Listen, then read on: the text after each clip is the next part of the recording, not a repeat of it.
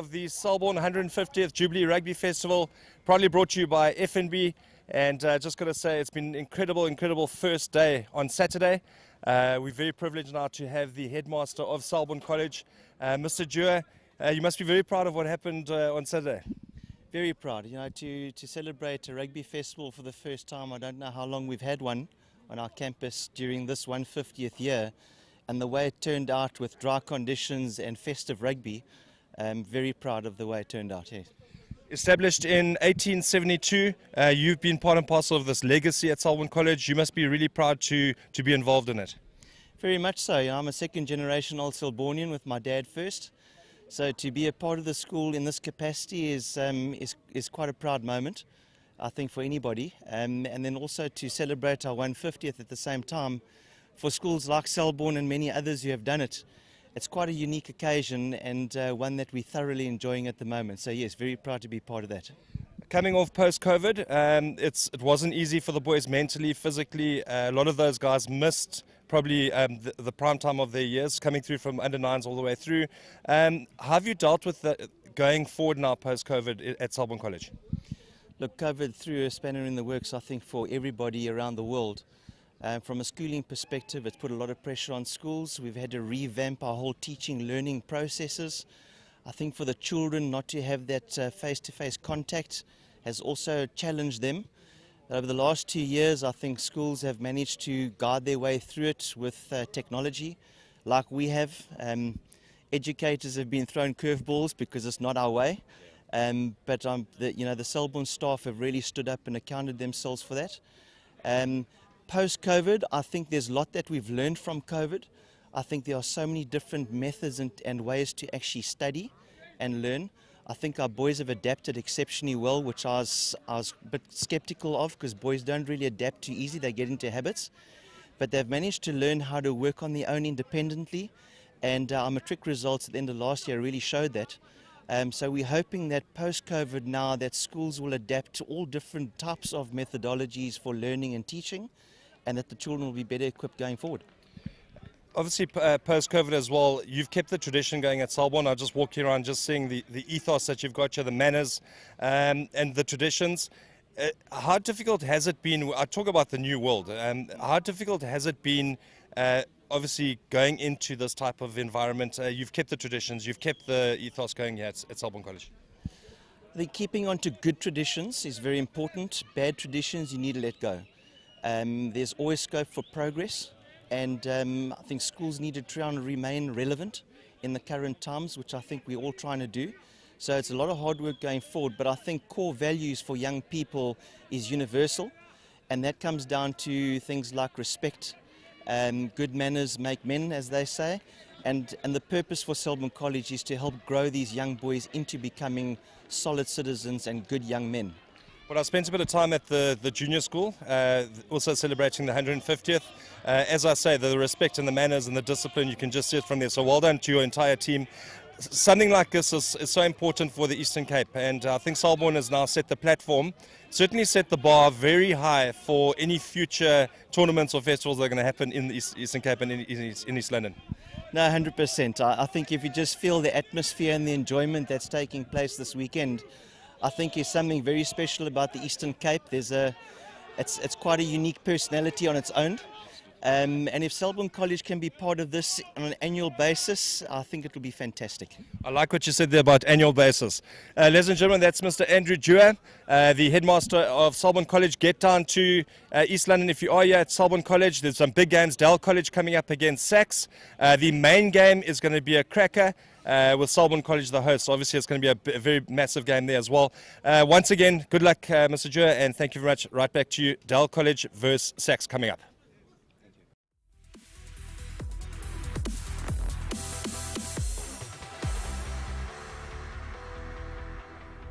Good morning, ladies and gentlemen. We're coming from East London at Selborne College. The first game in this tournament today, we have Dell College versus SACS. It's the first game today. We've seen the first tournament started actually on Saturday with the 10 teams. We have teams here from Cape Town. We have teams from Joburg as well. It's a big tournament. The weather looks Okay, now we're going to cross over to the sideline. We have an interview with the Dell coach, Roden, with Robbie Durant.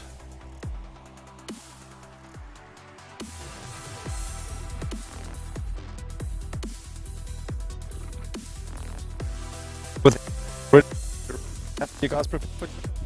Yeah, I think the guys are fairly prepared. Yeah, a bit of a narrow loss on Saturday, but I think the guys are a bit more prepared today. Coming back and trying to get that win behind us. I think 5 more minutes on Saturday. You may have put them. You today you spoke to wanting to more. Yeah, streaming together a lot more phases. I watched a bit of a game and we streamed about 4 or 5 phases and then lost it after that. But I believe that boys can keep it longer, keep the ball longer, stream more phases together. Then we should put it behind the poles. I don't think many players in a space of 10 days. How have you bounced back on that? Keeping the guys mentally positive. Yeah, that's just a lot of motivation into it. Trying to just get the boys away from thought of it, you know. But obviously difficult to sort of keep normality as well along. So yeah. Roden, good luck with the game. Okay, thank you so much.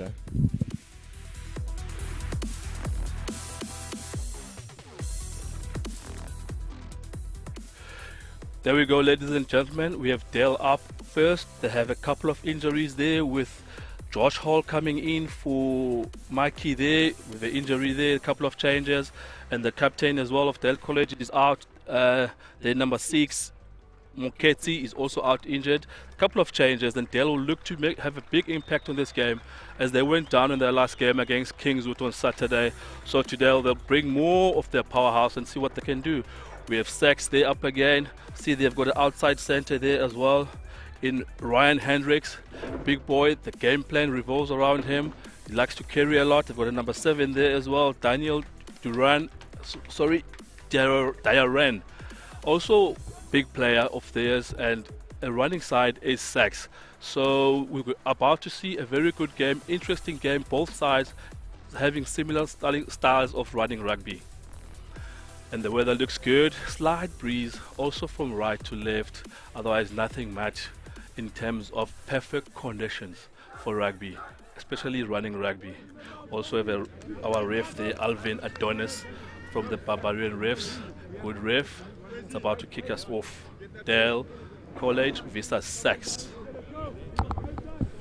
The fly-off from SACS, Rashid Conrad, about to kick us off. From left to right on your screens. You can catch us live, ladies and gentlemen, on YouTube. SS Schools Rugby. We're live now at first game at Selborne College. With me is my colleague Robbie Durant.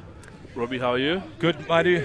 Second day of the Selborne 150th Jubilee. The Rugby Festival. Had a chat with the headmaster saying potentially this could be an annual event, which would be exciting, Madu.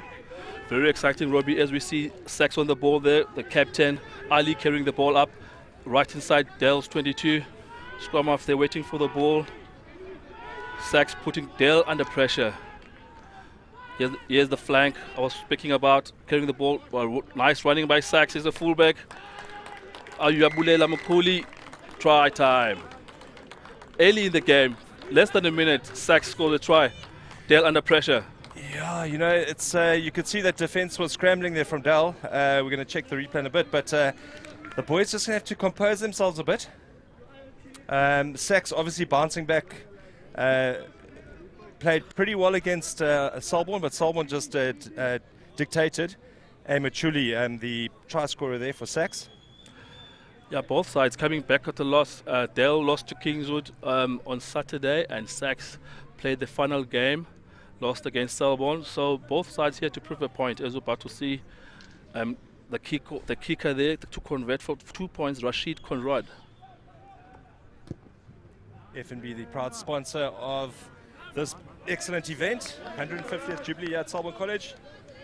Let's just see the replay. It's a long pass on the scrum off. Nice straighten up there by their number 10, and then a big step off the right. Two hands on the ball, and try time. Yeah, SACS missing the kickoff there. Scores remain at 5-0 to SACS. Dell fielding the kickoff there. Unfortunately knocking it on there, giving the ball back to SACS. There's a scrum half.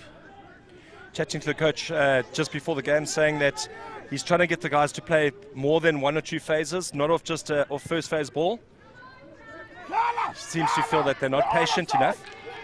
Great take there by Dell College. Not a good kick there from SACS. Yes, Dell College putting SACS under pressure. That's funny. Funny passes to Lembi. Ilembi there goes to SACS slowing the ball down there. Penalty to Dell. Right inside SACS 22. Dell trying to exert their own pressure now on SACS. Trying to come back from the 5-0 down. See what the option they take here. One of our top referees there, Alban Adonis. Part and parcel of the Referees Association, led there by Marius Rathbone. See Dell going for 4 points there, 3 points. Maybe just to get something on the board early in the game.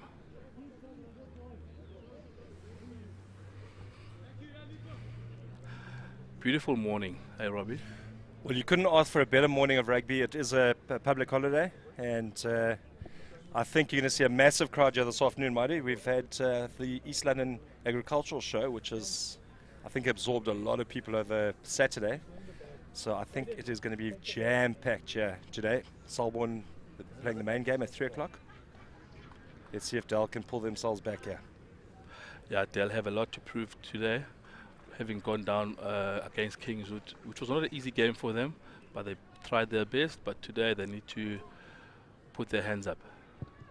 As you see the kick, unfortunately going wide. Scores remain at 5-0 to SACS. 22 dropout. You can see the young Dalian, number 22. They've replaced the number 10 for the season in respect of one of their fallen heroes. And number 4 has been replaced with 19. That's indefinitely for Dell College. I think it's Majal there about to kick us off from SACS. It's a short kickoff, fielded there by Daniel, by Liabona Mashu from, yes, Fanny. Fanny looking for options. Has pause and pause. Plays Mayeni there. Oh, unfortunately lost the ball there. SACS on the counter. SACS scrambling on the ball on the ground. Deliberate knock on there, says the ref. Penalty to SACS. Here's the big center from Ryan from SACS. Gaining meters there, taking 20-30 meters. SACS on the attack. Here's Daniel, the flank. Pick up and go. Dale on the wrong side there. SACS. Nice step there from the big lock. Alex Latechan. Pick up and go. SACS on the attack again. There's Daniel, the big boy from SACS, picking it up. 4th phase from SACS, carrying the ball up nicely. There's the number 8 there. Zitro, strong on his feet. There's Daniel again. That's the captain there, Ali. Right in the 22, carrying the ball up. Fighting the Dale tacklers. SACS on the front foot. SACS swinging the ball to the left. Dell fighting for the ball on the ground. 10 over. Yeah, good patience from Dell. Good defense as well. Not panicking too much, and that was excellent work. Yeah, Dell did very well there on the ground. They were in 6s and 7s there, but they managed to spoil the ball on the ground, turning it over. Unfortunately, that kick doesn't go out. Fielded by the SACS fullback, Makuli, the try scorer. Nice running there for him. Stap, beating a couple of defenders from Dell. Dell again fighting for the ball on the ground. Taken up by Alex Latechan. Lost the ball in contact there. Dell gathers the ball. Here's Fanny from Dell. Good box dab. kick. Good dab. Box kick there. Well, it was on, Maidu. If that ball had given him a favourable bounce, I think it was try time. There was one person coming across, but let me tell you, that young man on the outside there, I think it is Jaw, Samango Jaw. No, he's number 14. Yeah. It's Van Staden. Yeah, nice kick there, nice box kick there from Fanny, but unfortunately the bounce of the ball go right or left. That time went out. It's great camera work there by our team, Supersport Schools. Catch us live on Facebook, YouTube, as well as download our app for iOS and Play Store and iPhone. SACS back in the 22. Kicks down the field, fielded by Kuse from Dell. Kuse, big hit from Daniel. SACS tackling well there. It's funny, looking for his options, plays his fly off. Dell, that's Josh Hall. Good hit there by Josh Hall. A little bit too high, funny. Little dab through by Dell College. Great run there by number 23, Masileni. Great passage of play by Dell College now. Funny. Hall. Oh, good play by Dell. Starting to pick up the momentum now. Yeah, great play there from by Dell. Fly off Dandala. They spotted the space, as you can see from the replay. Dandala, grab a kick. He's outside winger there. Nice bounce for him. Gathers the ball. Dell on the attack there. Great play from Dell. Nice run there by Masileni. Nice run there from Masileni. Yes, Dell is funny picking up. Vandala's got some vision. That little dab through Madu was really good. Yeah, unfortunately Hall lost the ball there on the ground. So the forwards there of Hall, Fani and Ngondi.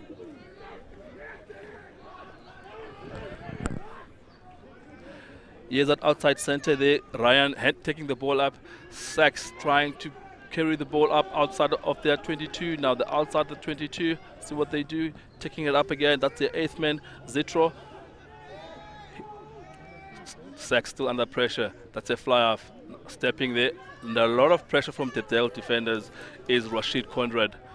Dell putting pressure and SACS there and a lot of pressure. Dell fighting for the ball. Dell's 13 did very well there, Laseli. And all under pressure. Laseli did very well there with a big hit there, Madu. Laseli did very well there, got his timing right. Was on Conrad the fly, put him under pressure, a lot of pressure there. Unfortunately again, Dell offsides there, I think rushing a bit, big impatient there. Giving easy exit to SACS.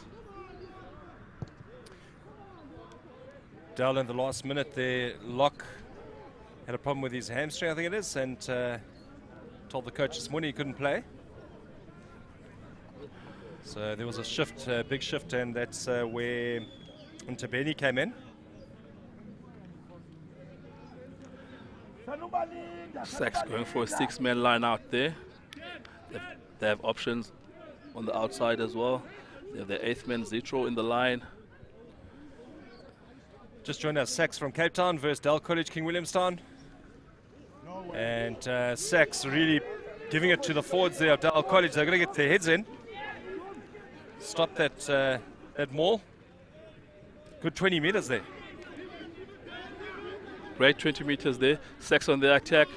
There's Latekhan taking the ball up. A bit of a high tackle there from Dell. Lost the ball there. Ref brings them back. Dell collapsing the maul there. They were really under pressure there. The maul was running at a rate of knots there. Dell had to do something. So they collapsed it. Now it's penalty to SACS. Dell giving out penalties 2 in a row now. SACS gaining meters from Dell discipline today. Mr. Ndungani, your brothers, Akona and Odwa. You're an Aldalian, and these guys have been through a very hard time. We all know that what transpired. If you don't, they lost 2 of their players within 10 days. The number 4 lock and the fly-off.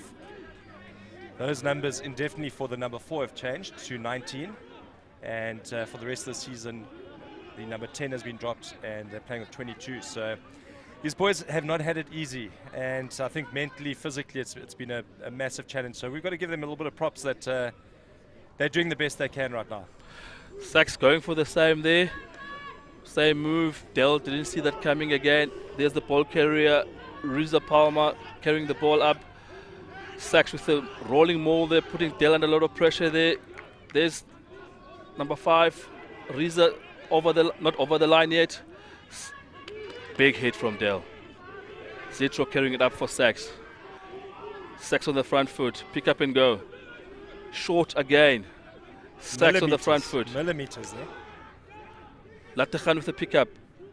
Over the line. Try time. But if your forwards are not going to put in the hard yards, you're going to be backward spiraling the entire game. The boys have to step up. A lot of boys standing with their heads up in the air. Yeah, no, forwards need to step up in a game like this. Otherwise, Dale will find themselves really under pressure. Going back to your point there, Rob, under what Dale have faced this year, especially the number 10. Let's look at the replay there. As a replay, you can see hard work being done by the forwards there of SACS. Low body positions. Look at that positioning. Millimeters away. Does well to get the ball back. And you can just see he's got all the support there on him. And it'll shove the ball and bang, there we go. Over the white line. Great patience there by SACS as well. Nice try there by Dylan Anderson. Yeah, as we're saying, Rob, the losses they've suffered, Dale College, especially the number 10, he was their game man. Everything revolved around them, but it's unfortunate the circumstances they went through. Now they're trailing in the game. Well, Mighty, you lie down or you bounce back, and we're wanting the red and black to be powerful. I think when this team does click, it's going to be dangerous. But forwards have to step up. Now, conversion over there from Rashid Conrad, scores 12 points to 0. SACS, unfortunately there.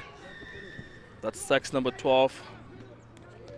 Missing the ball, then knocking on the ball, and the man in front of him playing the ball. It's not allowed, which is a penalty to Dale. I think it's the captain there, Ali, playing the ball after number 12 knocked it on. Well spotted by the ref. They've opted for a scrum. They're backing their scrum. Well, interesting call. Put it into the corner. You're 5 yards out, and then you put the pressure.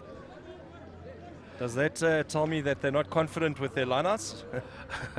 Yeah, no, set piece is very important, but they know that maybe they're not too strong there. They've had a lock that's not there today again, so they're missing their main two locks. So the confidence might not be there. Better the scrum than the lineout. Well, let's see what happens here. Right shoulder. Yes, Dale on the attack now. There's a fly off. Nice running there, spotting the gap. Right in the 22. Ball in one hand. There's a fullback from Dale. Kuse taking it up. Unfortunately there, Kuse stepping out of line there. Good play from Dale, especially Dandala. Well, good choice for the scrum. They got a right shoulder. Yeah, the scrum did well for them, as you see on the replay there. Yeah. There's Fani with the ball. Fani. And good wrap around there. He sees the gap, he spots it, he straightens up. It's lovely, lovely play there of Dandala. And then long pass. And very unlucky. I thought that ball was actually in. But well spotted and good teamwork there by the refs. Yeah, the AR did well there to spot that out. Ball skew in the line out. SACS, I'm sure Dale will go for another scrum again. Try to destabilize SACS there. Dale with a scrum 5 meters from the try line. Well, this is a perfect spot for an attacking position, yeah. Hall got the right shoulder earlier. Good right shoulder now. 8 picks up and goes.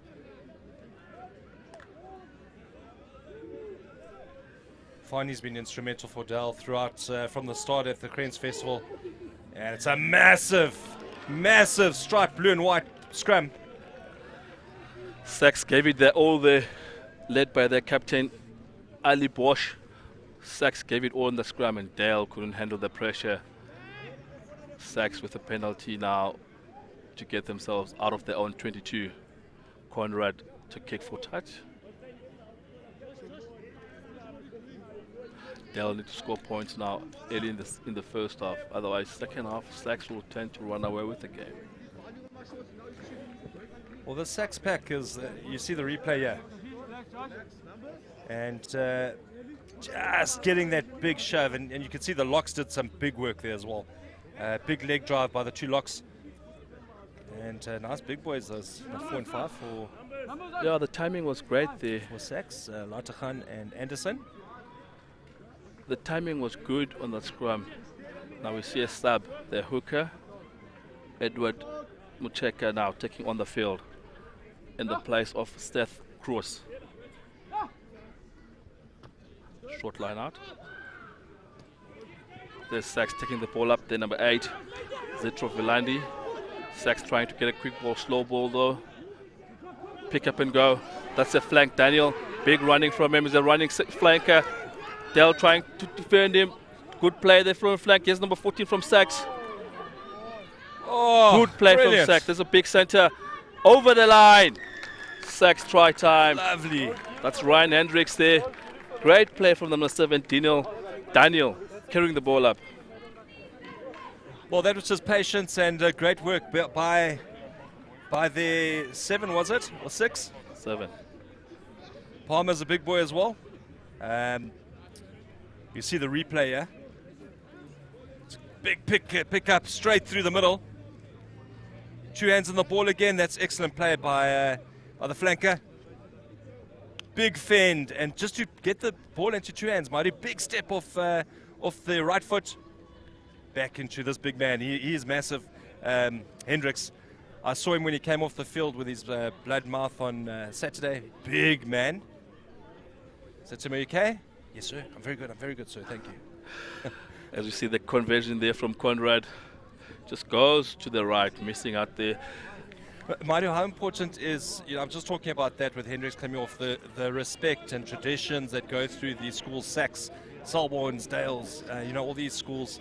150 years, Selborne College. It's incredible stuff, and obviously the host team's coming in for the main game at 3 o'clock. But it's so important to have that, and I know your kids are at Selborne Primary. How important is it? It's very important, Rob, especially the discipline on the boys with what, as a country, we're going through now. Set the discipline right. Selborne has that right, has that perfect. Good kick-off there from Dell, by the number 15, Kuse.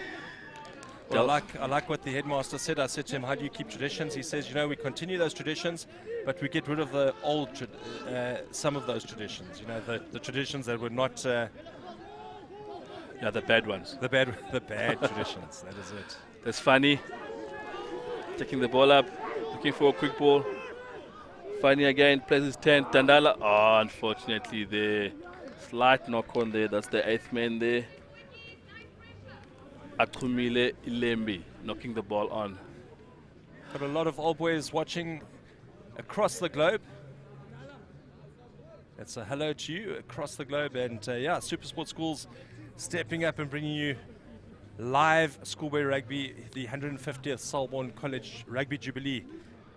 And it's a big hello to all old boys across the world. Just as we mentioned, Rob, Dale had to score first when they were 12 points down, but unfortunately they didn't. Yes, SACS again. Here's Conrad back inside to Hendricks. Big boy carrying it up. Nice player, Hendricks. That's before the halfway line, my dude. That's a good 10-12 meter run for Hendricks. That's Latechan, pick up and go. That's Ali, pick up and go again. Over the halfway line. SACS going forward, pick up again. That's the number 8, Zitro. SACS putting Dell under a lot of pressure here. Dell need to make the tackles count. That's number 5, Dylan Anderson. Josh Hall did well there. Josh Hall lying on the wrong side of the field. The advantage SACS, Conrad. That's Atumile. One man overlap. That's the left wing there. Thomas Simons carrying the ball up. SACS on the attack. Anderson taking it up 10 meters. Dale under pressure again. That's Daniel Zitra. Good combination with the loose forwards. Pick up and go. Dale on the back foot. Conrad plays Hendricks. Hendricks to Kumile. Unfortunately there, the pass going forward. SACS playing good disciplined rugby. Rob? Absolutely. And in Dell's defense, there was some good defense there. But yeah, see the replay here. Forwards are getting a bit manhandled at the moment. Nice hit there by the Dell 13. And just slightly forward. Could have been a bit of a problem there if that wasn't forward.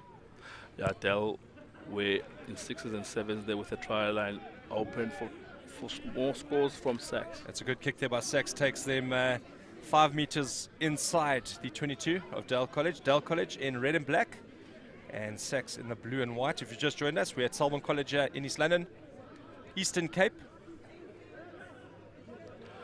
What's East London's new name? Buffalo City. That's the new name there. Can you say Kabergayet, which is in Port Elizabeth? Yeah. Let's see what SACS will do. Maybe they'll come with that move again. It's been working. Now they've opted for a 4-man line out. Well, Madu, they've got their big boys standing off fluff. I think you're going to see a line out off the top here, not mistaken. Yeah, on and Saturday. you get these big boys coming on. They used Daniel a lot on Saturday. They're number 7. Here we go. There we go, off the top. There's the 8th man there, Zitra, taking it up. Good work by Dale on the ground, holding. Who got onto the ball there? I think it was, if I'm not mistaken, Mangesane. No. Yeah, Tandala to kick Dale out of their own half. Great kick, almost right on the 10-meter there. Good play by Dale there on the ground. Madu, Saturday's game, it was pretty quiet here until about 2 o'clock, and then this place just erupted. There must have been probably 8,000, 9,000 people here. It was electric. A great exciting. atmosphere that. Today, I think we're going to see a bigger one. Nice public holiday. If you are in East London, come down, say hello to us. And if you are watching, wherever you're watching, it's a hello to you. And Dale College on attack. Yes, Dale. There's a left wing there. Right. Great cover defense there by SACS. Well, Jade McIntyre that's there. what we want to watch, Madu. We want to see Dale in full flight. We know that their backs can run. Let's watch the replay here. It's a nice long pass there by Fani. I like the look of number 22. He's doing really well. Good draw. A step in on the left. And I like the look of...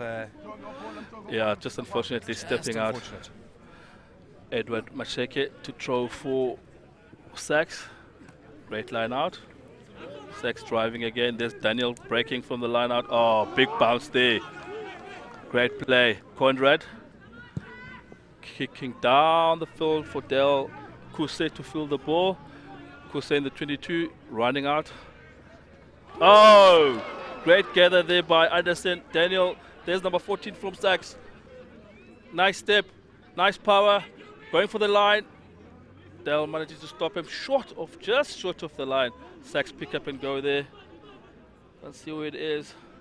I think it's their captain, Ali. Double movement there. Ali, the ball carrier from SACS, the captain. I'm liking the look of Miguel, the number 14 for SACS. He's electric, steps off the right foot prolifically. That's a long word for Dalians, Madu. Yeah, no, he's a good player, this number 14. Old Dalians. Great kick there from, there's the fullback Kusa stepping there nicely. Great play there. Unfortunately, the ball is just a bit short, and great vision from the SACS lock. There's Daniel playing. Masali there, number 14 from SACS. Nice stepping. Kusa had the right idea. There was a big space there, and actually the right idea. Yeah. There's Fanny. There's number 8. There's Dandala. Nice kick down the field. Bouncing off. Filled in by Makume there. Tackle from Dale. Fighting for the ball on the ground. Pick up and ball by Zitra. SACS using their forwards nicely there. That's Ederson. Pick up and go again. Conrad. Long pass out to the left wing there. Great running cover tackle by Tandala again. SACS with the ball. Dale half now. There's Daniel. That's the captain. Sorry, Ali. Strong as well with his feet. Tackle by Dale. Dale not releasing the player. Ripping the ball off there, but ref already said tackle, player on the ground. You must release the player once he hits the ground so he can place the ball. SACS yet with another penalty on Dale's half, between halfway and 10-meter line. It's 26 minutes in, Madu. SACS certainly dominating the set pieces. It's going to be interesting to see what Royden says to these guys at halftime. Forwards have to step up. You can't drop a ball off the kickoff and that puts you on the back foot straight away, and they scored a try, as SACS did. Now we saw on Saturday, Dale, the way they play everything off the first phase. They need their forwards to get involved into the game. They need the forwards to do the hard work. Yes, they're quick, they're all over the field, but forwards need to do the hard work all the time. Yes, SACS again with the taking line out. Unfortunately, that one goes astray. Dale fills it. Here's Dandala. Here's outside center. Here's again the right, left wing here. Good play. Dale running the ball. That's Kuse passing the ball. There's number 12 from Dale. Nede picking up. Unfortunately, the short ball from Fani. With Fani as well, trying to get the ball, then he knocks it on. Madu coming up at halftime. Gomani Sawundla, the president of Selborne All Boys Association, having an interview with him. We're going to be chatting to him about the All Boys Association. Yeah, very strong, traditional. Mark Andrews was here on Saturday. It's his first time he's been back in 20 years. Obviously, representative for the Springboks. Chatting to Fenner Barnard, he reckoned that would be certainly one of his players in the top 15 for South Africa. Great player. Great player he was, Mark Andrews. Played for quite a long time as well. This SACS with their tick as well. Unfortunately, the pass they're going astray. Advantage to Dell, line out right outside the 22. The Dell forwards need to come back into the game now. They're being dominated by the SACS forwards and the Dell backline, not having much to do there besides tackle the whole day. And Dell need a big scrum now. They have their number 9, Fani, to put the ball in. The way they've lined up Dell, it looks like they will run this from their own half. Short arm there by ref Adonis. SACS pushing Eli. Yes, Fani with the ball. Giving to Dandala there. Dandala taking it up. Isolated Fani again. Fani giving... the ref calls them back. Dale with an infringement there. Dale players coming from the side. There's Addison with the ball. Addison wide pass. Unfortunately, there is teammate Edward Macheke knocking the ball on. SACS trying to speed the game up, but the ref says Dale was not back 10.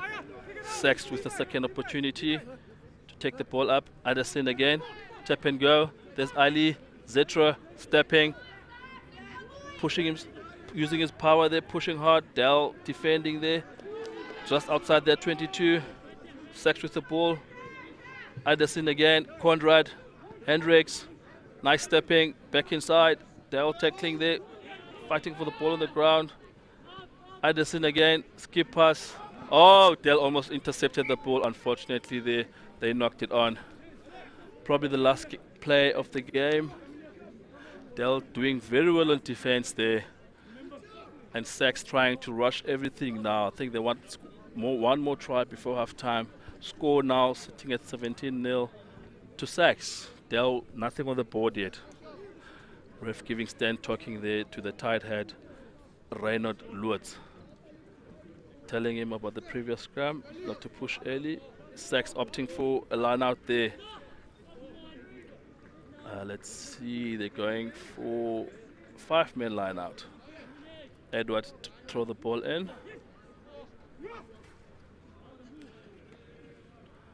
Nice jumping there from SACS. There's Ali, the captain. Unfortunately, the SACS sealing the ball carrier. There's Fani with a quick tap. Dell out on the attack. Halfway, big hit by Conrad. There's Dell number 7, Mahashu there cleaning up. Dell with a pick up and go on the halfway. Slow ball. Fani back on his feet. Fani to Dandala. Dandala stepping. Back to the left. Unfortunately, the pass too high. Wrap around by Dandala. Dell on the attack. There's the left wing there from Dell. Ripped. Oh, the ball ripped off by Majal from SACS. SACS with the ball again. Pick up and go. SACS with the ball again. SACS attacking. This Edward from SACS carrying the ball up. Oh, that's Eli running from Dell. Big hit. Unfortunately, you can't play the number 9. Let them in number 9 play the ball. I think the ref is going to his pocket there for back chatting. I'm sure Josh Hall said something to the ref. Ref not taking any discipline. Our big hit on the Hendricks there. SACS on the line there, left wing, Thomas Semos. Our big hit from Dell. Great play. SACS coming from the side there on that tackle rack. Unfortunately giving the penalty back to Dell. Good defense by Dell. And a lot of pressure there. Also nice running there. Seems to be limping there, Thomas Simons. Last play of the game. Half-time, drinks break. Dell trailing SACS 17 points to 0. Dell really needs to come back now for a big one in the second half. As we cross over now to Robbie on the touchline with the interviews. Stay tuned, ladies and gentlemen. See you in the second half.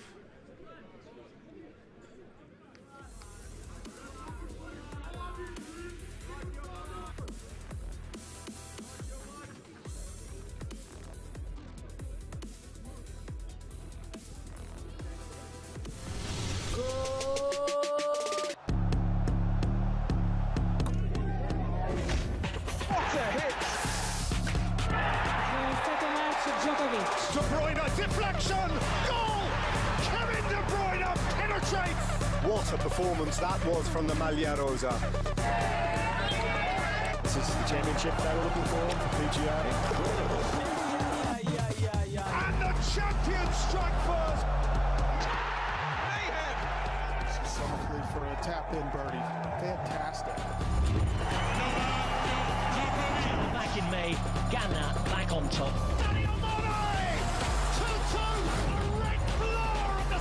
Second half. What a finish! And it could be the winner. Brilliant and fully deserved.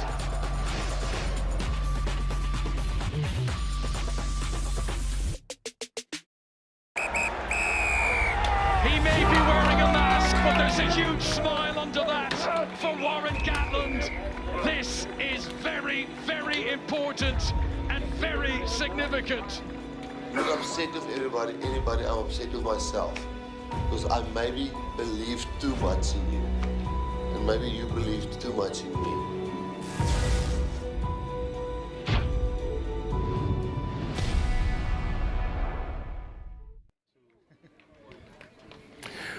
Welcome back. We're with the stalwart of Eastern Cape Rugby, been involved with the Kings and now Director of Rugby for Grey PE. Robbie Kempson, it's good to be back at your stomping grounds here. Yeah, well, Selborne not quite. Queen's College a much better option, but no, good to be back. Good to see the boys getting out there. Dale not doing too well today, unfortunately, but yeah. Well, I think from a Dell point of view, the forwards have to step up. I think is just they're lacking there a bit. They're lacking, yeah. I think step the game up a little bit. Probably try to get the ball out wide a bit more often. But yeah, SACS coming into their own. They've had quite a rough season so far, so looking all right. How are you finding schoolboy rugby? Is it a lot different? No, really enjoying it. It's great to see these kids having the opportunity, crowd to come out and have a look at the guys and the way they play. And there's just so much talent in this country. It's actually awesome to see how many of different players from different schools and how well they're actually doing. It's actually awesome to watch. You were from a traditional school, Queen's College. It's been incredible to see 150 years for Selborne. It's a special time for them. Yeah, special time for Selborne, and they've got a few odd old boys like Mark Andrews and Brent Russell and co. But yeah, great to see what they've managed to get together here for this festival. Awesome to be part of it as well. That's Robbie Kempson, the Director of Rugby for Grey High School. Back to you in the studio.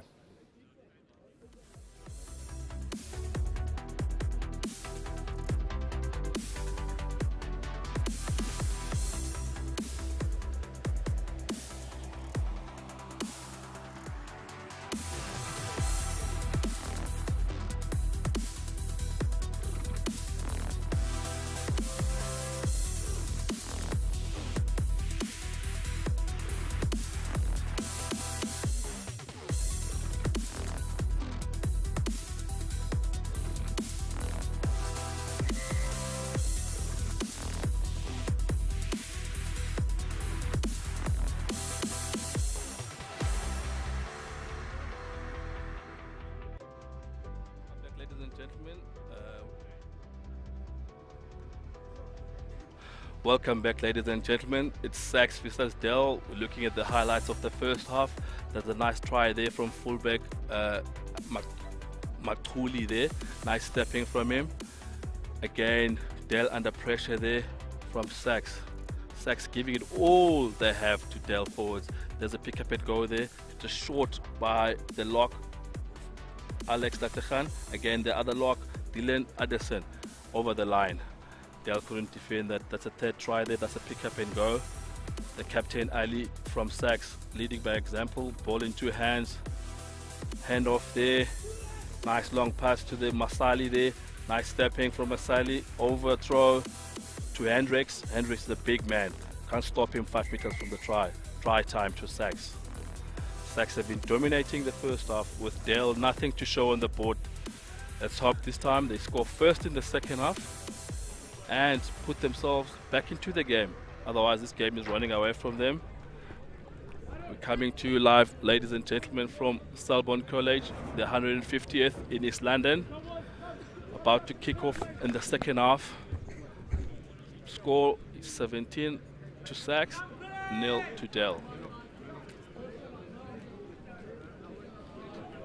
And I have next to me Robbie Durant. Stalwart of Eastern Cape Rugby, certainly Robbie Kempson. Duck scholar at Queen's College. Even played the piano. Did he? Yeah. Oh, that's nice. He does have a soft side, Jim. Yeah, Dell making a couple of subs there. Kuse kicking us off. Unfortunately, the ball a bit too high, but no knock on. SACS with the ball again. The ball turned over to Dell. There's Fani. Long pass to Kuse. Kuse to Tandala. Dell with the ball, but on the back foot. Nice kick, short kick by Tandala. Unfortunately, the Miscellany kicking the ball out. Tandala's got some vision. That's his second or third little dab that he puts through. He's got the vision to see what's behind the line of defense. Yeah, to think that he is a hockey player, Rob. He didn't really play rugby up until the unfortunate incident that happened to their fly-half. Oh, I didn't know took him that. straight from hockey to rugby. Wow. He's a natural. Well, you know, Dalians, we pull something out the hat. Yeah, we have to. There's Zitra taking the ball up. Dell fighting on the ground. Pick up and go by Addison. That's Daniel. Back to his number 22 there, the new man. That's Carl Gregory. Dell fighting on the ball. Turning it over. Getting pushed out. That's Dell right wing there. Atengosim Sileni. Unfortunately stepping on the line there after big work on the ground there. I see now the hooker from SACS is back on the field again. Edward out again. Sit on the bench. Dell making another change. Let's see who's coming off. The number 19 is on. Msengana is on. Yeah, their back ball lineouts have been excellent, and it just sets up that driving that driving blue and white stripes. On the halfway, just over halfway, big pick and go. Yeah, it's the blue and white machine. Massive defense there by Dell. Great work. Great play from Dell. Yes, SACS with the ball again. Back inside. Unfortunately, ball Zitra. That's Makule. SACS on the attack. Switch ball, back pass. Dell defending. SACS on the 10-meter line. Zitra taking the ball up. Addison, short ball. Strong on his feet. SACS up again on the attack. Quick ball. Conrad. That's the captain Ali. Back to Hendricks. Hendricks taking the ball up. Hendricks taking the ball up. SACS pick up and go there. He's a strong man, Hendricks. Lost the ball there. Unfortunately in the tackle. Dell defending very well on the ground there. Well, Hendricks got stitches on Saturday. Came off his mouth full of blood and back on the field. Yeah, he's not just strong. He's it can take the pain as well. He's not just big, Rob. Something happened here from the AR. Speaking to Ref Adonis. Arwen Adonis, one of the more distinguished refs here in the border region. See, there was a high tackle there that we missed. The AR speaking to Adonis there. Infringement from Dell. Conrad. That ball out. No, fielded there by Atenkosi. Atenkosi in his 22. Long kick down the field. Ayabulela fields the ball. Back to Conrad. Conrad running hard. Miss hit there from Del. Atenkosi got him. Here's SACS in Del's 22. Here's Addison. Big good player, Anderson. Breaking the first tackle there. Pick up and go. That's it, number 6, Riza Palmer. Forwards from SACS working very well together. Number 5, Anderson is a big unit and he gets around the park. Very mobile. SACS again. Back to Conrad. Nice hit there from Del, but they have to let go now. Play on the ground. SACS inside Del 22 now. Pick up and go. That's a tight head. Renard Lewis. Unfortunately now, SACS guilty of stealing the ball there, Rob. Yeah, the tight 5 of SACS really have done the hard yards, as they say. Putting in all the work. Del doing really well there to turn over at 17-0. 1 or 2 tries, Del can come back. Yeah, they can. They just need to do their basics right. They need to get their set piece right. They need their line out working for them. They need their forwards working as well. They can't be running everything. They need to build up a couple of phases. As we see now, their tight head, Josh Hall, back on the field. And the number 7 also back on the field, Liabona Mukhashu. See now Del with a short line out in their own 10-meter line. They get the ball. There's number 16 from Del, taking it up. Del gets a penalty for a high tackle there from Edison. Funny tap and go. Dandala, short grabber kick, but doesn't go anywhere. Fielded by SACS. Del doing very well on the ground there again. Again, quick tap by Funny. Funny takes the ball up. Hit by SACS. Del on the front foot. Red and black on attack, Madu. Red and black on that. That's Kuse. Kuse beating one man. Del in SACS 22 now. Big hit by Hendricks. Del still with the ball. That's Funny to pick up. Funny slow ball there. He needs his forwards there to take up the ball. Nice play by Del. That's number 6. Tommy is actually a twin, Rob, to the number 4 lock. Del with the ball. Dandala, cross kick. Let's see who gets the ball. Unfortunately there, Atenkosi Sileni. Oh, we're seeing a bit more vision from Del, and I can't believe that number 10, Vandala, was a hockey player and got pulled in after the issues that Del had. But let's have a look here. Look at the vision this young man's got. To bear in mind, he was playing hockey a couple of weeks ago. And just unlucky. This young man's also brilliant under the high ball. Maseleni? Yeah, Atenkosi. Atenkosi. He's been exciting on at 14. Yeah, I see the crowd building up nicely there as well. Liko Vandala, a real natural rub. Straight from hockey to first team fly-off. I mean, that fly-off on its own is a very difficult I remember back at school, we position. always tried to pull a couple of those hockey players because they had all the skills. I remember back in the days, Mike Perez. Mark Wainwright. Mark Wainwright's brilliant scrum off, Mark Wainwright. Del with a short ball. Unfortunately, the numbers in the line out. The ref says now it's a short arm. Well, Herschel Gibbs was SA hockey, cricket and rugby. Had to choose. Great talent there. See the coaches. I think they'll be very happy. SACS coaches, boys have done the hard yards. Wish them a safe travels back to Cape Town. Yes, SACS a short ball. Lords taking it up. SACS still in their own 22, trying to play out the 22. Pick up and go by the captain, Ali. Ali gaining a few meters. Still in the 22. SACS with a quick ball. Back to number 14 there. Maseleni kicks wide down the field. Fielded by Dale. That's Kuse. Nice stepping from Kuse. Plays his hooker there. Great play. Kuse! That's great play from Dale. All done by that man, Kuse, at fullback. Great vision. Great stepping there. His hooker was waiting there, Funny. Yeah, Fani did so well. Kuse set that entire thing up, and then when last did you see a hooker doing that? Great Schalk speed there Brits, from I think Fani. it was. Let's have a look here. There's Good that- pressure. And Kuse at the back there, you can see the vision. 2 hands on the ball. Any youngsters watching, look at this. Big step off the left, right. 2 hands on the ball again, and you're never going to hear the end of that one. front rowers score. That's the try of the season, they're going to say. Yeah, especially Could be. running 40, 50 meters there, the hooker from Del, Fani. Lovely work.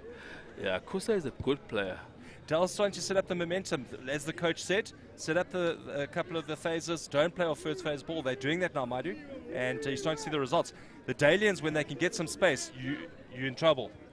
Yeah, they just need their forwards back in the game, as we said at halftime. They need their forwards doing the hard yards so that the backs they can get space to run. There's number 18 now coming on in place of Josh Hall with a conversion to come. Number 18 is Maki. Kick from Dale. Unfortunately, there it goes to the left, missing out there. Old Dalians watching. Bobby Gemmell. Morning to you, Bob. You and your family. Clive Miller. A lot of stalwarts. Brelly Jabir, all the boys watching. Very good morning to you. Based in Kabacha, Port Elizabeth.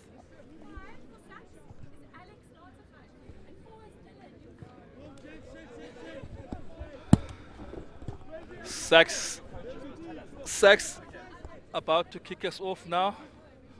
Who's the number 9? SACS to kick us off now. That's the number 14, Marcelli. That ball, I'm sure the sun was interfering there. There's Kuse again, running with the ball, trying to run out his 22. Kuse, beating a couple of tackles. Kuse. Nice player. Kuse, great run. This boy is good. Kuse, nice pass there. Back to Fani again. He always finds Fani. Big hit though from SACS. That's Zitro there. Big hit by him. Del still with the ball just before the halfway. Better play there by Dell College. That's Dell on attack. Just for the listeners out there, Alex Ladekhan is 5 and Dylan Anderson is 4. So thank you to the mom that came and gave us all that info. Thank you. Del, that's Fani. Fani with a quick ball. Ball still with Dale there. Forwards now doing the hard yards. That's number 16 there from Del. Maki, big hit, taken back. That's a fullback there. That's also Edward Macheke, hooker on hooker. There's Vandala, short ball, short grabber, great kick. Man. There's Kuse. This man can run. Nice play, but isolated there. No one in support. SACS off their feet there. Definitely off his feet there, Madu. I saw Alwyn's playing advantage. Well, Dell stepping up a bit, and between Kuse and Vandala, creating havoc here for SACS. Great play by the two players there. Dell still with the ball. Dell, see the forwards now getting more involved. That's number 19 there from Dell. Ngesana, pick up and go. Again, another pick up and go by Maki. Unfortunately, they knocks it on. But they're playing at an advantage there with SACS going off their feet. SACS under a bit of pressure now. Dell starting to come into the game, using their forwards now. Forwards getting involved. Good play, good to see. Dell with a penalty just outside SACS 22. Dell pushing up the pace of the game as well. Madu forwards are also stepping up for Dell. That you can see that in the rucks. They're starting to do the hard yards. They're winning their set pieces. And Dale with ball in hand is dangerous. Yeah, definitely. Look, you have to, Rob. With SACS making a few changes now. Let me tell you as well, Madu, you know, with a coach like Grant Griffiths in the back line. Oh, Dale almost. What's the ref going to say, yeah? Wow, big mistake there from Makuli, the SACS fullback. Missing the ball there. Unfortunately, the ref says no. Dale knocked it on. I wouldn't have liked to have been the touch judge there because that was all over the place. That was a big Even from a ball there. commentator, we keep quiet on that one, Madu. 17-5 up here, 43 minutes. Let's check the replay here. Deep kick, bounces back in. And then it's your worst nightmare when it bounces like that. SACS with a big scrum. Zitro pick up and go. Hendricks. Oh, that's a big hit on Hendricks. Del number 8 there. Ilembi hitting Hendricks hard. SACS under pressure. That's Masale with a long kick. Not out. Del with the ball again. Playing Kuse. This is what Kuse is going to do. He's Looking dangerous. for gaps. It's dangerous, this man. Oh, unfortunately there. Del knocking the ball on. Yeah, now Del back in the game. SACS making a couple of changes there. The number 8, Zitro, making way for the number 20 there. I think that's Nick Koopman. Good play for SACS number 8. Gave it all. Now it's time for a break. Del need a big scrum here to keep the pressure on SACS.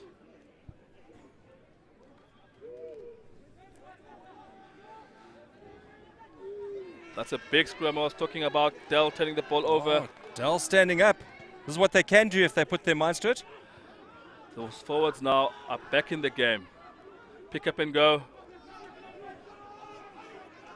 Inside the SACS 22. Del advantage. Fanny with the ball. Fanny, that's Del in the 22. SACS working hard on the ground. There's no release there, Madu. Yeah. I'm talking about the SACS player. No release. That's great stretch of play there. Back to the number 8. Del penalty right in front of the poles there. Yeah, the forwards from Del now are back in the game. I don't know what Coach Roden told them. That's a quick tap by Fanny. Back to his 12. Nete. Oh, he's held up. Okay, they should release now. They did not. That's penalty. Back to Del again. Well, Madu, it's still 15 minutes. Do you slow it down a bit? They seem to have a bit of momentum in the scrums. That's a new man there. Zach Kennedy from SACS. Well, you know, Del, they'll back themselves. They're going to go. They'll need to straighten now. They need to their forwards back in the game. Oh, good hands. Ah, Good hands. that's the left wing there. Great try. Nice try. Della Madorda. Good work, boys. Yeah, Del doing very well there. I thought they were rushing everything there instead of taking it up, but lucky they got over the line there. That's Del now back in the game. 10 points. Scoreline 17-10. That's Mseleni there. I'm loving the look of With the Maseleni. try. There's a couple of boys standing up. Number 22, Vandala. Maseleni, he's dangerous as well. Those cross kicks, he's brilliant on the, taking that ball out the air. Well, is the comeback going to be good for Del? Check the replay. Good vision, tap and go. He's been instrumental, Fanny. Will knock back. Well picked up by the ref that he let it play. It's Festival Rugby. Good hands. And Maseleni. Watch this. He had to work. He had to work. He had a lot of work to do there. Unfortunately, now Del have lost a man. I think it's a shoulder injury with a conversion to come from, I think it's Vandala, to get Del closer to that score line of SACS. Also SACS with a man down there as well. Let's see how the conversion goes. Vandala with a kick. Unfortunately there, the kick going wide. Score remaining at 17 points to 10. SACS with the lead. 47 minutes gone. Number 20 from Del coming in, Lumbase Mayoyo. He goes in place of Maki. Maki off the field. SACS to kick off again. That man from SACS, Mayeka Majal. SACS under a bit of pressure now, Rob. Well, what did Del do now? Straightforward, no mistakes. You can see Del's got their tails up. And if these guys get running, You're going to see some entertaining rugby at Festival Rugby at Selborne College. The 150th Jubilee Rugby Festival, brought to you by FNB. And proudly televised by Super Sport Schools. Yeah, good option there from Fanny. Unfortunately, the ball there, Dell knocking it on, playing on the blind side. Unfortunately, the ball, Dell knocking the ball on there, giving SACS an opportunity in their own 22 now to come back into this game. Well, it's a nice attacking position, yeah. Maidu, you've got the whole field open. You can see Anderson's moved in to fly off. Sorry, Hendricks. Hendricks has moved in to fly off, the big boy.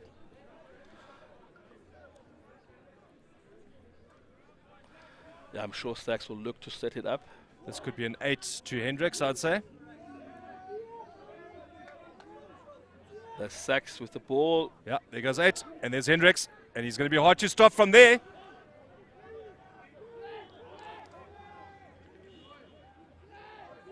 Well, they're setting up now with a pick and drive. That's a massive, massive, massive big leg drive. 1 meter to go. Body positions are brilliant of SACS. Yeah, that's a man Zetro. Well, the work came in from Latachan.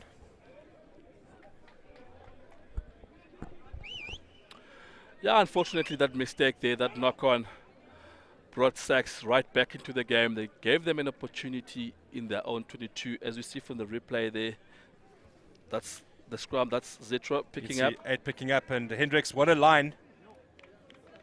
Fending, he's a big boy, he's a good leg drive as well. And you see their body positions, Maidu, low, hard, big leg drive. Big leg drive by Latachan.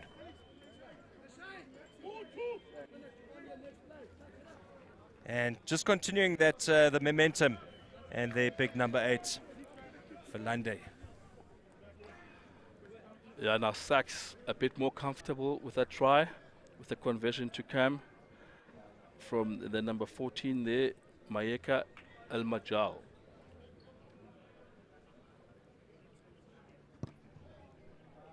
Looks good. Over. SACS with a comfortable lead now, 14-point lead, 24 to 10. Dell needs a big comeback now. They need to control the game. They need everything they have now to come back into this game. Otherwise, SACS will just dominate. I see now the man on the yellow card is back again. That's the number 19 from SACS, Zach Kennedy. Dell to kick us off. Kick to the right. Oh, unfortunately slipped there. Back the ball back to Dell. Yes, Fanny. Dell with the ball still. SACS off their feet there. Hands in the rack. That's Alex Latachan. Quick ball by Dell. Oh, there's a big hit there. Massive hit. On Machau. It's a big hit. He ran into a blue and white truck. And not a small truck either. Dell, quick tap. Vandala. Vandala back to Dell with the ball, but SACS tackling with everything they have. Dell with the ball with an advantage again. That's funny. Nice grabber kick from Vandala. Great play from Dell. Another high tackle there. Another advantage for Dell. There's Fanny. Short ball to his prop. Mgwadeni. Fanny with the ball again. Dummy. Dell on the front foot. SACS under pressure. There's Vandala calling for the ball, but the forwards are taking it up. Dell putting lots of pressure on SACS. Pick up and go. That's Dell. 2 meters from the try line. Vandala calling for the ball. Switch play. Over. Great try from Dell. That's the number 7, Liabona Makashu.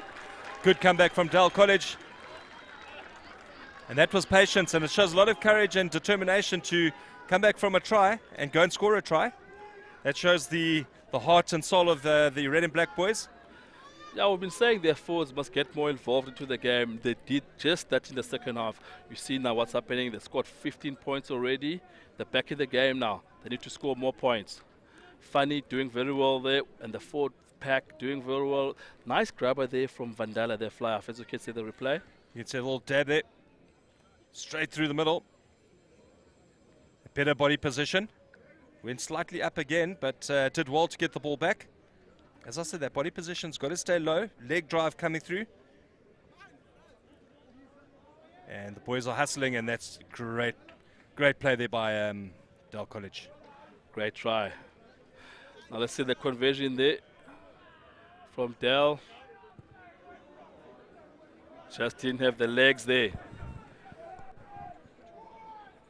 Missing out Dell on the conversion. Scores remain at 15 points to 24 to SACS. Game coming up, Grey PE versus RONDEBOSCH. RONDEBOSCH bouncing off a very good win on Saturday, and Grey PE also both victorious on Saturday coming through, and that's the next game coming up at 10:30. Remember, our player of the tournament, or player of the day game. A couple of Dell boys really stepping up, as well as the SACS boys. Number 22 for Dell has been outstanding, thinking that he's just come from hockey. And Liko Vandala, he is our FNB man of the match. Yeah, unfortunately, Dell not fielding the kickoff. You need to field those, otherwise you put yourself under pressure. Just got a try there. Now you bring SACS back into the game. Really unfortunate there for Dell. Now let's see, they need a big scrum. We're going to try catch up with Darren now, the forwards coach. Played over 70 games for Cheetahs before the Grey PE game. SACS running the ball. Unfortunately, they're knocking it on. Advantage back to Dale. Right on their own 10-meter line, though. They're still a bit far from the SACS try line. They need points. They need points quickly. They need to score twice to win this game.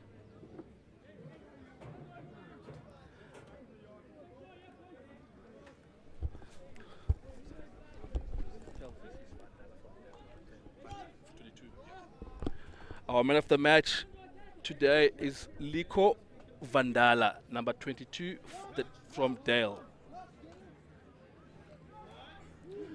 Dale with a scrum now, right on the 10-meter, their own 10-meter. Fani feeds, quick ball out, plays Vandala. Vandala, long pass to Kuse. Kuse stepping, Kuse taking the gap back. Unfortunately, the Masaleni couldn't field the ball. SACS has the ball. Dale tackling hard there. That's number 7, Mukhashu. SACS with the ball in their own half now. Pick up, that's Dylan Anderson. Strong. Unfortunately, the SACS going off the ground. Funny, quick tap and go. And it turns the ball over again. SACS with the ball. A bit scrappy now. All the players rushing. SACS with the ball. That's Zitro stepping. Big hit by Dale, number 8. Ilembi. Ref blows the whistle. They'll have a man down there and just before their own halfway. They've got 2 guys down. Yeah, both teams rushing the ball now. I think they're all SACS wanting to close the game. Dale wanting to catch up to the score. The 14 points behind. Not too much time left. About 3 minutes left on the clock. See Lords is struggling there, the tight head from SACS with a shoulder injury. SACS number 5 playing very well today. Alex Latechan. We've seen a couple of pickups from him. So the scrum, SACS with the ball in their own 10-meter line. Again, Dell with a big scrum here to turn over the ball. Can see back again, Hendricks, that big man from SACS, standing at fly off, looking to carry the ball up. SACS with a big scrum, pick up by Zitro, playing blind. There's SACS with the ball, big tackles from Dale, pick up and go from SACS. That's Zach Kennedy driving 20 meters. Dale under pressure in the own 10-meter. That's Alex Latechan. Latechan with the ball. Zitro again. The SACS number 8, a bit high for tackle there. Advantage SACS. The ref spotted that. That's Conrad with a cross kick. Atengosi to fill that. Unfortunately, There was a high tackle there and the ref saw it. Dell guilty of hitting high. Discipline issue there. Now let's see what SACS will opt for. Penalty between the Dell 22 and the SACS 10-meter line. SACS with a penalty. Waiting for the option. Yeah, Dell guilty of discipline. They're going higher in a man. SACS going for a line out. Just inside the Dell 22. Dell forwards needs to step up now. Just to keep the score line where it is. See if they can score first. There's a change here from Dell as well. Dylan Ruffles coming on for loose head there. Opolam Godeni. Ruffles looking to stabilize the forwards there, put more strength. SACS going for a 4-man line out. Looking just to seal the game now with another try.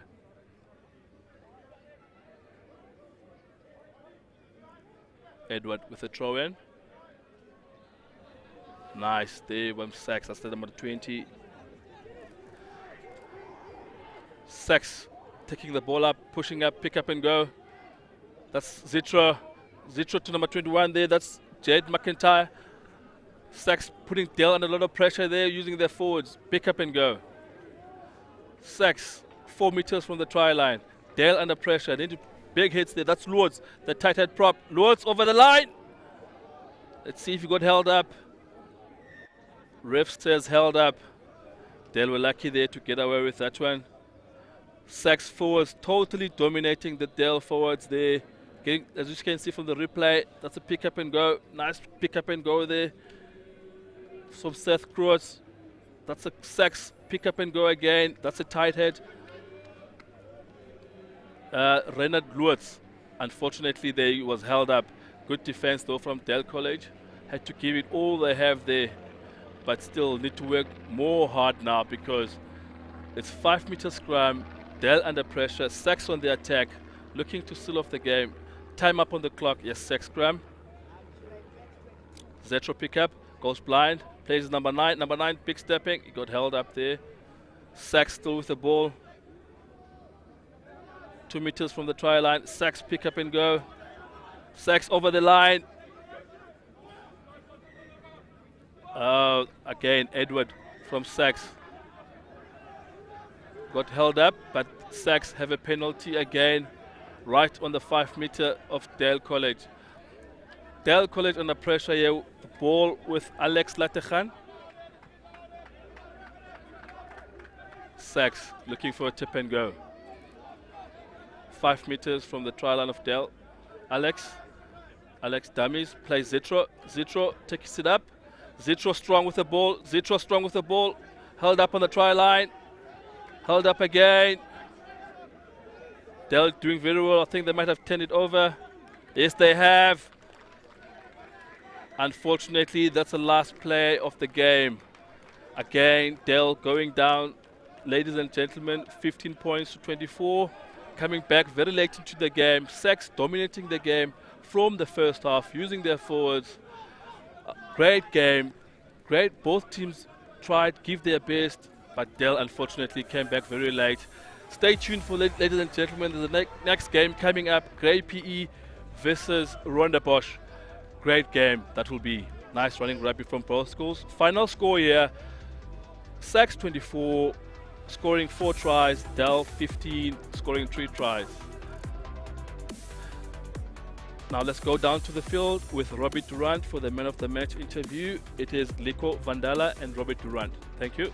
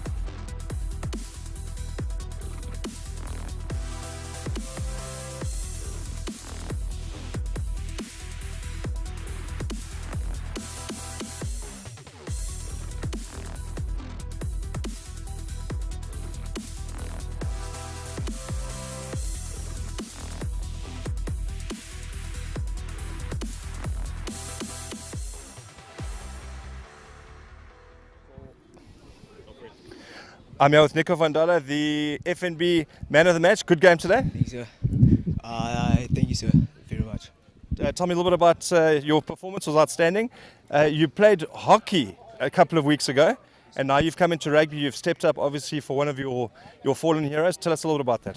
Yeah, so it's been a very difficult time for the team and us, but we came here to play for our brothers, and I think that we did them proud, sir. You certainly do. You've got some exciting backs. Forward stepped up in the second half. It's good to see you guys with ball in hand. Are we going to see some bigger stuff coming up? Definitely, sir. That's outstanding. Okay, that's our man of the match. Thank you very much.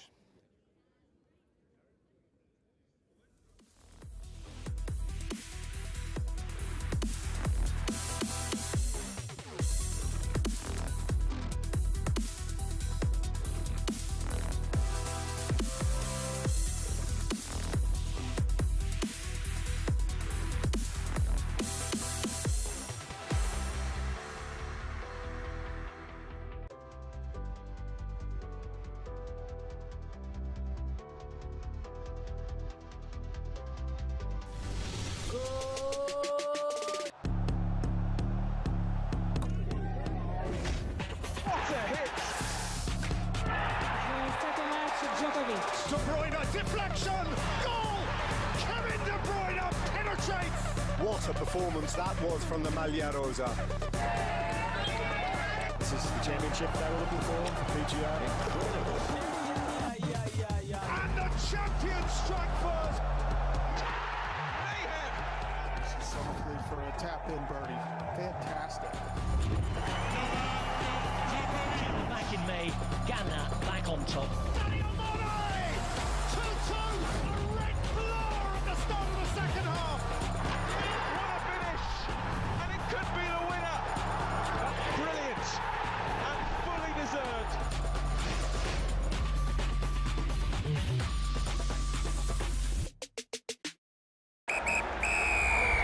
He may be wearing a mask, but there's a huge smile under that for Warren Gatland. This is very, very important and very significant. I'm not upset with anybody, I'm upset with myself. Because I maybe believed too much in you. And maybe you believed too much in me.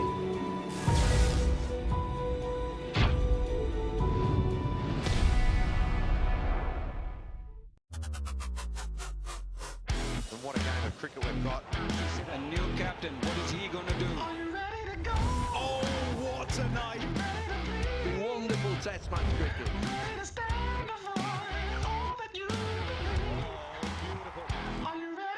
The team here rise in applause.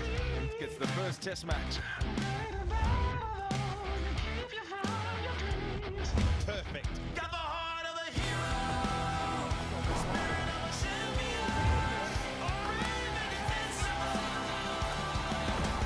Light up the game. Light up your passion. The 2022 cricket season. Light it up on SuperSport,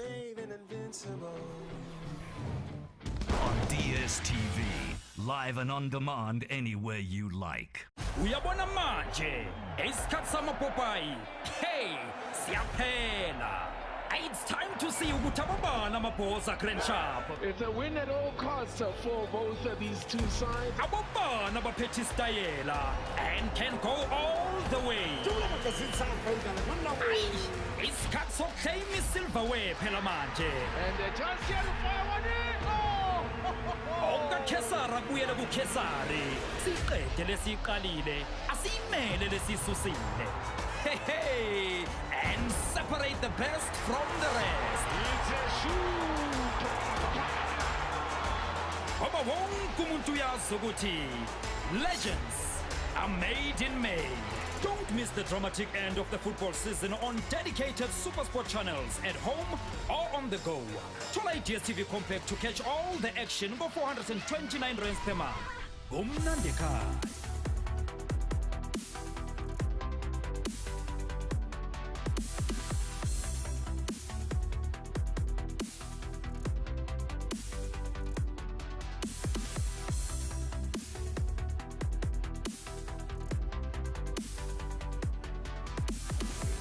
Welcome back. Next game coming up, Grey P versus RONDEBOSCH.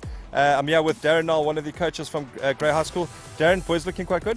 Yes, yeah, it's been we had a bit of momentum we got on Saturday against St John's, and the guys have had a good 2 days and had a good warm up now, so hopefully we can carry that onto the field.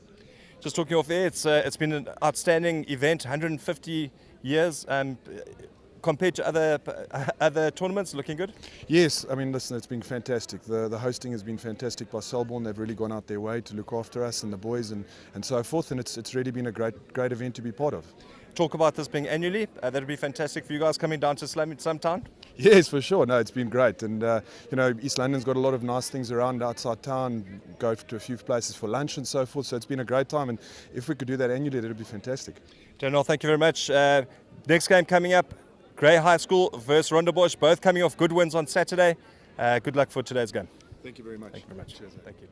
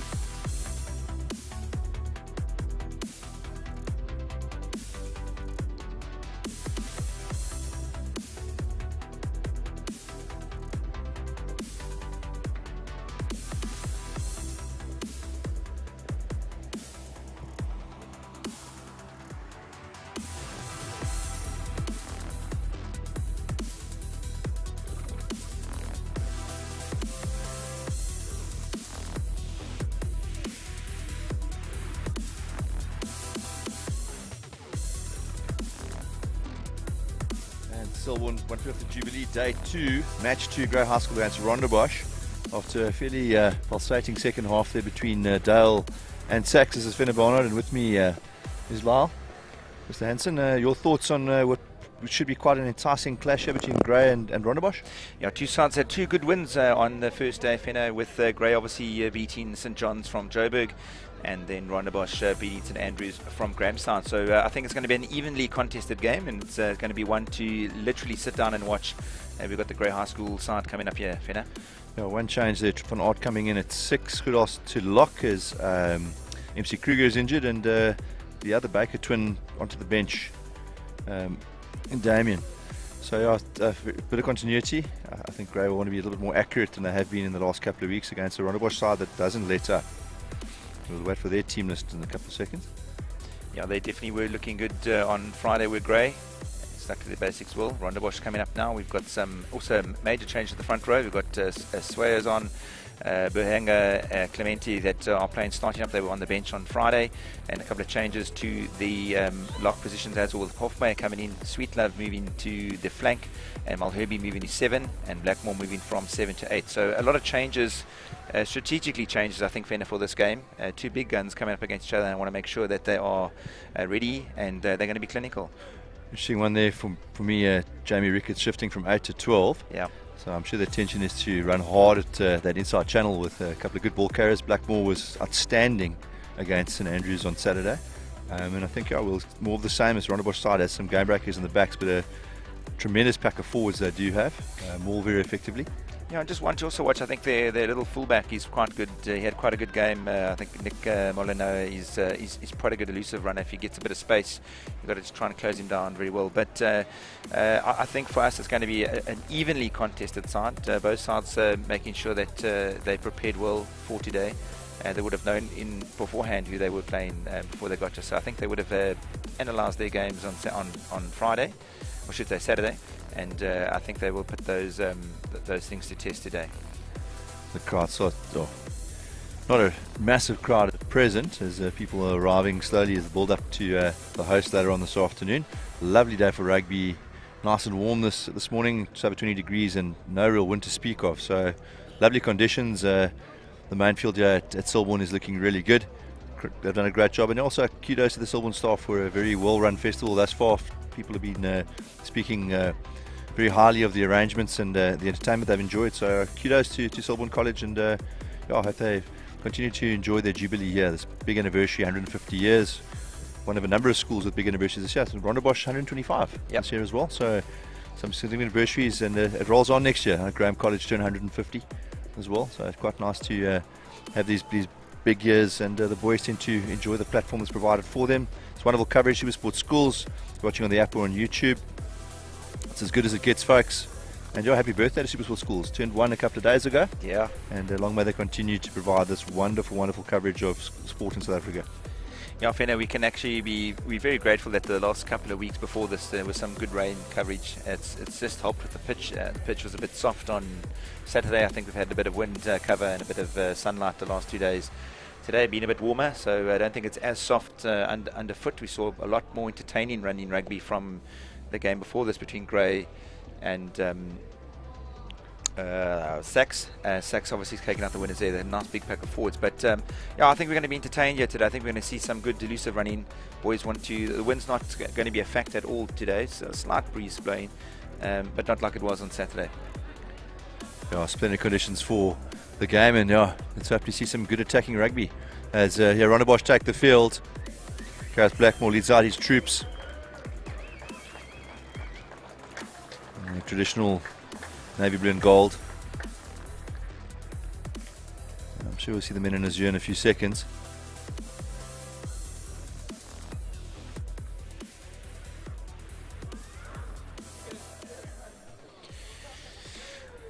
They were white, I think, if I'm not mistaken, on Saturday, and obviously now they're coming out against the light blue of Grey.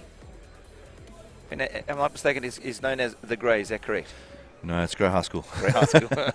It was the Grey Institute for about 10 years, sort of turn of the century. That's I think often said more often in jest than anything else. Okay, cool. Interesting, the azure blue lends to the fact that I think 3 or 4 of the early headmasters and rectors were Cambridge Blues, or Cambridge University, and they wanted to echo that. And as we say, that Grey are coming out in white today in their change strip. Always be the commentator's curse, thinking that they would be in their traditional light blue colours. But just for those that are watching out there that are knowing the Grey's light blue colours, they will be in white today, traditionally their away colours. As Ivan places Fred, Ivan Ingram, the captain, places Fred on the ground, the mascot, with long in the tooth. As leaves his team out. Jake Barnard been in a good vein of form the last couple of weeks, and Yebono Matabili, the loose head prop, has really caught the eye. Had a fantastic Easter festival at Saints. Tough ball carrying loose head prop. As you wait for the boys from Gqeberha to perform their traditional war cry.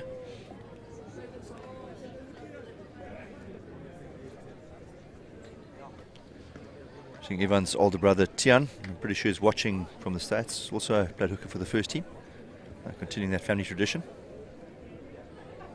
Yeah, we've missed this rugby now, and it's really getting to the swing of things, Fenna, and we're really enjoying the competitiveness of the schools that have really got out here and really had a lot of rugby played in the first sort of 4 or 5 weeks of this season. So the boys have really had a lot to play. They've really conditioned themselves well, and the season's really, your home season, I could say at home, hasn't really kicked off yet in some provinces. It's interesting seeing if BRANDWAG have already played 10 games, including Saturday. Yeah. Grey will be playing their 8th or their 9th match of the season. So I was really in full swing, and we get into the sort of home derbies the next couple of weeks. Grey have the reunion in 2 weeks' time, which I'm quite excited about, and host Wynberg this weekend. So Grey getting to play the full house of the Southern Suburb School so far. Beat SACS quite comfortably at their festival, and then quite a cracker against Bishops at Saints, where they came second. And so I'll be looking forward to showing some ascendancy here. But I think we're in for a good game of rugby. Madanisi with a nice hanging kick. Well taken by Ricketts. As Warwick Jones looks the ball to wall. Tjuster gives it a fair whack downfield. 8th man Barnard covers. And he's come down the short side. Doesn't use the support players, goes to ground. Quick ball for Dylan Manners. Attack the short side again. And Durham is met well there. Great defence by RONDEBOSCH. And the ref says offsides. Yeah, ref today is Daniel Nell, a local boy from teacher at Stirling Primary School, and I'm sure he will have his hands full today, Fenna. Yeah, the last 2 times these 2 sides have been at RONDEBOSCH won an absolute cracker in 2018 against Grey at the Saints Fest, 18 points to 17. As Maranisi is called for the tee, he's going to have a crack at goal here. Quite a long kick on the 10-metre line. Now, that was a ding-dong battle that day, 4 years ago, and RONDEBOSCH scored at the death to take the win. Still very early, just over a minute gone. Saints still trying to settle down. So first penalty of the day, and Grey looking just to add the 3 points, just to settle the nerves and just to make sure that they keep that scoreboard ticking and keep that pressure on. And he's kicked well this year. Confidence is high for the young fly half. I think Fabrice, if I recall, he's slightly at his back. His knees heavily strapped today.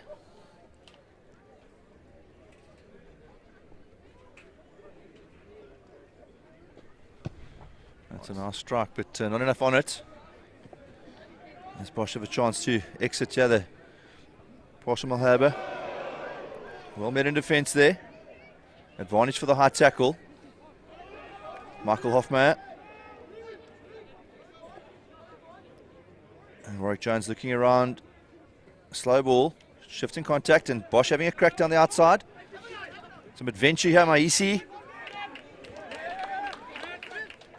Molyneux cleans. Had a very good game on Saturday, as you mentioned earlier, Nick Molyneux. That's a nice carry. Nick Sweer finding a hole. And the ref feels he's no advantage. He's not played that ball, being off his feet, but I'll come back for the high tackle. Yeah, there's good work there from RONDEBOSCH, just trying to put the phases together, pushing the board back a little bit wider as well in that phase, and then trying to come back again and set up another one. But unfortunately, no advantage called by Mr. Nell, and coming back for a penalty. Just a hard shot. Don't think it was anything deliberate. I think it was just maybe a sort of a swinging arm by accident for one of the Grey boys, and he's just having a chat to them to say, please keep it a bit lower. So used to getting his instructions there from the sideline. Quite a siege gun of a boot on him, the left footer. And he's driven Grey, not much of an angle to work for, so close to the halfway line. Sure the men in white will be aware of that today in terms of their tactics. As Bosch looked like close to a full line out here. Yeah. Captain Blackmore lining up outside the along with Daniel Sweetlove outside their fly half. And messy turnover ball. Throwing his skews. Even Ingram takes it up the field. Dylan Mainers close to Leobono Matabili. Mainers. Byron forward coming close to the centre of the field. Bit of pressure from Claveau. Ingram again. Mainers. Kenneth Garrett. His first touch, the outside centre. Scored a couple of tries on Saturday. Again, it's Madabili. Does great change direction.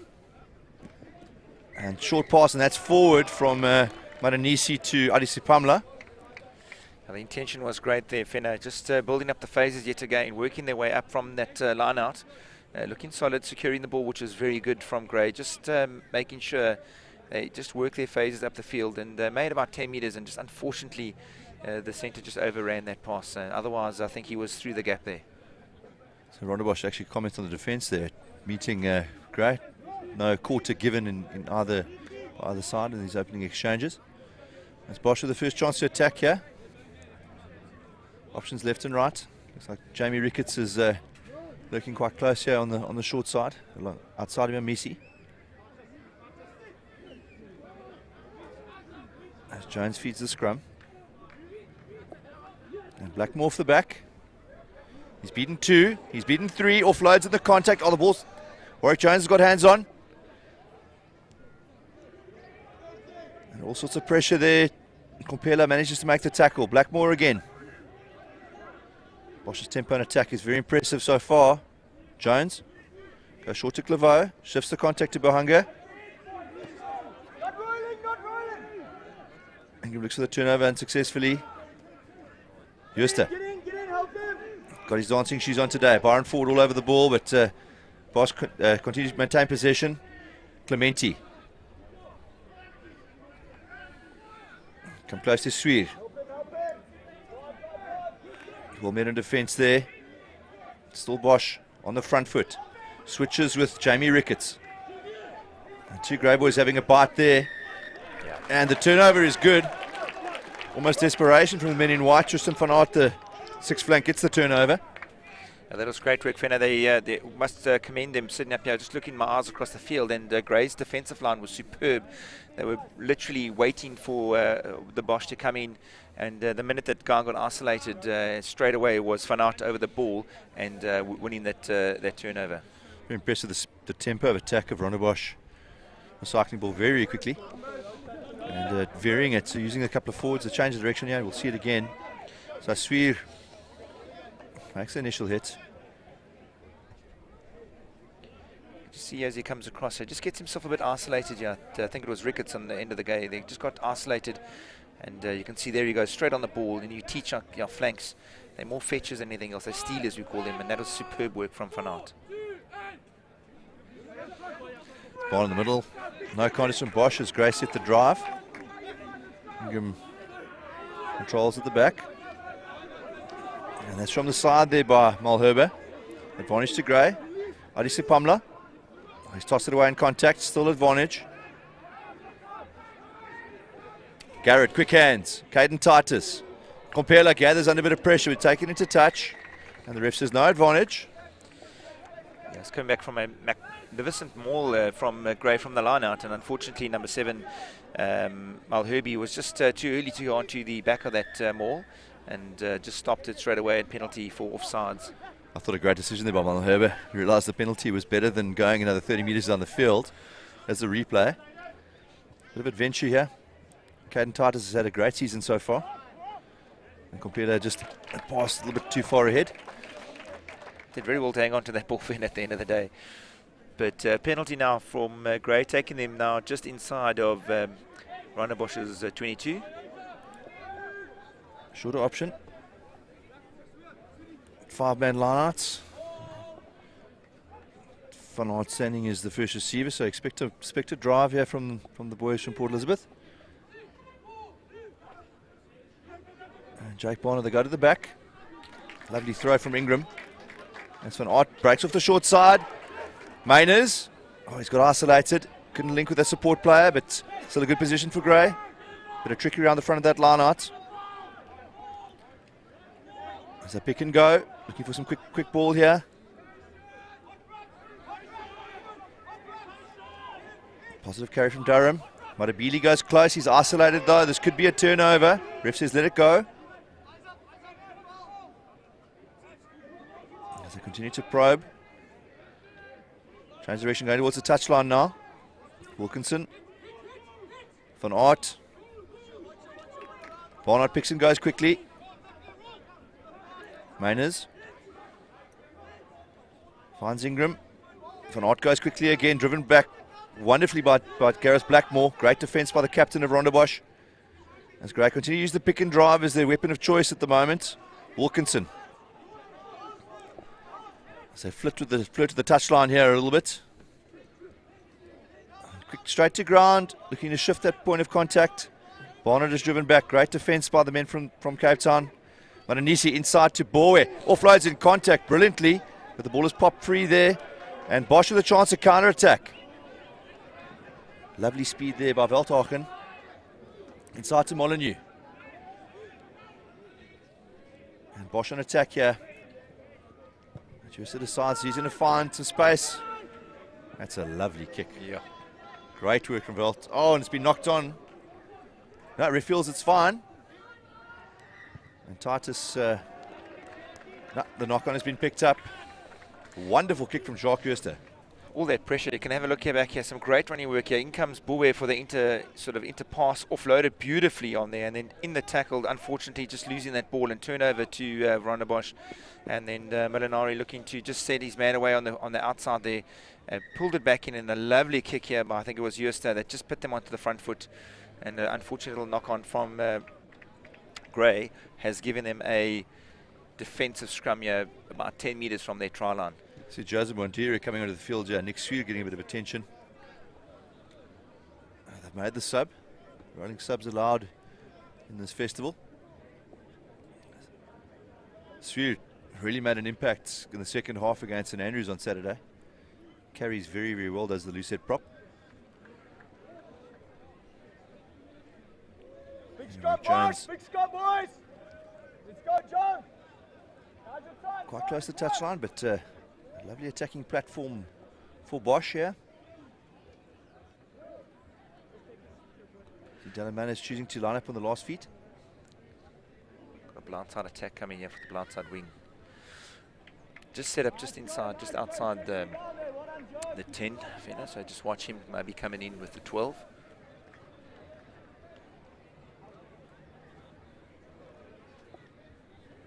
Some dangerous backline players here. Misi has tremendous speed. Myself, I thought the Sunday Mukazi, who's on the bench today, was very impressive against St Andrews as well. A couple of tries. But you see, Misi's aligned very, very deep. Very close to touchline here. Out of shot at the moment. Numerous options as they go close to Ricketts. He puts his head down, the big boy, and he crosses the advantage line. Jones to Blackmore. Blackmore gets nice and close. Has Claveau in support. Jones again. Clementi. And Clementi's done. He's swung out of the contact. Goes to ground. Still on here. Jooste. The pass is missed, but Amisi's close. And Amisi's over. Try time RONDEBOSCH. Now that was good work from RONDEBOSCH. Straight from the scrum. They just set themselves up with a straight pass out to Ricketts, who just did a good inside defender, brought in defenders, and the ball just kept them moving around, wrapping around. We can watch it here. Some great work here by RONDEBOSCH, setting the ball up, and a lovely long pass here from Jones, straight out to the fullback. You can see this is the first carry from Clementi, just sucking in the defenders from Gray, and then a long pass out to, actually went straight out to Amisi, and try time. Did well there, Amisi, and a lot of pressure. It's, I think, quite key there. Those tight forwards, the carries are all positive. They're crossing the advantage line. A lot of go forward ball, and Warwick Jones getting possession on the platter every single phase. 30 minutes in, 5-0 as Jacques Jooste, he's kicked very well. I think he kicked 6 out of 7 on Saturday. He'll get a chance to add the extra 2 points.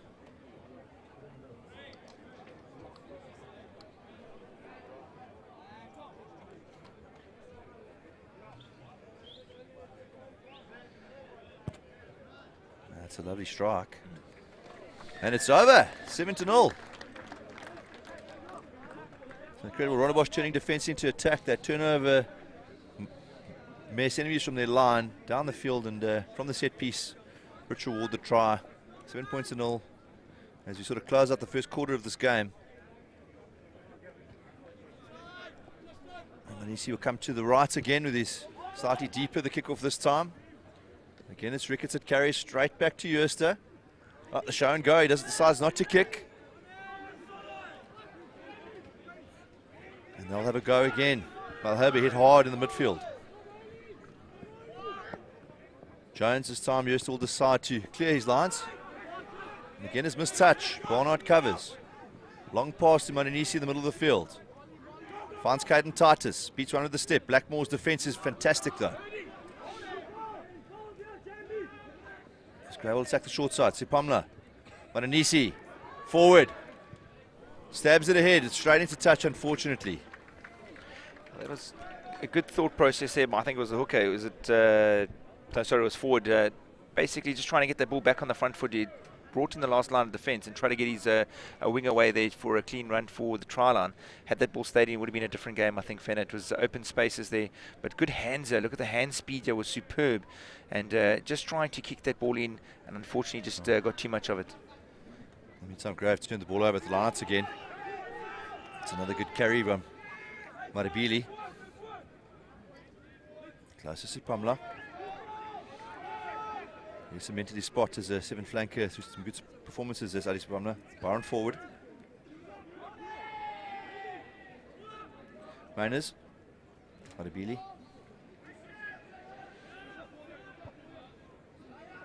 A bit of pressure there. The counter ruck from Deere has been armies out, penalised for entering that ruck from the side by the looks of things, as Ingram in the meantime breaks one tackle. And penalty awarded, bit of ill discipline from Rondebosch. Yeah, just unfortunately they're just not patient enough on the defensive line there. They were doing the basics right there, just holding Gray at bay. And unfortunately just not on side entry, I think, was the call for the first penalty. He's giving him an option to say you can have a penalty where the side entry at the ruck happened, or if you want one for where they were offsides for the second offence. Looks like he's taking the second offence, Fenner, and he's going to take a shot at goal.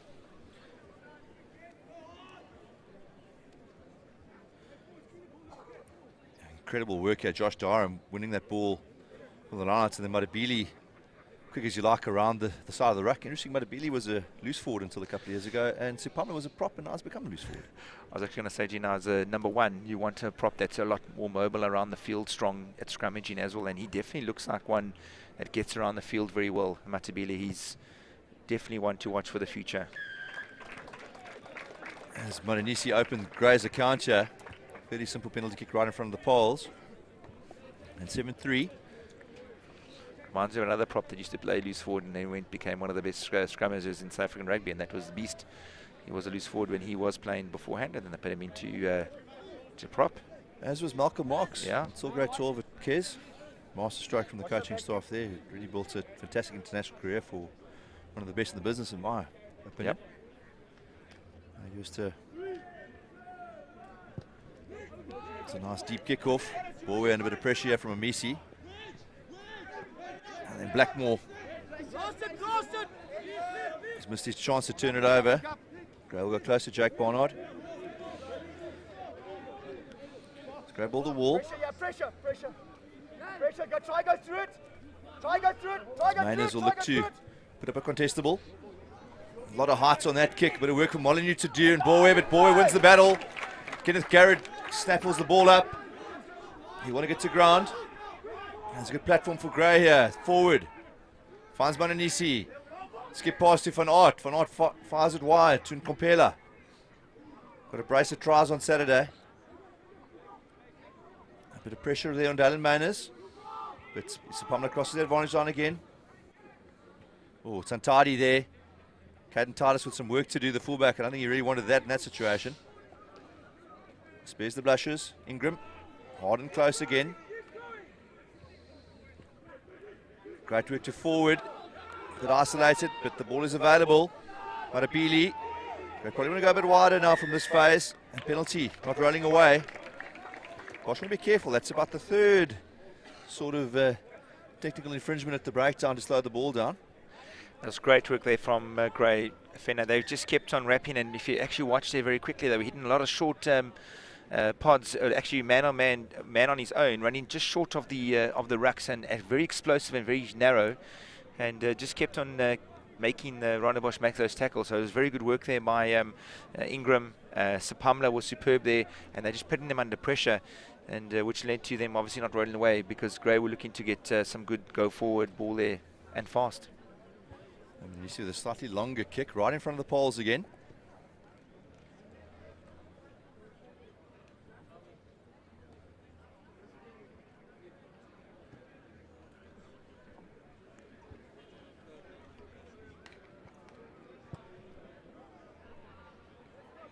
Oh, and he's pushed it past the right. Disappointing. Some of the RONDEBOSCH boys thought it was over. They were running to the halfway line, and the ref just pulled them back, so that boys just went to the right. And looking for a 22 restart. So Bosch out of jail there. Looked a little bit panicky on defence in their 22. Very different side in their post. Very threatening on attack. Grey have had a couple of good opportunities here so far. They've crossed the advantage line. I think you probably want to vary their attack a little bit more than they are, Lyle.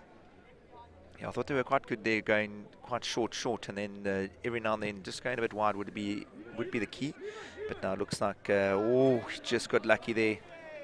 Just got lucky. Land just in front. I actually thought it was going to go too long, and just landed in front of the touchline. And line out now to Grey.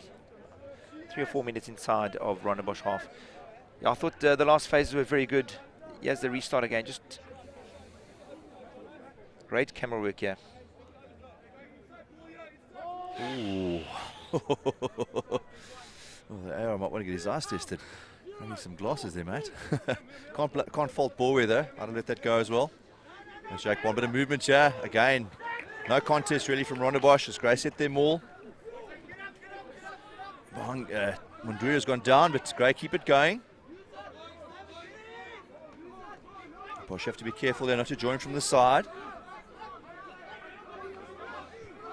Hofmeyer disrupts illegally, or legally then, he gets a bang in the face for his troubles. Advantage now to Grey for the collapse. Forward want to link with some of his support on the outside. He's broken a couple of tackles. And the ref Nell says no.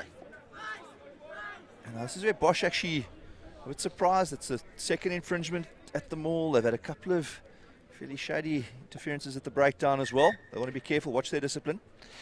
Yeah, you can just watch as he came in here from 5, and he picked himself up there, and not too sure actually how he got, might have got a boot in the face there, but definitely was offsides there for his troubles. And correct call there from Dan Null.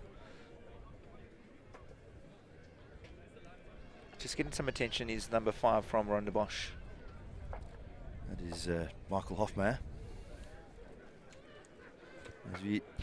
As we talk, the wind is starting to get a bit stronger, a little bit of a breeze off the sea here. It's 11 o'clock. 11 o'clock is the breezy day for East London. If it starts blowing just before 11, it's going to be blowing pretty much the whole day, and it will come as an east. Got to say, Selborne have really done well with the weather. Yeah. Got their order in time, and it's been splendid conditions for rugby today, as it was on Saturday. Folks, if you're not comfortably seated in front of your television set or on your mobile device, get down to Selborne and watch some good school rugby building up to this afternoon. The hosts in action again. It's their 150th birthday. It's their Jubilee celebrations. Come out and support one of the finest schools in the country, Selborne College. And in the meantime, Ingram will feed this line out on the 22-metre line. As Bosch looked to make a change, it looks like Joshua Berry will be coming on in the place of Michael Hofmeyer. I assume that Malherbe will return to lock where he played on Saturday.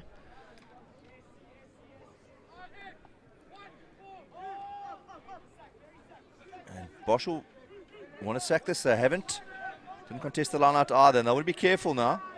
2 penalties at the previous 2 mauls.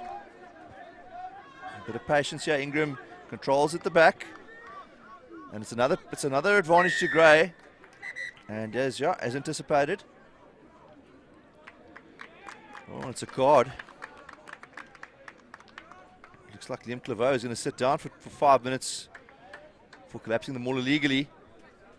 It's very good work there by the ref. They're just having a look at the situation, and they were shouting. Obviously, they could hear from where we were sitting. The coaching staff there were saying sack, sack, sack, but they were very late on that sack too. And obviously number 4 just disrupting that ball going forward for Grey. Wanted to be more positive. They wanted to get the ball going forward. And unfortunately, he has got 5 minutes just to sit down and give Gray another attacking opportunity about 5 metres from the Bosch line. 2-3 minutes gone, 7 points to 3. Gray's lineout has operated very well so far. Coach Neil will be smiling from ear to ear. And again, Bosch, they look for the sack this time. They, I think, missed it again, an advantage. This could be another card. Slow ball. Anisi, bit of width, forward. Well defended, or pass off the ground. Caden Titus.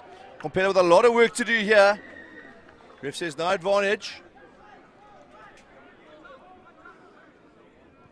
So they come right back to the side of the field. Captain Ingram asking the question. He said, ref, you carded him the last time, and now?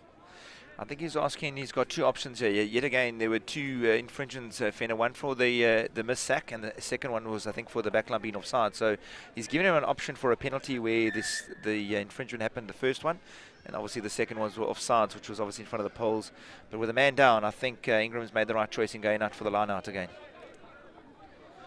Might lead to another yellow card. Sorry, Fenner. Bosch defending very well in those wide channels. Quite surprised they haven't tried to get a man in the air yet. Try and rather spoil the ball before the maul is set. And Goodals safe as houses in the middle. Gray a bit high this time, but they get set now. Get quite close to the line. Close to Aiden Wilkinson. Straight to ground. Blackmore trying to get the turnover. Maranisi, sorry, Marabili. Close to the line, ball's in the air. Maranisi goes to the wide pass, almost intercepted. Sipamla draws and passes, and Kompela crosses in the corner. Reward for a dominant period of play for the men in white as they finally get their first try of the game. Kompela's third of the festival. Yeah, Fenner, great work there. The backline was shouting for the ball. They knew they had men open on the outside. And if that ball didn't go to hand or didn't regather by Gray, I think there was another yellow card coming here because there was an intercept that didn't go well. Yeah, you can have a look here. Good work here by Gray, fending out there and unfortunately just missing the timing of the jump. And great work here by Sipamla feeding the man on the outside. I think they were clever enough to know that they had a man over and they sent him into the back line to create a double overlap at the end there. So great work there by Gray, seeing where the space was and utilising that space very well. The sparing from Veldhoven almost pulled it off, and then put Molyneux with too much to do on the outside. As Maranisi will try to convert from right on the touchline. Kicks don't get any tougher than this.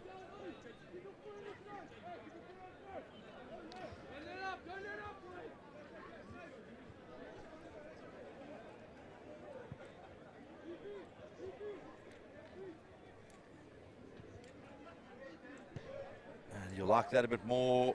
Oh, just curling past the left this time. 1 from 3 so far for Maranisi off the tee, but 8 points to 7. Great lead. Just 3 minutes to go in this first half. Yeah, you just felt there that if Veldhoven just held his line, it would have been probably better just to defend that outside channel than to open up the space. And Gray pounced on that so quickly as Houston now looks to restart. Hard and flat, almost a drive down the field this time. Bounces free, Maynard's under a bit of pressure. And he kicks it almost straight out.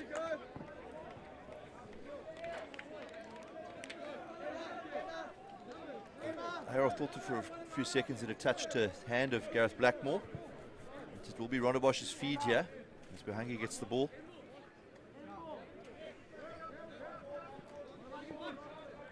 Four-man line out here, calling in for one of the flankers just to take up the position. Go up to a 5-man line out. Berry joining there a little bit late.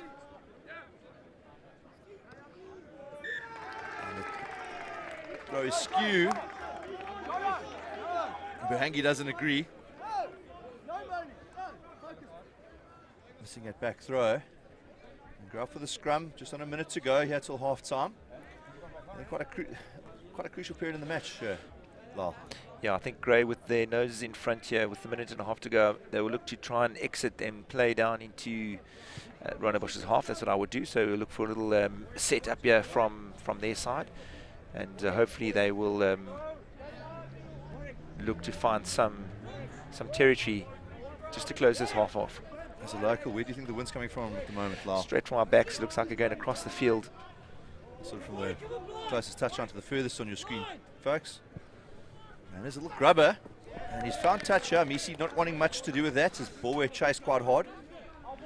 Yeah, that was great work there by the number 9, Dalen Mainers. Dalen Mainers was great work there. Just keeping the pressure on, keeping them out of danger zone, which is good work from Gray, knowing that there's only 30 seconds to go, and trying to put more pressure on RONDEBOSCH now to attack in these last 30 seconds. And his transition to scrum half has always been a fly off. His first year in the position, and is really growing into it. Done really well so far this season.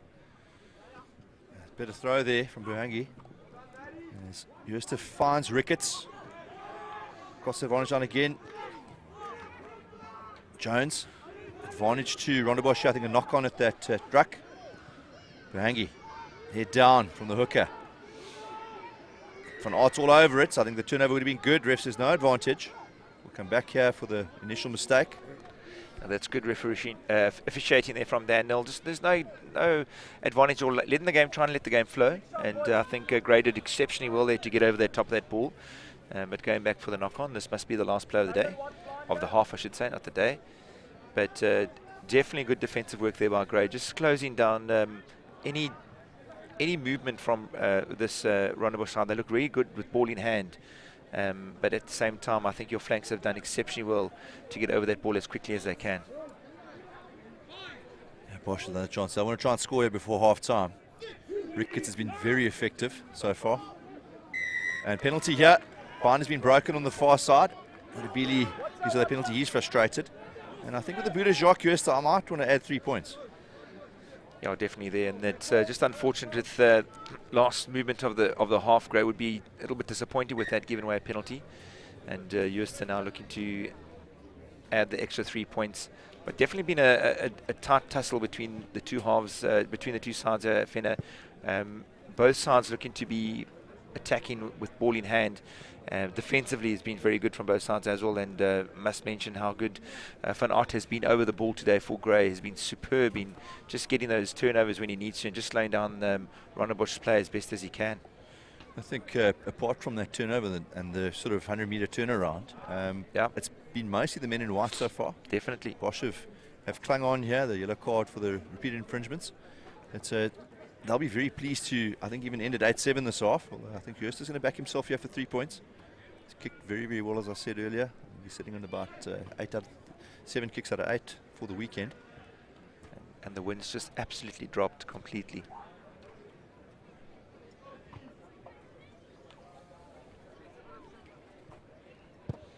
He's given a good whack. And, just shaving the left hand upright. And I think that'll be all she wrote for the first half. Ref Nell blows the whistle. 8 points to 7. Grey High have a very slender lead here in what has been a cracking first team encounter so far, Lau. Yeah, I must admit, Grey definitely had shown good with ball in hand. Like we said, there was just that turnaround, kick over, knock on, and RONDEBOSCH capitalised on that. But so far, it's been a very entertaining first half. So, folks, please stay with us as we bring you the second half in about 5 minutes as Grey take an early lead of 8-7 at halftime.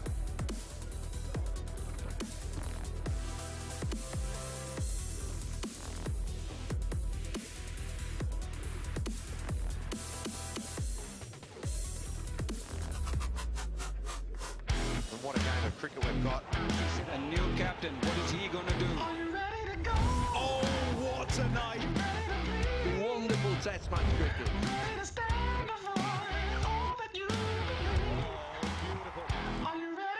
The team here rise in applause. Gets the first test match. Perfect. Got the heart of a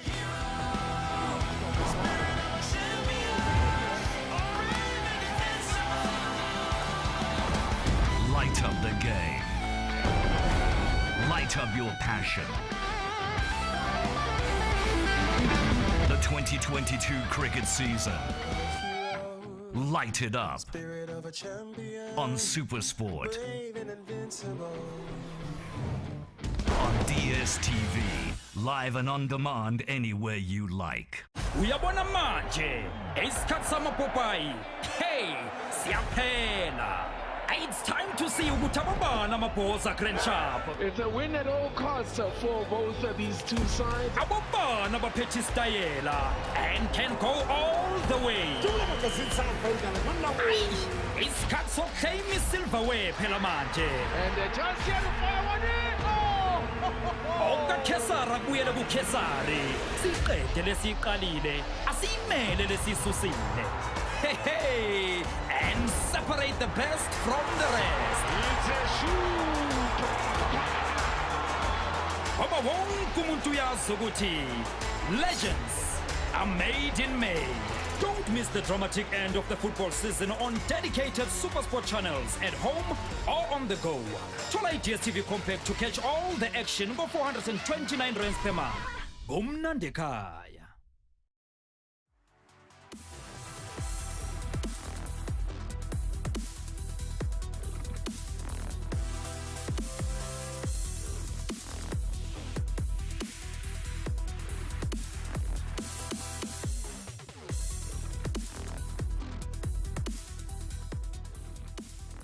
Welcome back. It's half-time here.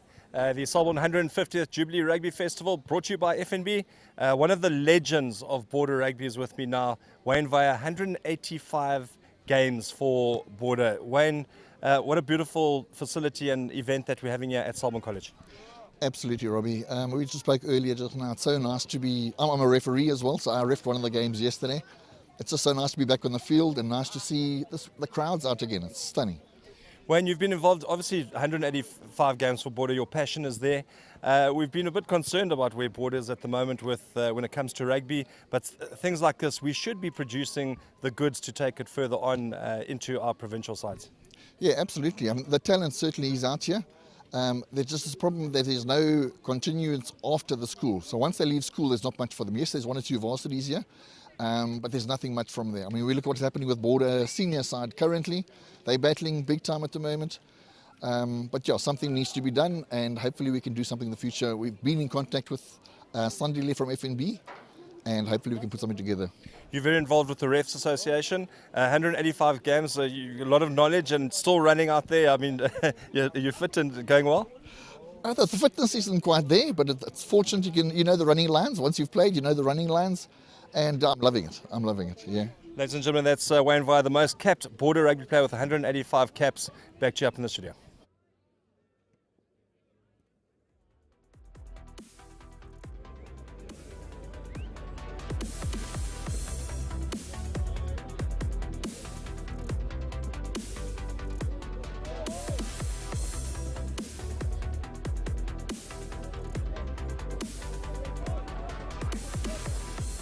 Welcome back, folks. Grow High against RONDEBOSCH, 8 points to 7 at the moment. A couple of missed kicks by either side in the first half, and you will see the highlights, Lyle.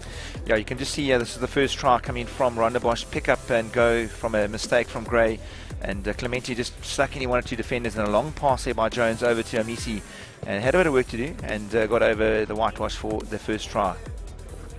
At that stage, it was 7-0 to RONDEBOSCH, and the penalty came back to 7-3, and then this was the lovely try by Gray, where got in for the corner, and great work there from Gray. Put a lot of pressure on, evenly contested game, so it's going to be even Stevens for the second half, Fenner, with RONDEBOSCH kicking off.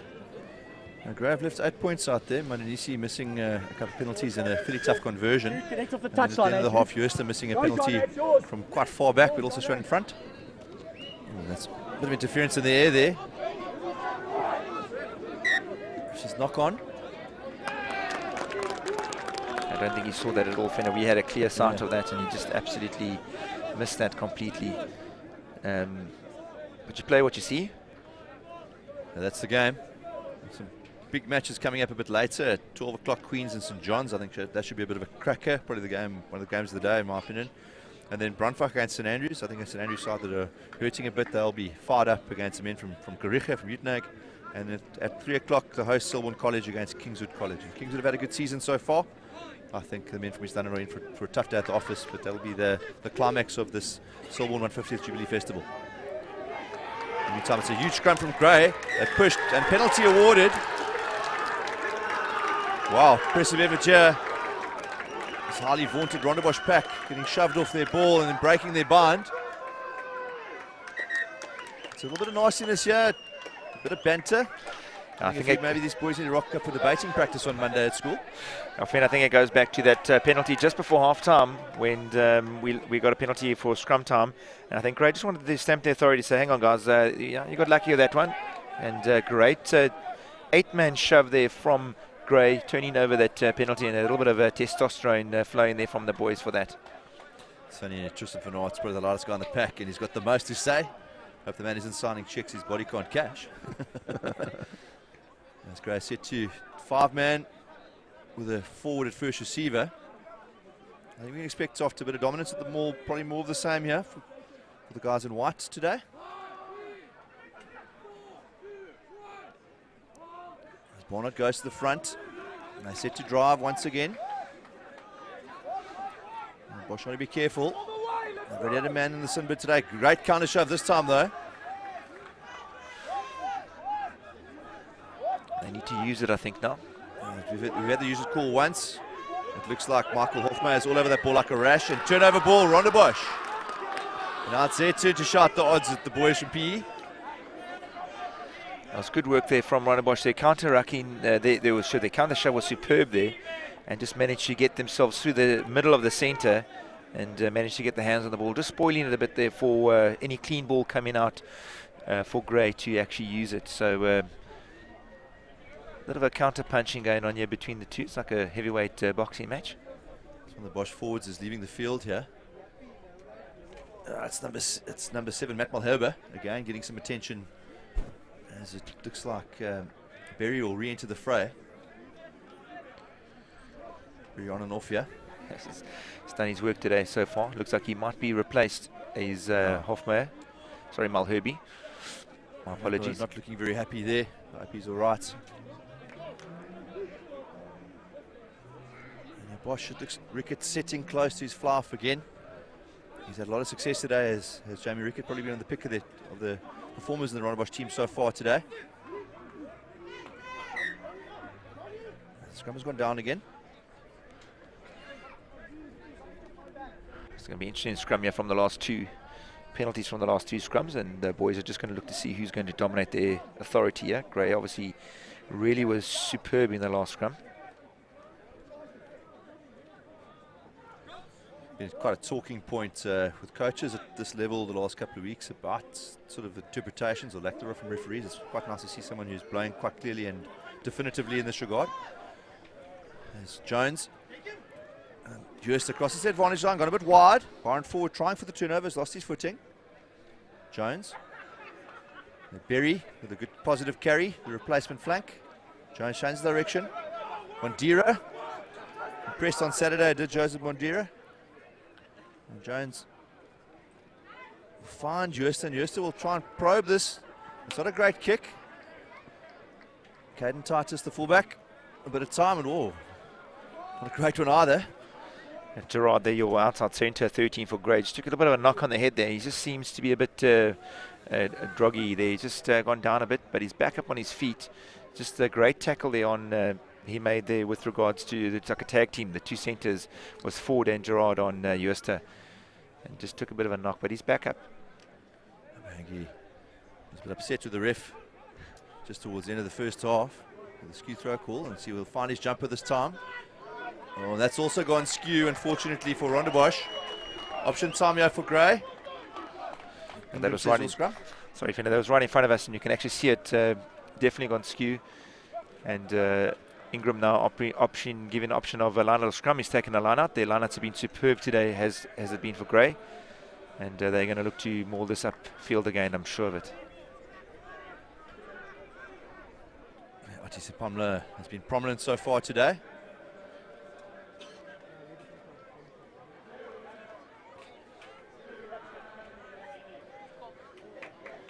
Good throw off the top. Tananisi. Fancy Pamela. Dallin Mainers. The base is building a wall. Mainers will look for the probably contestable kick here.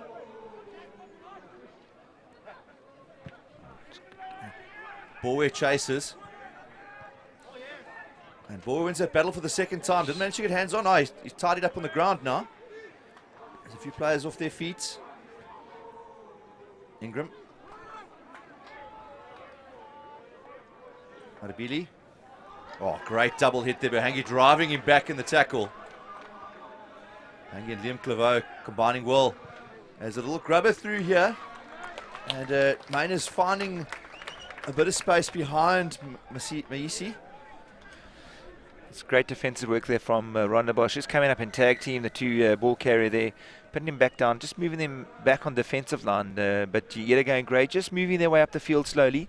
And great work there from, I think, from the scrum off, just to put the ball back into RONDEBOSCH's half, putting them under pressure and let them trying to get out there. There has been a change at hooker.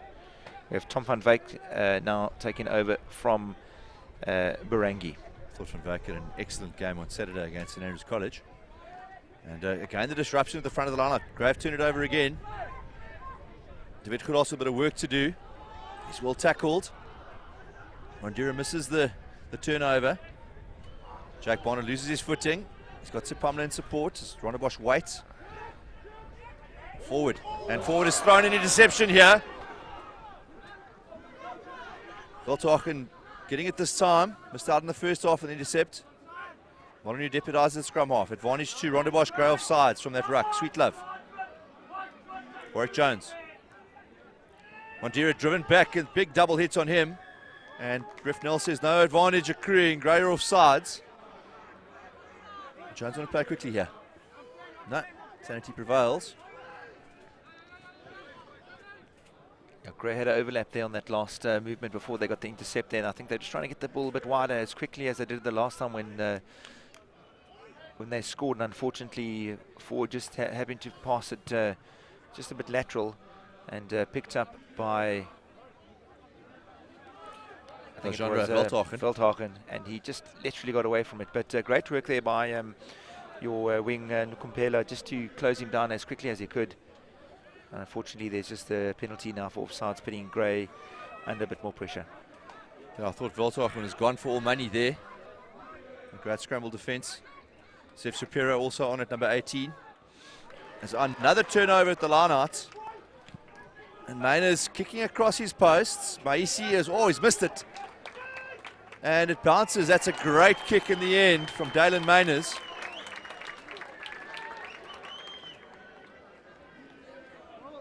A lot of chat off the ball here. Don't like to see that, to be honest. Well, niggle going on between the forwards, trying to just figure out who's the dominant force.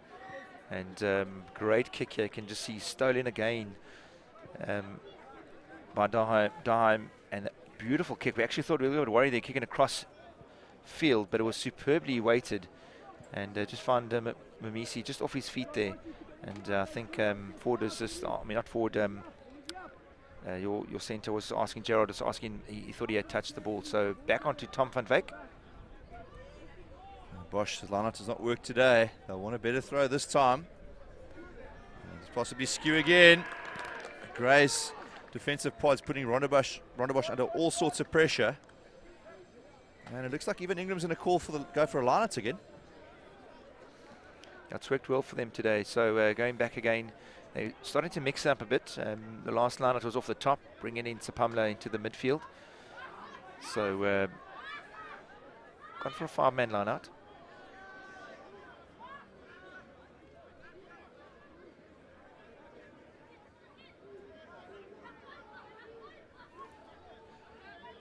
Ingram to the middle. Jake Barnard. It's playing into the vacuum there. Not the greatest pass from Van Aert. Borwe does quite well under a lot of pressure. The start of play. And Jubilee finding a bit of space outside that C defender. Van Wyk desperately trying to, and Sipamla's knocked it on. And Bosch on the break. It's Blackmore. Gareth Blackmore. Can he find the man on the outside? Veldhoven. Bosch very dangerous on the counter-attack. Sweet Love goes close. It's a good carry from him. And Sipamla has put his hands in there, desperate to get the turnover. As Jones picks up and goes. Veldhoven again. Ref says advantage, not 10 metres. And again, Bosch turning defence into attack very, very, very quickly, very impressively so. Now that was great work there by RONDEBOSCH, pouncing on the mistake by Sapamla, and Blackmore was gone for all money and linked up very well with his wing. Wildhagen bringing it back again, and unfortunately not rolling away from the tackle, led to the first penalty, and then obviously not 10 metres for the second. And Joost now looking to take the shot at goal just to try and put them in front, bit of scoreboard pressure. It's great work here again. Blackmore picks and goes. He's a strong ball carrier. Hasn't been able to do much today. The captain. And then Wildhagen were met by Byron forward, and unfortunately Sapamla trying to play the ball there. Referee felt it wasn't the ruck had been formed. And I think Rugby a bit irritated. They've had a surfeit of possession, a couple of attacking platforms, and they've made some silly unforced errors. And now Wildhagen with a chance to put RONDEBOSCH back in the lead. 42 minutes gone, 8 points to 7. I think a lot of rugby still to play in these last 18 minutes. Grays definitely look stronger at the line-out ball. They've stolen a couple of line-outs now at the front.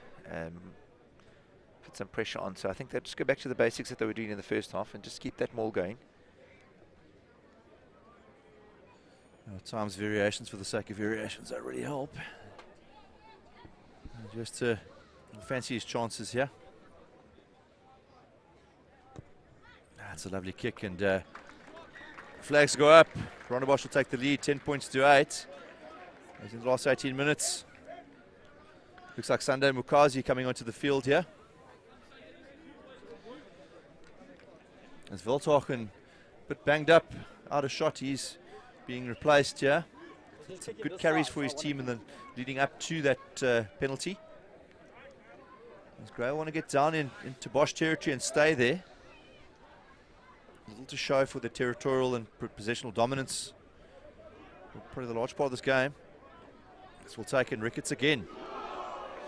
Breaks the first tackle. Berry. Slippery character, leads to one, but now Kenneth Garrett's got hands on. He's got to let him go as his knees touching the ground. Back to Joost. Outside his 22. That's a great kick. Oh, Jack Bond lets it bounce. Decision time for him. Meets the first defender. And turnover is good. RONDEBOSCH with a chance to attack. Zev Shapiro. Bosch with tremendous depth in the front row here. It's a long pass. And intercepted this time in Nkompela. He won't catch him. Sunday Mukazi working as hard as he can.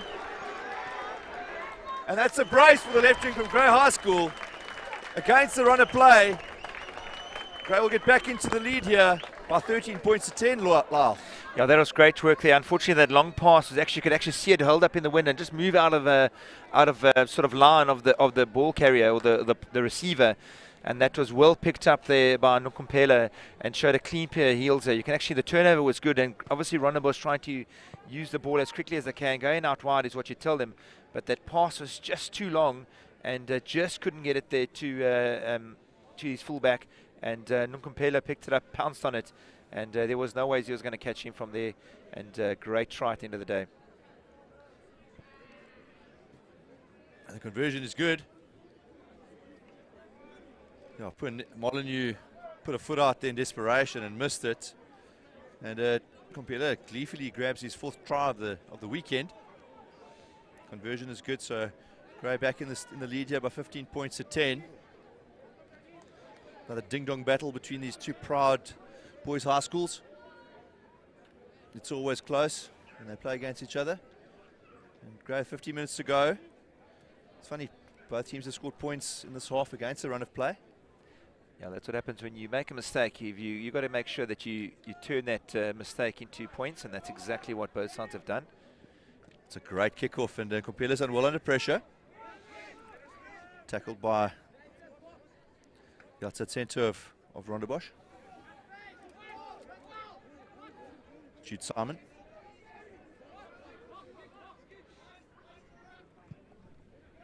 That's a good kick there again from Dallin Manners. Another contestable. Molyneux does brilliantly. Avoids the attention of two defenders. Joshua Bands has come on for Gray at outside 10, I think in the place of Kenneth Garrett is on the field.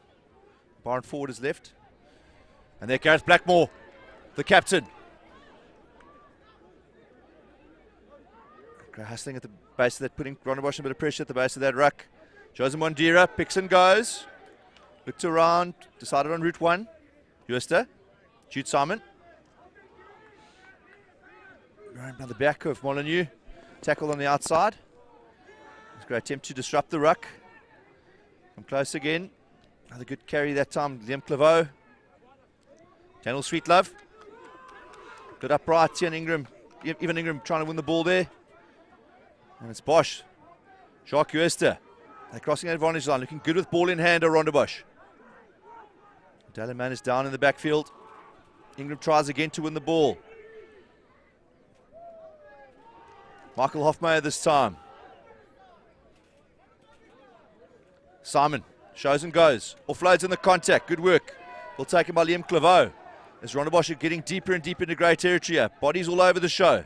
The fresh legs of Rondebosch really telling in the last few minutes. Van Wyk finds Berry. Warwick Jones. Blackmore. Advantage to Rondebosch. Jooste. Jooste. Jooste! Brilliant work from the fly half. Wonderful passage of play for Rondebosch as they level things up. Yeah, great work there from Rondebosch. Their phases were very patient and just building them up as they went along the way. Definitely must commend the new recruits that have come onto the field. Shapiro being solid up front there, Blackmore being solid. They're just having a chat here just to check if it wasn't maybe a double movement that led to him just to get over the try line. But no, confirmed with the AR to say that yes, it was one movement over. Great try. You can have a look here. Blackmore's been superb in this in the passage up to leading up to this, and then Jooste just show and go. He just went straight through the gap, and hard luck to Sapamla held onto it, and that's a try for me. That's a try. Stretching forward, you can place the ball in any direction, and Jooste has been good value so far. But the fresh legs there, as you said, Van Wyk in particular as well has had a positive impact. Jake Barnard, I see, has left the field here for Gray. Then number 8. Getting some attention from the ARs, bang on the head. And Jacques Gray possibly want to consider a few subs as well, get some fresh legs on. Guys are TT breathing a bit heavily. Conversion, the try scorer adds a conversion as well, 17 points to 15. As we close in on the last 10 minutes of this game. See Daniel Du Toit has come on for Gray as well as Jarrett Baker.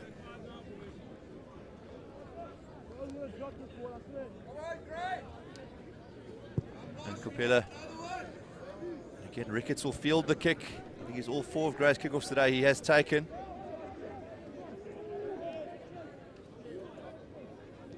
Zero close. Head of steam there from Berry, driven back in the contact. Jones. He'll find Jooste. And it'll be another raking kick from the fly half, the try scorer. And he lets it bounce. Comes to the middle of Caden Titus. Titus puts it on his foot here. Molyneux's got it covered. And Molyneux will attack down the short side. He steps, he beats one. Tackle by Sipamla. And turnover, brilliant work there. As quick as you like, Byron forward. Like a flash over the top of the ball. And what looked like a promising passage of play by Rondebosch is snaffled out by some brilliant work on the ground, Lyle. Yeah, that was great work there. Unfortunately, Molinari actually, when he went to ground, I can actually see it from where I was, the ball actually got a little bit on the side, caught on the side of him. And Ford pounced on that ball full money. Great work by him to get that turnover. Just as Rondebosch just looked to put a lot more phases. They looked like a lot more energized going forward. You can have a look here. We have really been very quiet today, Molinari, and you can actually see as he goes to ground, straight over the ball. That's superb camera work for that. You can see straight over the ball, hands on it. First receiver, great work there from Ford. Grow the line out. It's their first real platform of attack inside the Bosch 22 in this half. And Ingram finds his jumper again. Dan Du Toit this time. As Gray set the maul. Actually, fairly tired looking backs and forwards here. Ingram feeds the ball to his scrum half. Forward. Gray a bit slow here, want to speed the ball up a bit. Kompela popping up at first receiver is the left wing. Jared Baker breaks the first tackle. And the ref says penalty. Maynard taps and goes. I'm just not surprised, wasn't on the mark. Decision time now for the men from P. Do you kick at goal here? Do you kick for the corner? I'll take the points on offer. Yep. Heard you. Choosing to go for goal. Ingram heard you there. Take the points. Slow the game down a bit. Ref quite quick on the whistle there. Yeah. Must have been an error from Gray. He said the play wasn't rolling away from the tackle. Gray's obviously trying to pick up the pace of the ball on attack and wanting the ball to come out quickly. And obviously Mr. Nell said that the tackler was not rolling away quick enough. He has been consistent today with regards to those decisions. Fairly breathless stuff in the last few minutes, Lyle. As, both sides are throwing everything up at the kitchen sink at their attacks. Nisi with his easiest kick of the day. He's put it over. That's a great jump back into the lead. And it's a slender one, 18 points to 17. Folks, hold on to your seats here for this last 7.5 minutes. It's going to be a cracker of an end to this game. It's sort of been ding-dong battle in the last 5-6 minutes.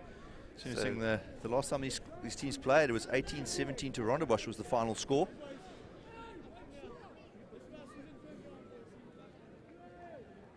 Ding-dong it has been. As Jooste with another really good kick. Tristan van Aert, the live wire fetching flanker. Oh, almost RONDEBOSCH's turn to get a turnover. Half a yard, half a yard. Mananisi under a bit of pressure. That's well taken by Simon. Oh, he loses his footing. Sorry, that's Jacques Jooste loses his footing there. Gray putting a bit of pressure on at the ruck. Bosch have done well to secure it. Berry doing some great work as Jones digs for the ball. He finds Van Wyk. Jones. Help in, get in. Rickett head down. Bosch looking for some quick ball. They changed direction. This pack of forwards has carried very well all day. Michael Hofmeyer. Jooste with men in front of him. He decides to go on his own. Bosch clean well again at the ruck. Ref Mill communicating very clearly to both sides there. Ricketts does well. Cross advantage on again. Looks like Bosch will pick and go. Sweet Love went nowhere fast there. Watching to go sides. Change the direction. Hofmeyer. Jones change direction again. Oh, and that's gone forward. Lucky it's not a penalty. There's Zev Shapiro knocks on. One of his pod pick it up in front of him, but scrum down to the men in white. Resilient defence there from Grey High School. Most definitely, Fenner. They were looking really hard there. Could hear them just saying to each other, stay on side, stay on side. They don't want to give away a penalty. But a little bit of a lateral attack from RONDEBOSCH and just made it a lot easier for Grey to just make those tackles. Ford has been superb today with regards to getting on the ball. He nearly got another steal. And unfortunately, just losing his feet there in that last ruck. But well done to the defence of Grey. And we've got about 5.5 minutes to go. And we're going to chat now shortly about man of the match, Fenner. Well, I suppose you've got to look at who comes out on top of this clash. In the meantime, Michael Taylor and Cameron Whitson have come on. The reserve halfback pairing. Blackmore has been outstanding. Yep. And then in white, look at the guy like Byron Ford who's got through a lot of work. And Adin Kosi Sipamla and Lebono Matabili for me have been very, very good today for the boys from Port Elizabeth. Definitely. The heavily bandaged Jake Barnard sort of limps back to his bench. The vice captain at Grey and the head boy is a heart and soul sort of rugby player, sort of guy you go to war with, is the old cliche. Looks like he's just come out of a war. Yeah, he's been in a war again. Into the last 5 minutes.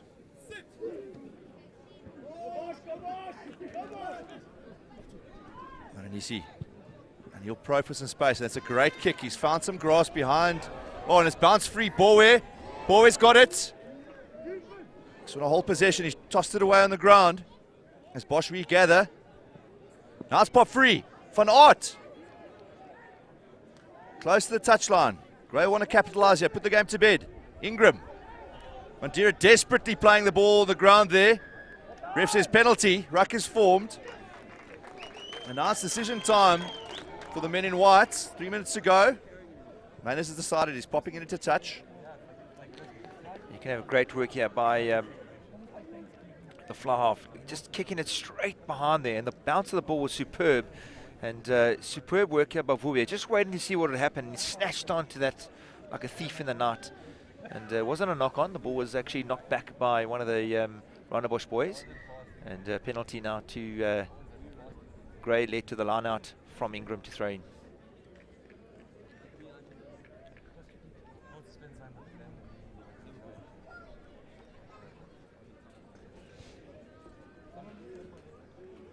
Toy takes in the middle. Bosch advantage. They've hit that ruck before it landed. Hit the maul before it landed. Now Grave got a secondary surge on. Ingram controlling at the back. Massive moment. Oh, he's lost his footing. Forward goes close. Offloads in the contact. Matanisi couldn't get the pass away. Mainers has a crack himself. Great defense from Bosch. Driven back by Taylor. Forward. And the ref is having a chat here. Somebody's in trouble from RONDEBOSCH. And the guys at handbags at close quarters. Yeah. Just handbag throwing, that's all. They're fighting over the next. Referee not having a chat to Gareth Blackmore, and happy about something that happened on the ground.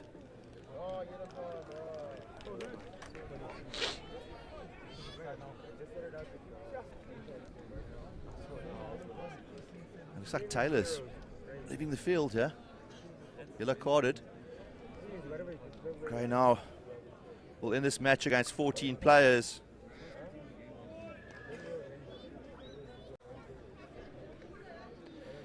Yeah, there was going back to a penalty that I think was from that maul, and we obviously thought that Ingram lost his footage. I think he was actually tackled, or side entry, illegal tackle taken down, and penalty now to Gray, taking the option of just slowing the clock down.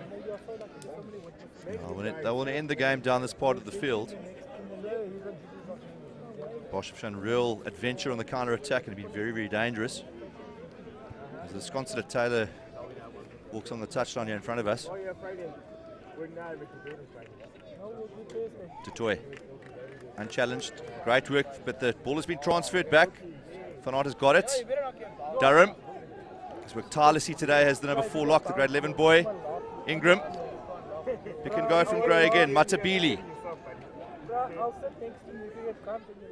Tutoy. As the clock winds down, 45 seconds to go.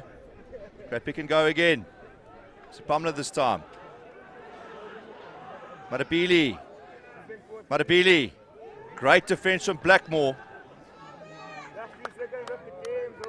Manus digs. Finds Mananisi.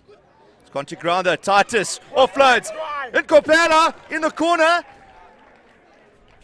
And the AR is having a conversation. Yeah, the AR and the referee. Could this be the hat trick for the left wing?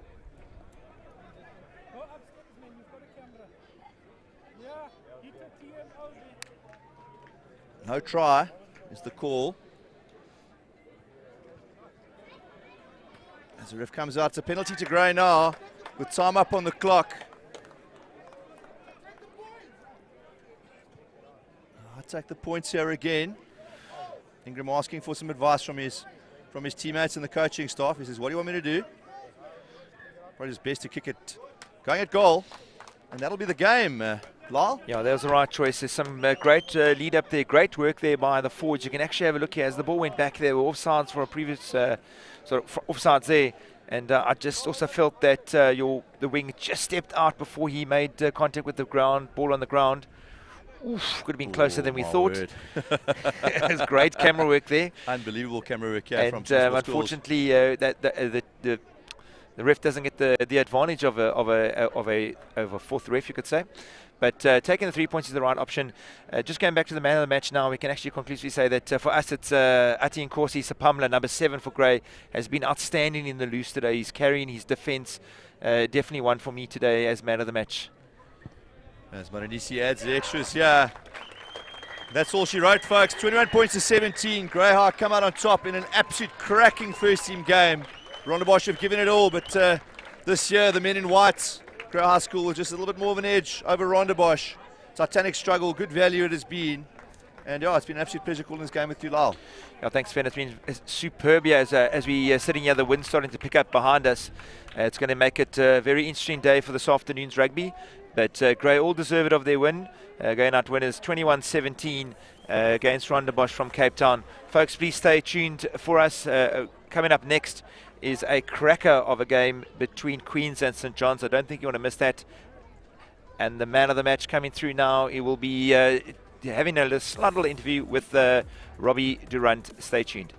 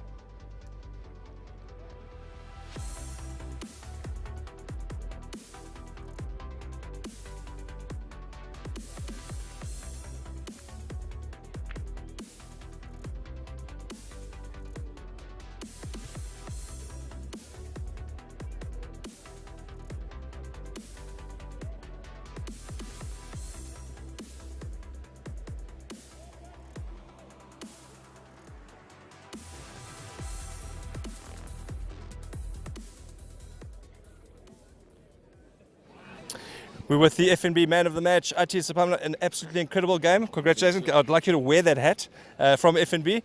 Fantastic match. Thank you. Yeah, I didn't really expect this. I didn't go to the game thinking of man of the match.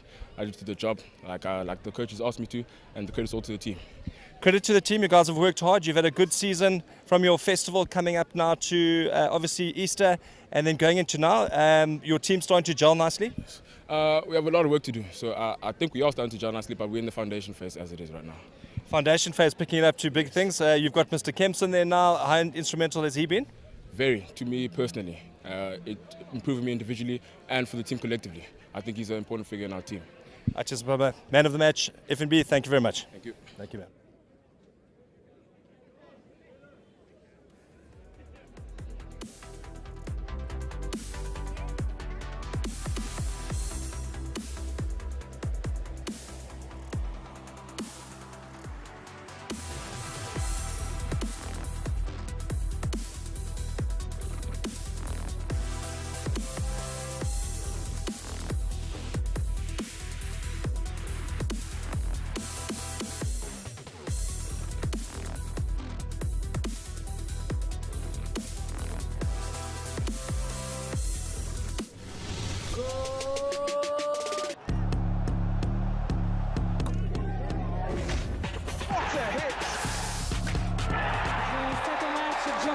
De Bruyne, deflection, goal! Kevin De Bruyne penetrates! What a performance that was from the Maglia Rosa. This is the championship they were looking for, PGA. And the champions strike first! Mayhem! This is something for a tap-in birdie. Fantastic. Back in May, Ghana back on top. A red blur at the start of the second half.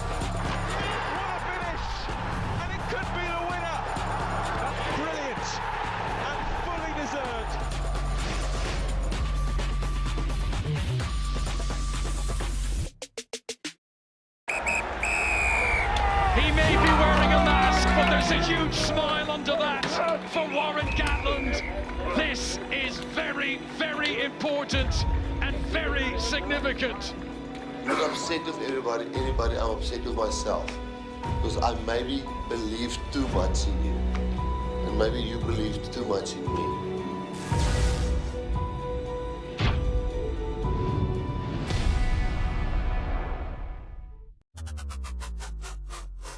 And what a game of cricket we've got.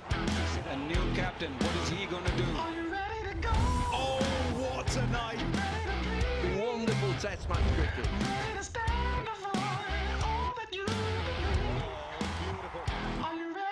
The team here rise in applause. Gets the first test match.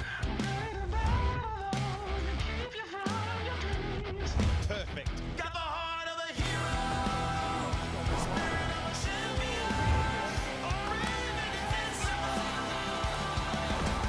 Light up the game. Light up your passion. The 2022 cricket season. Light it up on SuperSport, on DSTV, live and on demand anywhere you like. Uyabona manje, isikhathi samapopayi. Hey, siyaphela. It's time to see ukuthi ababana amabhoza Grand Sharp. It's a win at all costs for both of these two sides. Ababana baphethe istayela and can go all the way. Isikhathi sokuclaim isilverware phela manje. And the chance here to fire one in. Okakesara kuyele kuKesari. Siqede lesiqalile, asimele lesisusile. Hey, hey, and separate the best from the rest. It's a shoot. Ngoba wonke umuntu uyazi ukuthi legends are made in May. Don't miss the dramatic end of the football season on dedicated SuperSport channels at home or on the go. Thola iDStv Compact to catch all the action for 429 rands per month. Gumnandi ekhaya.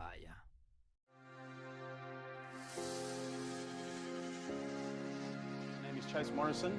I'm the Selborne College first team rugby coach, and we are gathered here today simply to raise awareness around the initiative which we have brought into this year. Tries for Lives is a campaign that we have brought into year after year, and this year the initiative is we are wanting to raise 600,000 Rand for a young grade 8 Selbornian, Obuko. Obuko is quite a unique case in that he has 2 prosthetic legs. What we are wanting to do is we are wanting to raise 600,000 Rand so that he can get a prosthetic hand and so that life can be a lot easier for him. Yeah, so what we're trying to achieve this year is, I'm a big believer in charity starts at home, and I'm quite excited by the fact that we are not only helping someone in need, but we're helping a fellow Selbornian who is in need. And that for me is really special. It speaks to the ethos of the school and definitely the upholding of the traditions. If you are wanting to get involved and support this initiative, please go to the Sports for Lives website. On there you'll find a Tries for Lives, and under the Tries for Lives you'll find the Obuko initiative. Essentially what happens is you can commit X amount of money per try that the Selborne College first team scores this year, and all of those proceedings will go to Obuko and help him get that prosthetic hand.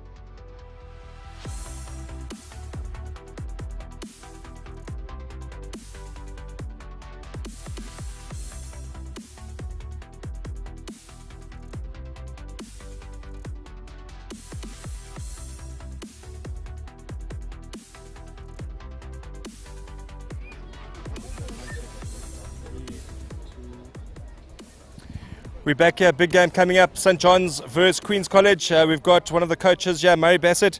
You guys bounced off a really traditional 164 years. This type of tradition must be special.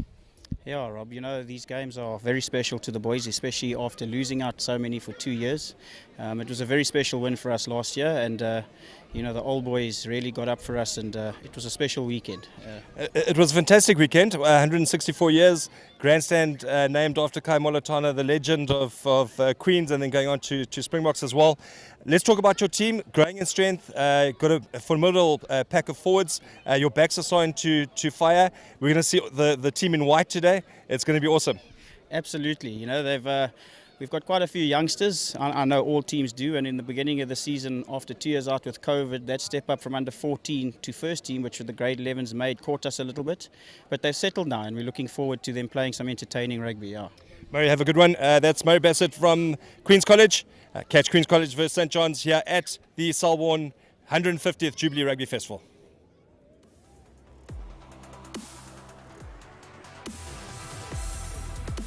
Welcome back to our viewers for our next contest here at the second day of the Selborne 150 Jubilee Festival. Sun is shining in East London, conditions are fantastic, the field looks good, Lwazi. And an interesting matchup here in our next game, Queen's College taking on St John's College of Joburg. Not so much a history between the teams, I think, per se, but a little bit in the coaching sense that Katlego Lynch, SA Schools coach, moved from Queen's College to St John's College. And whenever the coaches know each other, it just gets that little bit more tastier, doesn't it, Waz? Absolutely does. This should be a great matchup today. Obviously, Queens, I think, in recent games have come good over the Easter Festival weekend when they went away to Cares, coming away with some nice results there. Obviously, coming into this game, I think they should be pipping St John's, as St John's unfortunately haven't had a good run yet. But I'm sure they'll be wanting to pick themselves up and try to go ahead in the season. And we'll take it down to Robbie. Robbie, are you there for interview? So Robbie will be introducing the St John's coaches.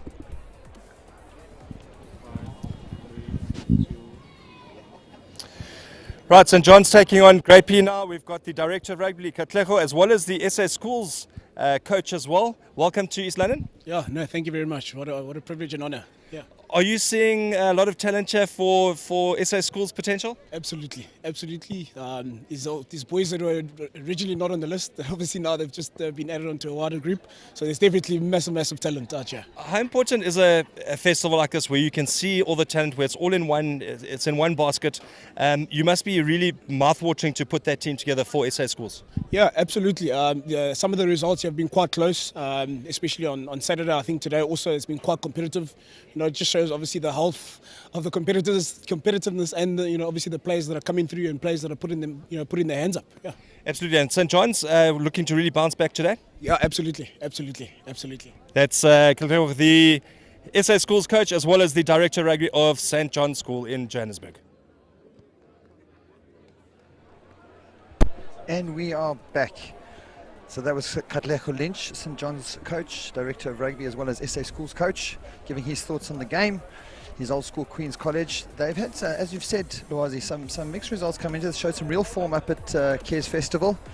Players to watch here for me: Kamteni at 7, Masetti definitely at 8, and of course the outside centre and Parker 16. He's been a real revelation, and I think that chap's got a shoe in for the border school side. Definitely does. Parker's been exceptional. At Cares Festival, they came away with 4 tries in one game, 2 in another. He's just been absolute buzz at the moment. And as you look at St John's team, we have the K Durant in at number 1, Lucette Prop. We got. So he's a real standout player, as well as Formby at 4, and then Davis at 10, and of course at the back, Swani, he showed some real lively feet against in his last fixture.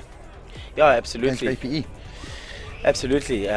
We looked forward to seeing this contest as one that's going to be down to the wire, I believe. Both teams obviously wanting to assert themselves for the rest of the season, and what a way to start in having this Selborne 150th. So match officials today, Mr. Raymond Base, the man in the middle, has got extensive experience.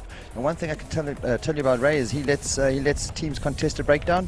He certainly believes in a contest, so I would expect this to become a real bar fight at some point in the game. Yeah, Raymond Bass, exceptional ref.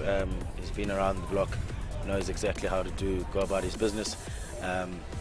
Yeah, and the other two ARs in Brad Donald and Elwin also have extensive experience. I'm sure this match will be refereed and AR'd really well. So just a bit of a controversial talking point coming into this. On Saturday, the words Queen's Invitational were bandied around, and Queen's making a decision in the best interest of their boys and their team that they would utilise an extended squad, so players from their seconds, to make sure that they were not going to be compromised for the season going ahead. And some people felt this was maybe not taking the integrity of the tournament and first team rugby into account. So yeah, I think both versions are truth to those who have formed an opinion, but certainly a talking point today. This is their better team, this is their best team on paper according to coach, and they're going to come up against the St John's team, who are a little bit, how can you say it? I would say hurt. They've started the season really well, they've got 3 consecutive wins, played some top sides, and then lost some important players early in the game, and felt that maybe they would have been a bit better against Grey PE. And for me, I think whilst I think Queens have shown more form, St John's are going to show a bit more desire coming into this contest. That's my call. Yeah, absolutely, I agree with you. I think in terms of that whole controversy around them starting with the extended squad, I just believe that it's up to each person as what they believe in. You know, I think from a Selborne standpoint, I don't think they will mind, because at the end of the day, rugby is being played. But however, I just believe you got to do what's best for your side, because ultimately your side is the one that's going to go out on the field week in, week out. And if you're making good decisions for your boys, then I don't think anyone should be able to fault you on that alone. So Tyrone Rankin, Director of Rugby at Queen's College, I believe made a good call based on what his coming games are, and based on this fixture that bestows us today. And my end, I certainly believe Queens would be fresh, ready to go. So I go Queens for the dubs. So Lwazi goes Queens, James goes St John's, and we have ourselves a contest here in the commentary box as well, folks. Lwazi, yesterday Hudson Park against Graham College, you head coach, director of rugby at Hudson Park. How did that game go? James, went very well.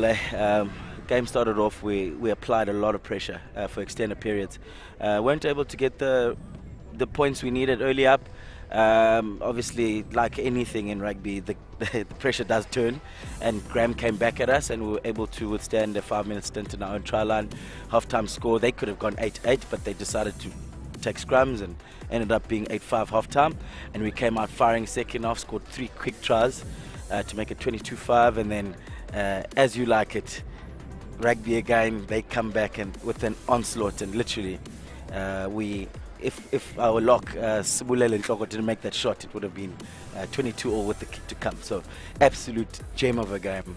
Absolutely enjoyed it, and this is why we play this game. I think I've coached this game, and yeah, our boys did really well. Obviously came in with the W 22-17, but credit to Graham, they were excellent. Credit to you both. Graham College, an outstanding rugby team. They've proven themselves this year to be able to compete with any team on their day, and for you to get a result against such a top side at home and to be in a controlling position but still have the fortitude and the guts to close out the game is a measure to you guys as well. And a mouth-watering encounter next week versus Kingswood.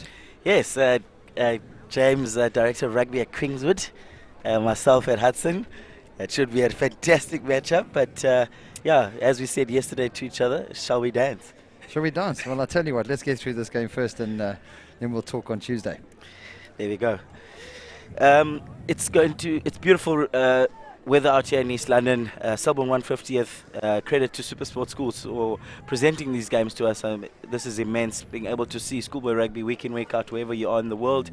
Massive credit to Supersport Schools for that. Notwithstanding, shout out to our sponsors, FNB, for putting in the resources to make festivals like this possible. So here comes St John's coming onto the field, led by captain number 7, Josh Theopanis. So they'll be playing from right to left, folks. There is a bit of a westerly breeze, which means it's coming into the bottom left-hand corner. So again, playing from the right-hand side to the bottom left-hand corner. Yeah, and just waiting on Queens to come out now. I'm excited to see what Quinton Massetti can do. Yes, so we didn't talk so much about Quinton at the base of the scrum. He's probably been their most outstanding player of the season this year. Probably a sure thing for the Border Cravenweek team as well. Hedging my bets, I'd like to think that he's going to be in that back row. But like again, that centre and Parker, so between him and that pressure point, and the guys in the front row have been very good as well. Yeah, I know he's been excellent, and you know for a fact now that that those two will possibly and most likely be in the Border Cravenweek team. We'd like to see what all these boys put together, what they can do. Obviously, first game at Cravenweek, Border versus Western Province, massive derby. So unsung hero for Queens, Captain Joni.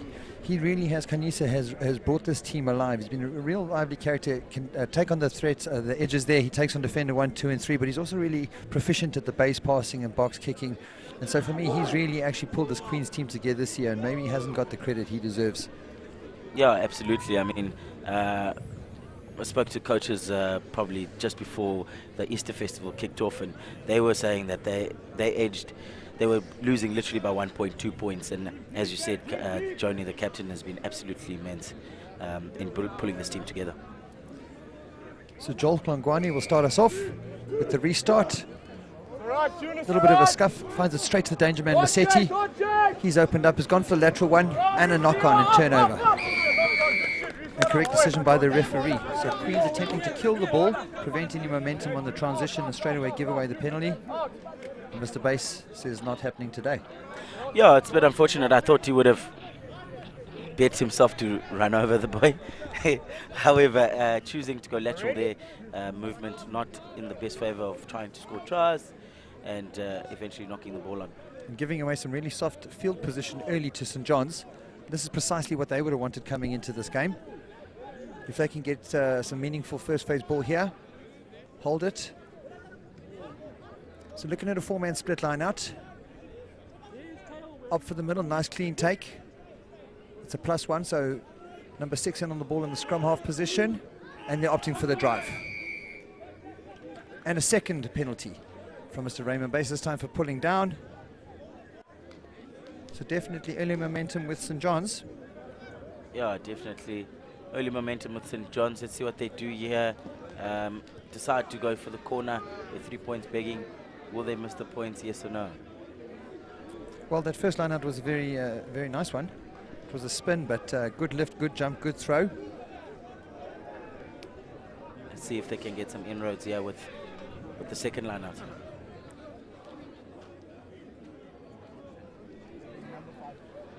So interesting, the double spin, unsuccessful from St. John's and uncontested. They've coughed up the line out and given it away. And so Loazi, you said maybe a shot at goal was right. I think, yeah, it was a good call by you. Buerta under pressure. Hasn't kicked it dead, unfortunately, a knock, and comes another penalty. So straight away turnaround. Queens will get field position and a throw into the line out there, and St. John's will be kicking themselves. That was an opportunity gone to begging, but just to come back, a double spin against uncontested, a little unnecessary. Yeah, a little unnecessary there. You'd like to think that straight up would have been the option, especially with SARS not contesting. However, yeah, decision making line out, it's not an easy task. I say that I've never been part of it, but certainly with the pressure of the other team, the occasion certainly does lend itself for pressure situations. As we look at there, Deshaun Hare kicking the ball straight into Tom Davis, unfortunately him knocking it on with the line out now for Queens. So Queens line out on the 10, up for the spin, find Massetti in the middle, off the top. Tershon Hare into Contani, who knocks it on. Second handing error from Queens. So St. John's on the turnover. The fullback's gotten in behind. Lovely one-man, two-man ruck there from St. John's, an opportunity to apply some pressure. Queens holding on nicely in defence there. Managing to slow down in and around the 3-second mark. There is numbers here for St. John's if they can look to get it away. They still have numbers to the right. Up for the change in direction and the pullback pass. So some nice variation coming from St. John's, and they found some grass here with a decent kick chase coming. Turnover is good. Can they get it away? Coming in on the corner is the inside centre. Oh, unfortunately there, a knock-on handling error. So we saw quite a lot out of Queens there, Loazi, in terms of pullback passes, kicking and decision making, the full variety. Yeah, it's excellent from St. John's. They're applying pressure at different points. You'd like to think that they would have, with finding the grass there, they would have got more out of that. But unfortunately, not deeming that Queens knocked it on. Unfortunately, no advantage for them. But yeah, excellent rugby from St. John's first up. That was a real opportunity. There was 3 guys on the kick chase, and if they'd gathered successfully, and maybe a big call from Mr. Raymond Bass, because I don't know if that was forward. Possibly. He had a better view. I've got a replay. Yeah, so let's see what happens now. St. John's on the ball. Great attacking scrum, left-hand scrum. Let's see what happens. Whitaker with the feed at the base. Finds Davis. Opts for the cutback play. The winger's going to have to fight hard here. So they've lost the gain line. They're going to have to work really hard around the corner to try and generate some momentum. Comes St. John's. Presents the 8th man. Gets a nice bit of front foot ball there.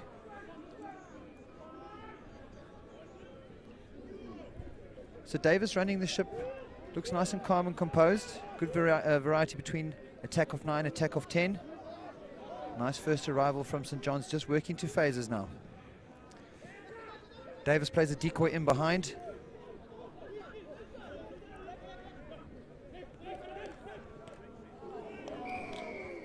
So no advantage coming.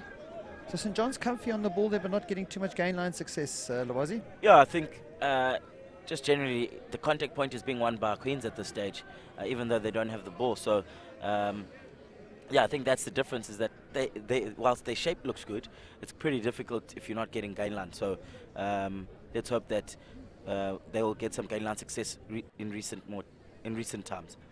As we look at the replay here, Tishan here going for the ball in the air off Davis's pass, unfortunately not getting it. Mr. Ref calling advantage for offside, going back to the mark, and St. John's here for 3.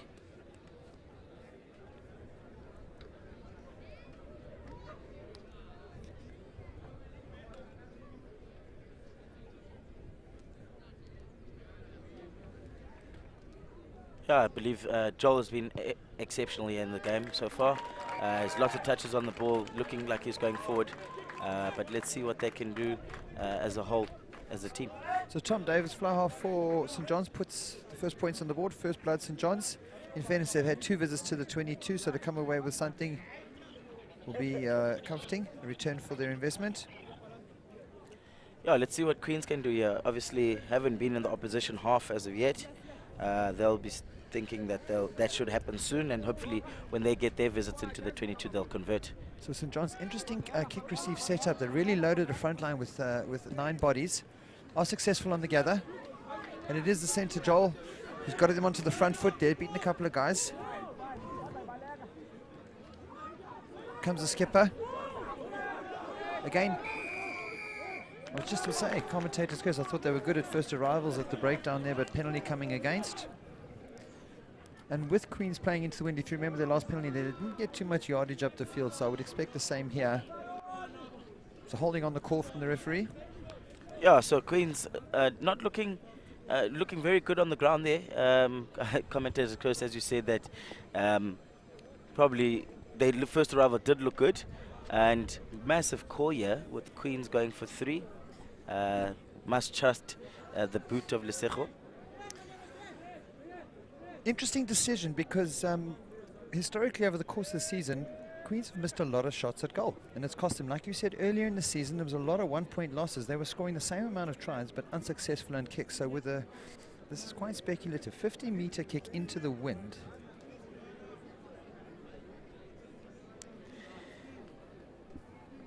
Lesego, they're lining up for the kick. You'll be hoping that the boy will have a good strike, get nice technique, and hopefully the ball glide over the post. Well, I hope Lesego makes me eat my words. Lesego for the kick.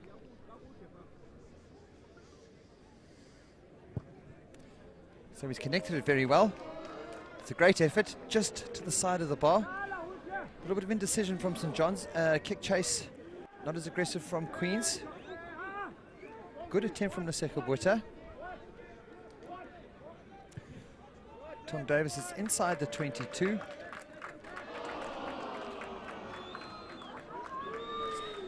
Yeah, so Lesego possibly, well, from my side, fantastic kick. Just missing the left-hand upright. Ball St. John's decided to run the ball, and obviously an exit there from Tom Davis. You'd like to think he would have liked a little bit more in yardage. However, Queens with the attacking line out inside St. John's half, which is unheard of at this stage, but yeah, let's see. That's their first visit, as you point out. Overthrow at the back. St. John's successful on the gather, attacking the vacuum from the number 6. So Queens unable to apply any pressure from their line out. Again, their first visit, but they are good here in the tackle turnover. Nope. Mr. Raymond Bay says hands in at the ruck.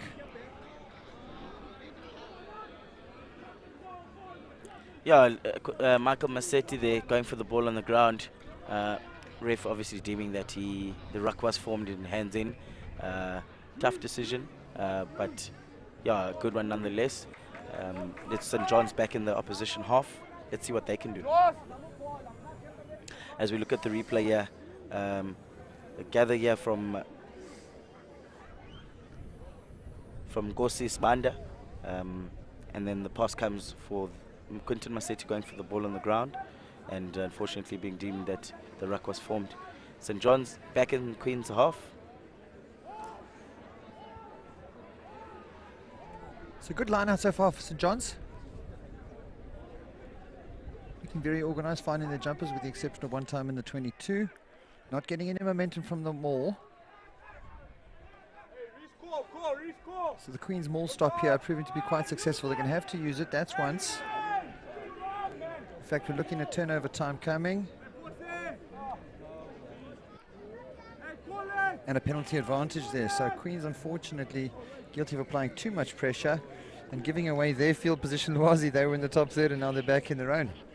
Yeah, it's a bit unfortunate there from Queen's perspective. Just ill discipline or calls going against them that they able to find themselves again back in their own 22. If they could sort that out, I'm sure with a couple more visits to that side, they soon should get on the scoreboard. But St. John's need to use the possession that they have and the territory that they have, because there's no doubt that Queens will come, and you like to think that like points on the board for when that onslaught does come. I think a message needs to go to Queen's players. Just leave the ball on the ground a while, and you've given away a lot of field possession. Just being overzealous on the contest. Comes the double spin again. Sets up the driving maul. Again, Queen's maul stop equally up to the task. So starting to get some momentum here. Having to work hard for the efforts are St. John's. And so a couple more bodies joined for either side. Ball is still there. So Queens will have a nice line speed here. They've got the extra bodies and they're driving back in the tackle, as to be expected. So once again, Joel quite nippy with the feet. It's a good decision making there from the scrum half. Identifies that ball is slow and changes direction. St. John's working themselves literally into the third and fourth phase, but no inroads to show for it. Tom Davis having a nibble himself. Put some flight on it now, looking to try and get to the wider space. So into the 22 again for the same time in this episode do St. John's. Skipper looking to go the +1, finds a soft shoulder there. This is more like it from St. John's. Turnover's good. So again, good defense from Queens, really strong. Line was balanced, up for the quick touch. Comes the Jets, comes 8th man Massetti. He's really got some speed. Handling error. St. John's are isolated here. The boys are going to have to work really hard to get back. They've done really well in that situation. Pressure still coming from Queens. And the penalty advantage. And Queens will be happy with that, Lwazi. Queens were very happy with that. Decision maker, Captain Johnny, seeing that the St. John's defense caught napping. Quick tap, smacks it down the middle of the field. Absolutely brilliant chase by Massetti. He's got jets, the boy, yeah. He does. And he gets there and makes the shot, and Queens fortunate enough to find themselves in the opposition 22 with their first visit and choosing to go for the scrum. Where you'd like to think that the 3 points would be there for the taking, go back to halfway with your first visit, come away with points. But obviously they back themselves, and I have no doubt this ball is going to Mpaga. He's been an exceptional rugby player. Almost set himself off the base. There we go. Making sure that the strike runners do get the ball. As you see this back attack set up, you'd You like to think that the ball will go to Lwanele. He's set up quite flat, even in front of the fly half. But let's see what they do here. So this is one of those real momentum calls from Queens. You know, they defended successfully 6-7 phases there, got the turnover penalty, went for the quick tap and hacked through the field, and got themselves an easy 3, but are opting to roll the dice and go for the kill here. Yeah, still early days. I personally would have gone for the 3. Nice position, easy 3 points, take it, go back to the halfway. But obviously, decision making here coming from the boys saying, we back ourselves to score 7, or at least 5. So let's see what happens here with this back attack. Nice scrum. Kamteni at the base, interestingly enough. Not quite sure where Maseti's gone to. So Johnny finds his lock coming around the corner. Good first arrival. The scrum half is lost here though. Kamteni opts to pick. So St. John's the last few games have been very strong around the fringes, particularly in their contest versus Jeppe recently. And stripped in the tackle for St. John's. An opportunity here, opting to run from the 22. Good rugby from St. John's, working themselves down the touchline. Abrasive left wing there, Reese Watson. Brings the boys up, skipper again with the +1. Nice soft hands from the captain. Gets themselves a penalty. Davis opt to put on the boot, but surely they'll want to take the penalty and will get it. So again, we say one of those momentum plays, easy 3 on the plate, and now Queens find themselves back in their own half, losing possession again. Yeah, easy 3 there from Queens. However, choosing not to, and ultimately stripped of the ball, St. John's with an excellent play there down the touchline, getting a lot of momentum and rewarded for playing rugby. Not Unfortunately, out, Davis doesn't kick the ball out, Lesego with the ball. So Lesego taking his time on the kick. Lovely gathering field at the back from Zwane. Opts for the counter.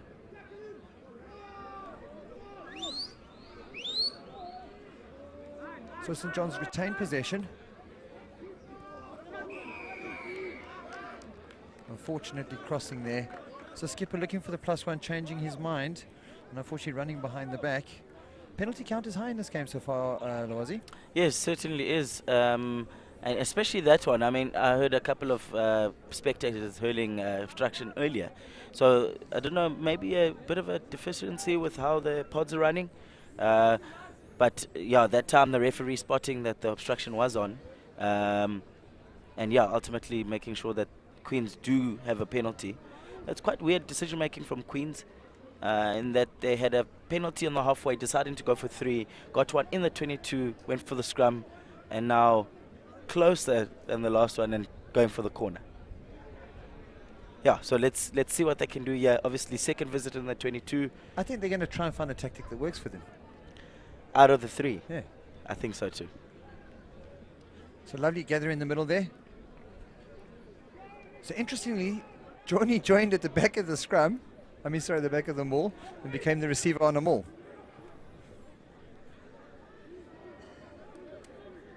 So Queens have worked very hard to regain this. They won it in the middle, a little bit scrappy. A lot of bodies at the ball here. They're going to need to get more on their feet. St. John's loaded. Nice disc out the back. Up to go to with the Lesego Bueta. Had he caught that, but he hasn't. And here it comes the speedster for St. John's. Opted to put it on the foot. There's a 3-man chase here. Queens under a lot of pressure. So first arriving player St. John's should get the penalty here. And do. Yeah, so Queens going for the corner there. Unfortunately, don't gather really well. St. John's making sure that they got well, here we go, the old school trick play. A lot of passing taking place here. Set up the mini maul. Here comes Rassi. This is festival rugby, Loazi. This is absolutely exceptional stuff. So unfortunately St. John's collapse means their numbers down. Davis opts to put a bit of width on it. Good work from Zwane, first arriving player to try and preserve possession. They've lost their feet here. They need to be careful, Queens. Unfortunately, they're not. Again, a little bit too overzealous at the breakdown is hurting Queens. Yeah, so And Mr. Ref, there should be a message going on to the Queens to just leave the ball at the breakdown. Hoping we can get a replay of this penalty move. Oh, no, wait, we'll get a replay in real time. Here we go, guys. Here we go. Up, and again, a little mini maul from St. John's.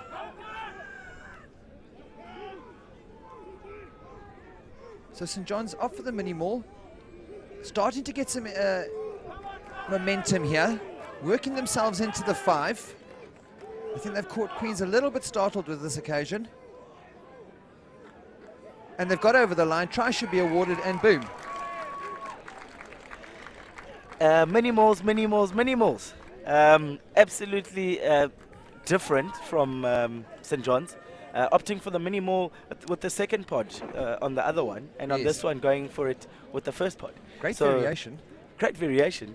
Attacking different points of the game. And it's worked. 2-score lead. Kick to come. Here we go. That's how it's done. Well, so St. John's showing a lot more in the way of initiative. Have given away less of the penalties. Have retained ball really well, but not been able to get momentum. So the Queen's defence has been pretty much balanced the whole time, but they keep giving away penalties on the ground, and then when they get the momentum and opportunity in the St. John's half, sometimes decision-making letting them down. So St. John's accumulating some nice scoreboard pressure here with the slope, with the wind at the back, and that's precisely where they need to be as we work ourselves towards the half. Yeah, absolutely. I spoke earlier saying that they absolutely have to make sure that they're getting onto the scoreboard now, because when the tide turns, Queens will come, you know, and you'd like to think that do they have enough? I think they're probably 1 or 2, probably another 5 or 7 points behind where they should be, but showing exceptional variation on attack there. Now runners off 9, runners off 10, mini mauls, everything. Sure. Festival Rugby. Festival Rugby, St. John's. A weird kick receiver game, Jimmy? It's just interesting. They've decided to use a lot of their bodies in the front of the field, inviting the kick over the top. And the longer balls become less competitive, more likely to receive. So it's a strategy that, you know, if you're deliberate by it, it works well. Comes Davis with the kick. It's nice. It's a lovely kick there. Yeah, St. John's standout players. Certainly Davis has been exceptional, obviously leading the pack as the general. He's done really well. He's had some nice moments with the ball in hand and off his boot. Joel also doing very well, St. John's. He's had some moments with the ball in hand, looked very dangerous, putting away 2v1 situations. All in all, I think St. John's probably a little bit better than Queens at this stage, but Queens, they're doing it of their own demise by with the penalties on the ground. So scrum off entering at the tail of the line out, opt to go to the back, unsuccessful skew kick. Let's come back to that restart, Luazi. So again, St. John's loading, they had 9 players stacked across the front of the 10-meter line. So they're really covering that space. So as a result, they get a deep receipt, and from there they get an easy kick and clearance. So they've put themselves up the field. That's a really good kick-receive strategy. It's worked for them here. It wasn't by mistake, that's for sure. No, absolutely not. I mean, it's an excellent one because you're inviting them to kick deep, and if you've got a right-footed like Davis to knock it down and end up on the opposition half, it's beautiful rugby there. Well done, good coaching. So Queen's really applying pressure on the scrum. Big defence there. Here comes the big boy in Parker. We haven't seen him once in the game. Queens will wonder why that is, that they haven't got one of their strongest runners in. The kick at 9, so Joni looks like he's off the field. No, he's not. He was involved at the breakdown. The kick is slightly too long, so will Zwane dot it? Nope. He doesn't want a controlled exit. He's going to do it with all his forwards ahead of him. Tushon here on the kick receipt, opting to have a go himself. And an advantage Cummings for Queens here. So there obviously were bodies ahead of the kicker, which was the challenge with Zwane's kick. Didn't make sense. He was in his end goal there. Could have reset play. Yep. So as we expected. So guys ahead of the kick chase there. Yeah, so guys ahead of the kick chase there. It would have been better to just dot the ball down with a nice restart in the 22. Yeah, and kick from 20 meters ahead. So straight away you've added 20 meters to your kick. Little brain fade there, unfortunately, from Zwane's cost his team a shot at goal. So Queen's opting to the first decision again of the decision-making trio. Which is absolutely what they should have done in the first place. Well, so. this is a goodie. Yeah, exceptional there.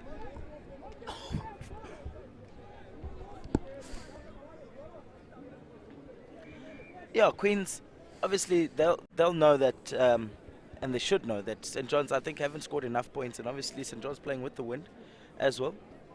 You'd like to think that they will know that they haven't scored enough. There's going to be an onslaught coming from Queens, obviously, in the second half. They would have hoped to put more points on the board, I'm sure. But Queens here to close the deficit down to 7. Let's see if they can do that.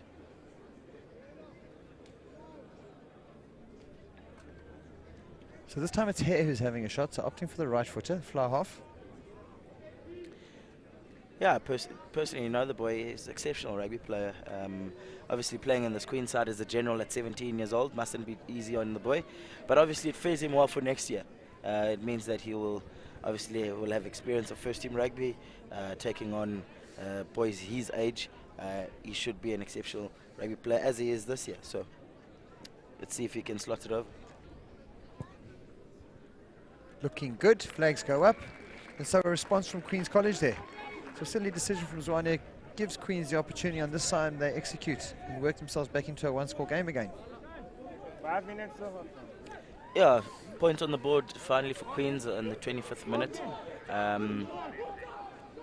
With Joel with the kickoff. Lovely hanging kick from Joel. And taken into touch by Queens. Yeah, but yeah, overzealous there from Juggler. Catching the ball, not realizing that the line is quite close. The thing to do there would have been to catch and give on the inside to obviously try and have a nice exit out. But yeah, St John's with possession of the ball in the opposition half again. So good receipt there from St John's. They were under pressure in there, but still managed to regather it. Number 6 acting as the scrum half, successful. Used a couple too many bodies on that maul, and it just puts pressure on his back line. He had to have a go against a fully loaded defence from Queens. And that's one of the challenges. Again, we have 2 versus 4. So Zwane, nowhere to run.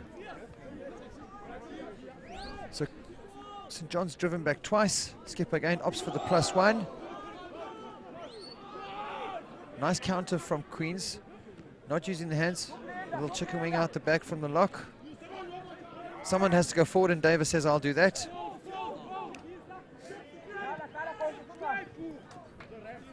So Joel's really presented quite well today in the number 12 jersey. Yeah, he really has. He's been one of the pick of the players, I believe, for St John's. Him and Davis have been exceptional throughout this game.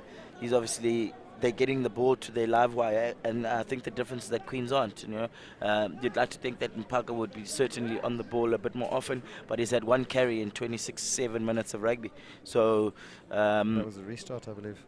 Yeah, so I mean, it's a bit unfortunate from their side, but obviously Joel relishing the opportunity with possession, and Davis doing the same. He's looked very good, eh? I've liked Davis. I just wish he had a bit more guys running onto him. There's a lot of playmaking going on from the forwards and not enough in the way of acceleration. So if St John's can become a little bit more aggressive, a little more direct, because they're getting returns for their efforts in the form of penalties, but it's through patience and phases. It's getting them the field position, but there is scope for improvement in terms of pace onto the ball. So the line-out's been very good. Opts for the breakout here. Comes the winger, Reese Watson, onto the ball. This is some of the best play from St John's so far. Again, opting to go to width. Got themselves one. He gets a 2-on-1 on the outside. Doesn't release. So St John's really patient and good holding onto the ball. Rucking's exceptional. Just keeps them pinned in the 22.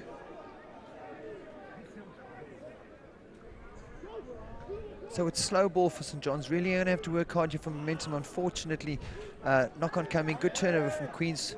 Comfortable in defence. Joni, the left footer, puts it in behind, and it's Zwane who's working back hard now. Lovely chase coming from Mpaka. The ball goes dead, and what a kick and turnover from Queens. Yeah, exceptional there from Joni. He's done Queens a justice there by kicking the ball. Obviously, the wind seemed to die down during that kick, which ultimately the ball bouncing into the opposition 22. Good defence there from Queens. They've been exceptional in defence. It's just the variation from St John's obviously proving too much with that many more for the score. But other than that, they've had them in terms of their runners, as you said earlier, the forwards lots of playmaking, not enough bodies going forward. So let's see with Queens here, another opportunity. Can they close the 7-point deficit closer? Well, this is the thing. Queens haven't really held the ball in accumulated phases. That's a lovely kick from Kanisa Joni. Ah, beautiful. In his 22, finds grass, and he's going. That's bouncing up the hill. So he had some welly on that ball. He's given it a good old tonk, and he's got himself his team field position now, as well as possession. So contesting the line out, and so this is it could be a pivotal moment in the half as we approach most likely the last play. If Queens can get themselves a gain line and a score, they've done well to bring themselves tie the gap before the half. But they've got to do it, Luazi. There's no point talking about it. Yeah, they have to. And let's see what they do here with this back attack. Comes the launch. Here presents. They find him, Parker, finally. So ball is out here. Comes Massetti. Well tackled.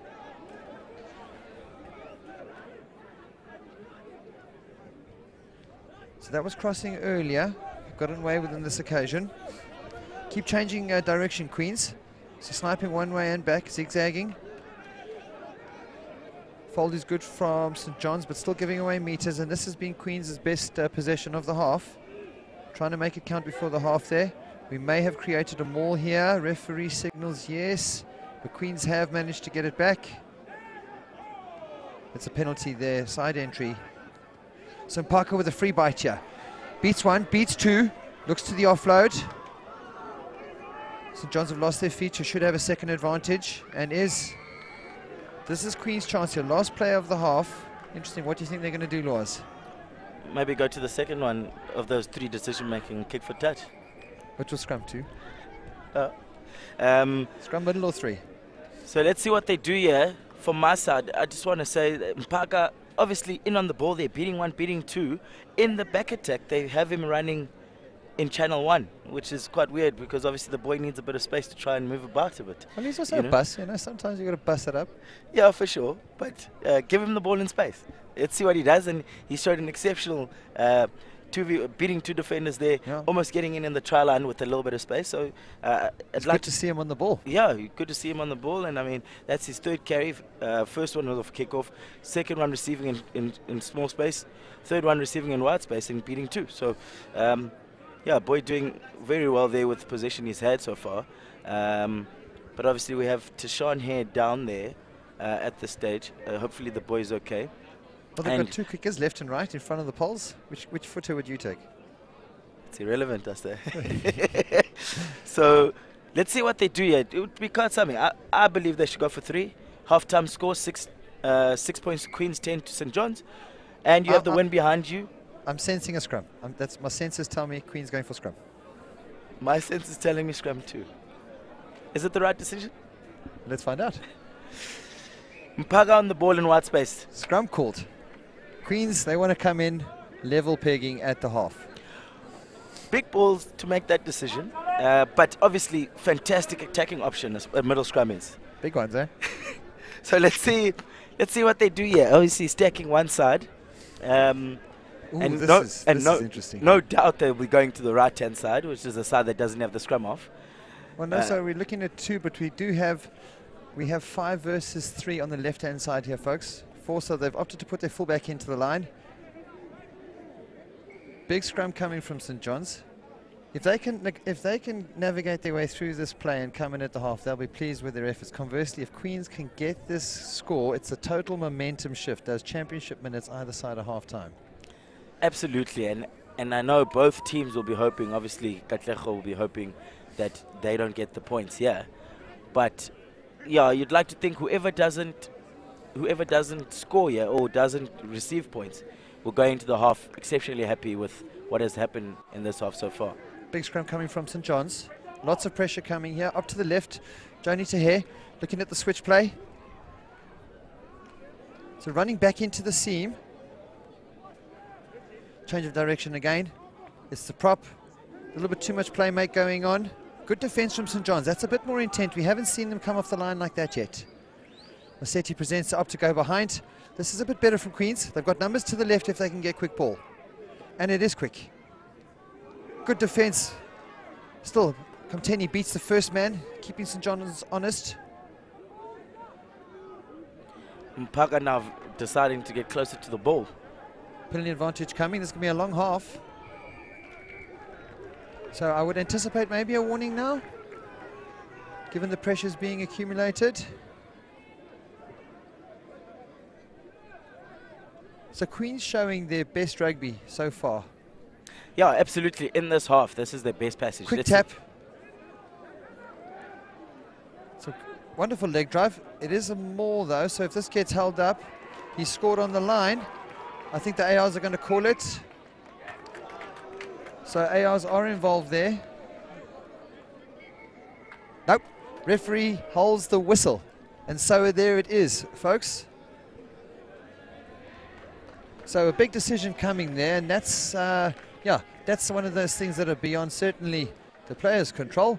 They've decided to wield the dice and come away unsuccessful. So the momentum now for Queens dissipated. That is a try, and they will be disappointed. And that's going to dent them. That's going to give them a definite sense of injustice, Lwazi. Yeah, that will certainly dent them. I think, obviously, their replay showing that the score was scored, but unfortunately, the ref finding himself on the wrong side of that. So, yeah, let's see.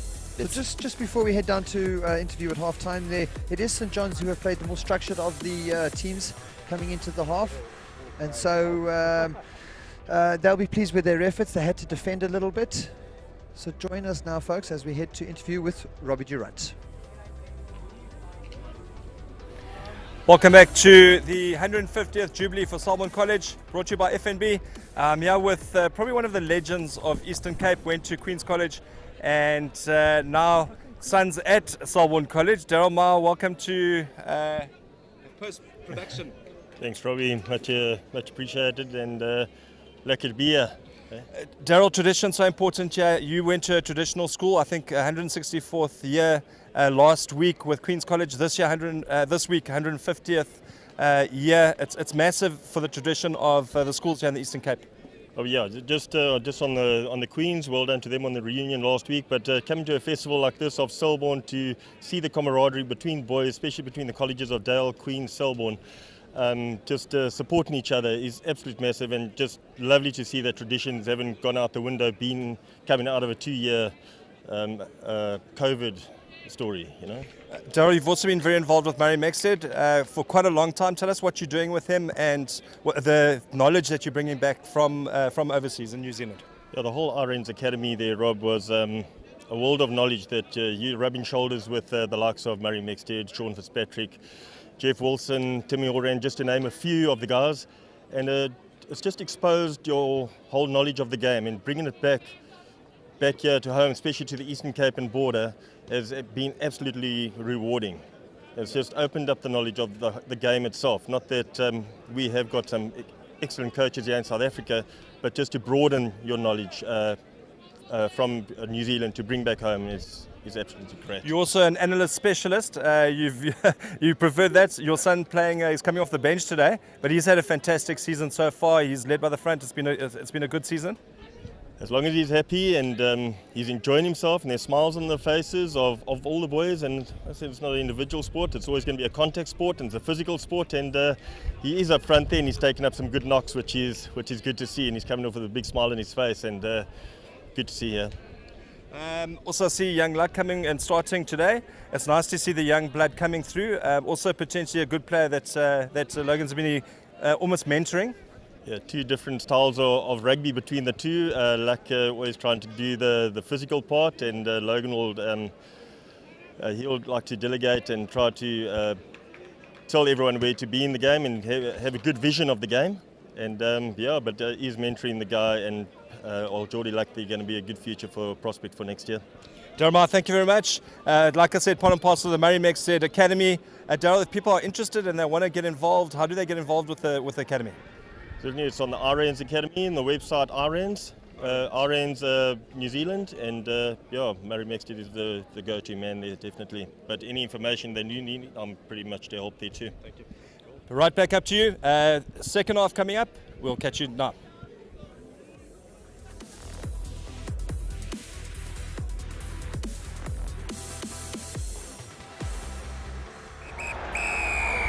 He may be there's a huge smile under that for Warren Gatland. This is very, very important and very significant. I'm not upset with anybody, I'm upset with myself. Because I maybe believed too much in you. And maybe you believed too much in me.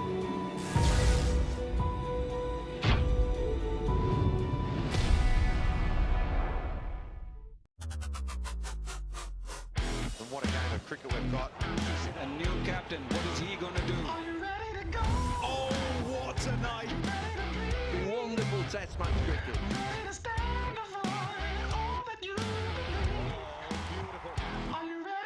The team here rise in applause. Gets the first test match. Perfect. Got the heart of a hero.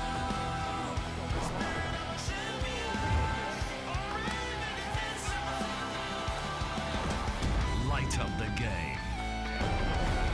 Light up your passion. The 2022 cricket season.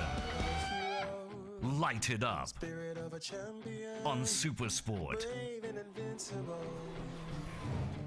on DSTV, live and on demand anywhere you like.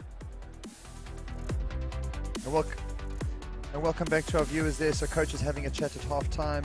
Lwazi, it was St John's with the first try of the half. Here it is, setting up the move, as it were. It becomes a little mini maul. And from there, they just started to get some momentum. And I don't think Queens were taking it seriously like they wanted to score from this try. But as the bodies increased in momentum for St John's, a little bit of assistance from the slope. And it was the one-pass play that got them over the line. Yeah, absolutely. So obviously St John's have had a lot of variation in how they play. Obviously many mauls, runners off 9, runners off 10, out the back door. You'd like to think that they, obviously, if they can get a little bit more aggressive in terms of the contact point, they could actually be doing really well. And Queens obviously matched their attacking efforts. And at this stage, if they had gone for all their 3-pointers, they probably would be ahead on the scoreboard. But conditions favouring them now, obviously going downhill, wind behind them. You'd like to think that they'll put the game away, but anything can happen in this beautiful game that we love. So maybe that sense of injustice before the half has actually buoyed the Queen's team here. They have the wind at the back. They've got a bit of a downhill slope, and it is easier to run down this hill. You get a little bit more of momentum, and if they get a score early in the half, they'll be straight back into it. They had their best passage of play there literally just before the half time. It was in and around 2 minutes. So just continuous pressure, and they found the big boy in Parker, and all of a sudden they look like a different team. And if they can cut out the silly penalties, they gave a lot of breakdown penalties away in the first half, which gave St John's that momentum. And credit to St John's, they just play a patient game, and they wait for that penalty. So it is here to start us off. Sticks it nice and high. Big pressure coming. There is a knock though, so St John's playing under advantage, knock on advantage. Be interesting to see how much St John's opt to kick. So they've gone for Davis here. They've got a bit of numbers wide, and Joel, loopy pass finds Zwane. Tom Shimatu, first time coming into the game. Good first arrival from Queens there. So Parker strong on the ball, but releases. That's a bit better from St John's. A bit more hard running from the bigger guys. First arriving player, referee says transition is good. So Queens on the counter here, can catch them in unbalanced state. They need to move the ball a little bit faster. So as a result, it is here. He's found a loopy one over the top to Massetti, the danger man. He's got some jet shoes. He's working hard on the outside, and it is Massetti. Comes that score, Lwazi, I said, would change the game. Could they get it early? Yeah, and absolutely brilliant there. They were hoping to move the ball a little bit earlier there, but the cutout pass, as it's called in recent years, from Tishan Hare to Massetti, putting on the jet shoes and going to score there was absolutely beautiful there. You said it earlier and you called it they'll be hurting, and obviously we see there with the replay. Pass out the back door, cutout pass to Massetti, backing himself, not needing the outside man, backing himself to beat both Joel and Katlejo to go around and ultimately scoring Queens. Beautiful. Back into the game. So that's a game changer really, isn't it? Yeah, you'd like to think that they'd be back for good now, and that they obviously have the conditions behind them, and obviously they've been the more physical team at this stage, and yeah, this is where they should be starting to score a lot of points. So kick to come from Buerta with the left foot, so this is his favoured side.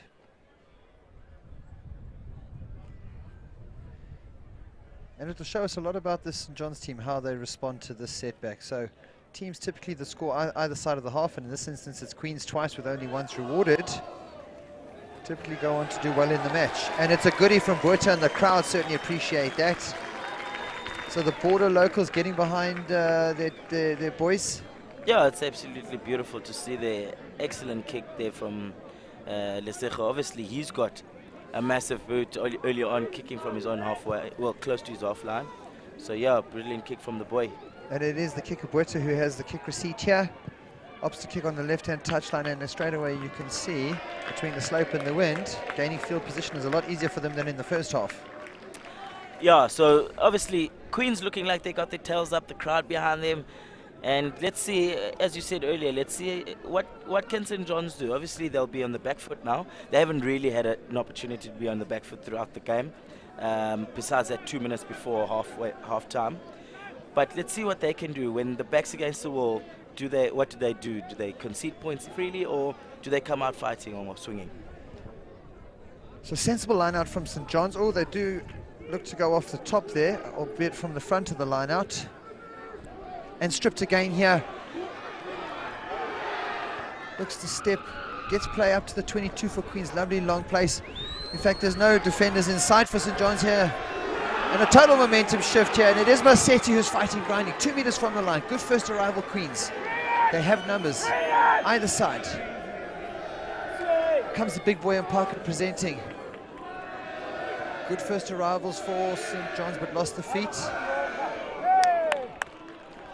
Complete momentum shift here. Queens obviously with their tails up, and they'll be looking to make sure that they try to get as many points on the board as possible during this period.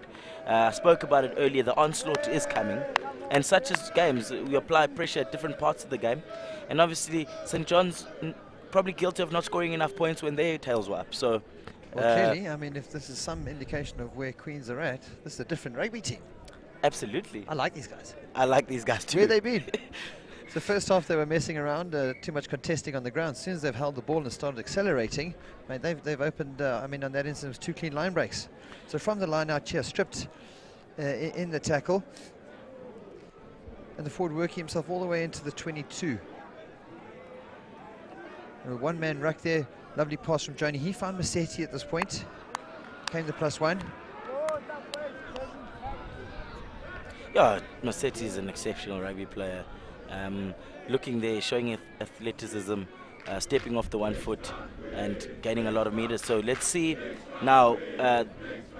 This for me is a better decision in that they've got their tails up.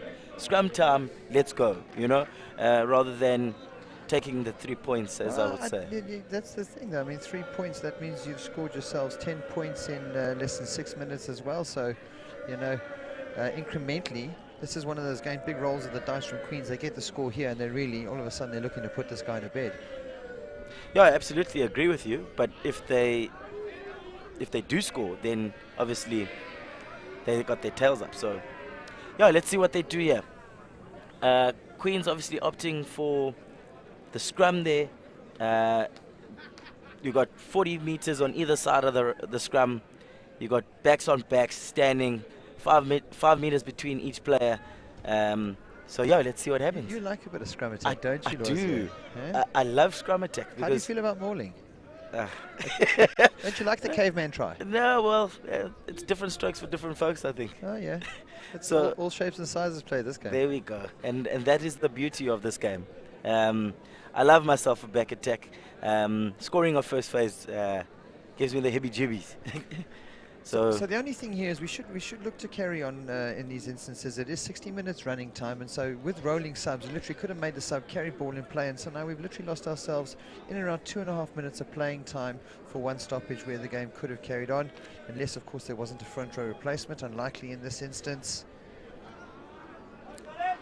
Yeah, let's see what they do here. Johnny to fit the ball at the base of the scrum. Queens have set up 3-3. Does Massetti pick? No. It's 3-on-2. Sticks on the ball. It's a show from Kava. Again, Queens opting for one-pass plays on a split midfield. They have a numerical advantage on one of those two sides, and so that looks fine. That looks okay. Yeah, first driving play. Ref says that's good. So skip in on the ball, rightly so. Turnover comes, and that roll of the dice, Loaz, all of a sudden 13-10 didn't seem so bad. Oh, I spoke too soon. Johnny on the quick tap. Mr. Bass doesn't like the quick tap. Queens now back on the ball. So Carl Alwyn sets the team up. A little bit lateral, but from Parker makes the pass, and it is Queens who do score. And so staying here and working with the quick tap. Maybe that's option number 4. We left that one out of the decision-making process there. Quick tap. That one's coming up with the most fruit. They scored just before the half on the quick tap and again now. Yeah, so you'd like to think that they'll stick to that one going forward and not the 3 or the corner or the scrum. I like that. I like that too. So Queens scoring the try there off the quick tap. Obviously getting a penalty from Mr. Ref where didn't think they would. And Mpaka, great decision making there. Obviously he'll feel like he was being starved of the ball. But yeah, getting the ball to where the space is, and ultimately we have there Luanele scoring on the corner. So, I mean, realistically, Joni is the boy. If you're going to go with the quick tap, that's the right guy to be making that decision. Yeah, he's been exceptional. I mean, probably one of the many pick of the players on the Queen's side. He had that beautiful kick earlier from his 22 to get the ball into opposition 22. That's right. So, so he's had a couple excellent moments. Obviously, quick taps being the most fruitful of those. But yeah, I'd like to see conversely, so also Michael Massetti as well. I mean, his accelerations of what's changed this game. And so again, the border schools all getting behind Queen's College. Yeah, exceptional kick there from Lesego again. He's obviously found the boot, and probably why they went for poles a little bit earlier from close to their own half. He's slotted 2 from the corner now. Michael Massetti being the difference here with the acceleration he's adding to the game. So it is Queens with 14 points in 9 minutes. So a real buzz and hype about him. So I think that missed score has probably done them more good than bad just before the half. They really are playing with a different intensity and energy. Bit of a fumble from here. Knocked backwards, says ref. Looks like they've regathered from an unlikely place, taken into touch. Yeah, that was certainly a bit different there. St. John's went to sleep there, so even though on the kick there was just no one repositioned and it was just the one chasing Queen who managed to regather the ball, I think they're a little bit shell-shocked, are St. John's. They've just conceded 2 scores in 10 minutes. They're going to need to find themselves here because this one could easily run away, Loazi, if they don't come back into the contest.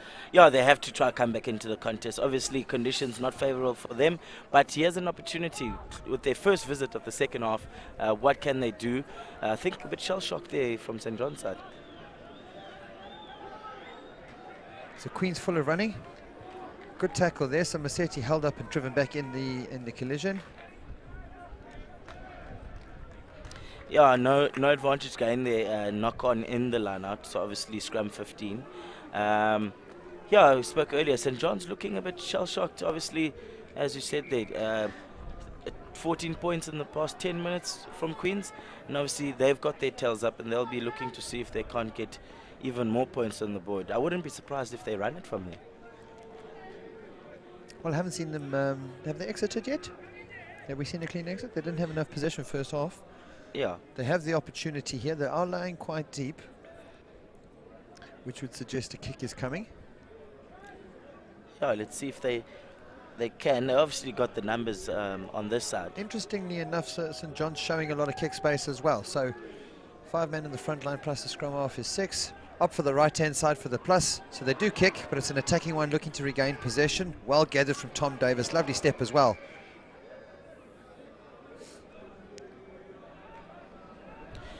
Yeah, Tom Davis has been exceptional. Choosing if and when he wants going line or not. He's had some nice touches off the boot and in hand. But obviously, Mr. Ref calling there that they're not binding at the scrum. Not binding at the scrum. And Queens with an opportunity to exit and obviously have their line out in the opposition half. unfortunately not getting into the half, but a good attacking point nonetheless. So that's one of those immaterial decisions, Lwazi, that sometimes can come back and bite you. Queens have got away to the right-hand side. They put an attacking kick. And so the person not binding actually had no bearing on the game. And now it just gives them a second opportunity to just continue this pressure. Yeah, as you said, probably no bearing in the game in itself. But yeah, Queens with an opportunity here. And all the momentum. So a collapsed maul. Have they regained possession? Yes, they have. So good decision making there from Queens. Better to pick and drive and keep the ball at the fringes and launch a backline against a full defensive line, and another penalty coming to Queens. And all of a sudden, they can't do anything wrong. Joni quick taps. As we said, looks at the cutout pass. Have numbers here. This is more like it from Queens College. Or not. Unfortunately, so the quick tap creating some excitement for the crowd, and a no-looker straight into touch and releases pressure there. Yeah, so Queens obviously looking the better of the two sides now, obviously applying a lot of pressure. The quick taps proving to be where they're getting the most inroads. Joni realizing that, and let's see what they can do here. St. John's with possession of the ball, probably territory not favorable, but attacking option nonetheless. So have gathered the ball, a little bit scrappy for St. John's. A couple of changes on the field as well. Jaden Piper, and number 18 coming on for St. John's. Yeah, so Queens in possession on the other side of the half. They haven't really had a back attack that has been proved fruitful, but obviously they do get over gain line, which is excellent. And yeah, with Maseti coming around the corner, I don't see how you don't get gain line there too. So let's see what they do here. Can they get that right, where they give their strike runners the ball and hopefully get massive inroads? I'd like to see the ball go to Mpaga in wide space with maybe 2v1 or just backs to beat. Believe he could do a lot of damage. So what's really interesting about the St. John's defence is there's really wide spacing between their backs. So they're using 4 guys to really populate and cover the field. That's Katleho Lynch's strategy. SA Schools coach, defensive coach, outstanding at it. And in this instance, that forces the kick. And St. John's finally getting some momentum and a decision go their way, because it's felt pretty much like nothing's gone right for them for the guts of 15 minutes. Yeah, I'm sure they'll feel the same. And obviously it shows in them one-off knocks, etc. But let's see what they can do now. Obviously they have not had possession of the ball yet in this half. An extended attack period haven't had in this half. And now an excellent kick there by Davies to put them in the opposition half. I believe, Jimmy, this is make or break for them. If they don't come away with points here, we can pretty much wrap it up. I would say so as well. So Queens had their purple patch, and purple it was with 14 points. Bang, bang, straight after the break. St. John's, this is their first real visit into the 22. And if they can come away with something here, all of a sudden we create ourselves a contest again. A little bit of belief, a little bit of doubt, because it's been all Queens in the second half. And it's all Queens as they win the line out. So good contest from Queens, getting up in the middle of the field, regaining the ball. Joni with the pass. Here with a big clearance, but he's not going to gain too much. So Wilson John's lost the line out. They're still here in the opposition third. Another attempt to try and get themselves back in. Another attempt here, obviously a little bit further, but it's still an attempt nonetheless. And if they can just make sure that they get the line out, get the ball out. Obviously they haven't been exceptional in the contact situation. Maybe try the mini maul again. There's the move. So they opt for the same line out and win it this time. Here's the +1. Go for the wraparound. A big sit down at the back of the line out. So defensive scrum half. Found himself on the deck. Up to go to some width here. Oh, Davis gives a nice show and go. It's Davis through the break. Into the 22. He's got support. Can they get there and keep the ball? This is much better from St. John's. Joel in possession. Looks at 2-on-1. Good defense from Queens. It is Shimoto on the outside who's held up. He's going to have to fight hard to regain possession here. Looks like it's going to become a contest. No, they have fought hard here to regather it. Again, the skipper. He just needs to run a little bit harder. Up to go out the back. That's nice from Davis. He finds a bit of kick space here. It's on Queens. Have they gathered? Yes, they have. Successful. Good dot down. Brings it to the 22. So much better there from St. John's. I think Josh there probably guilty of not running hard enough with the rugby ball, you know. But I think St. John's throughout this game haven't really shown a lot of physicality in and around the contact point. So, lovely quick tap from Queens there to regain possession on the 22, not opting for the long one. Joni this time, left footer. There's Davis stacked at the back, who's regathered well. He's got a body on the outside, but he's backing himself here. He's taking the bull by the horns. Decided to have a nibble.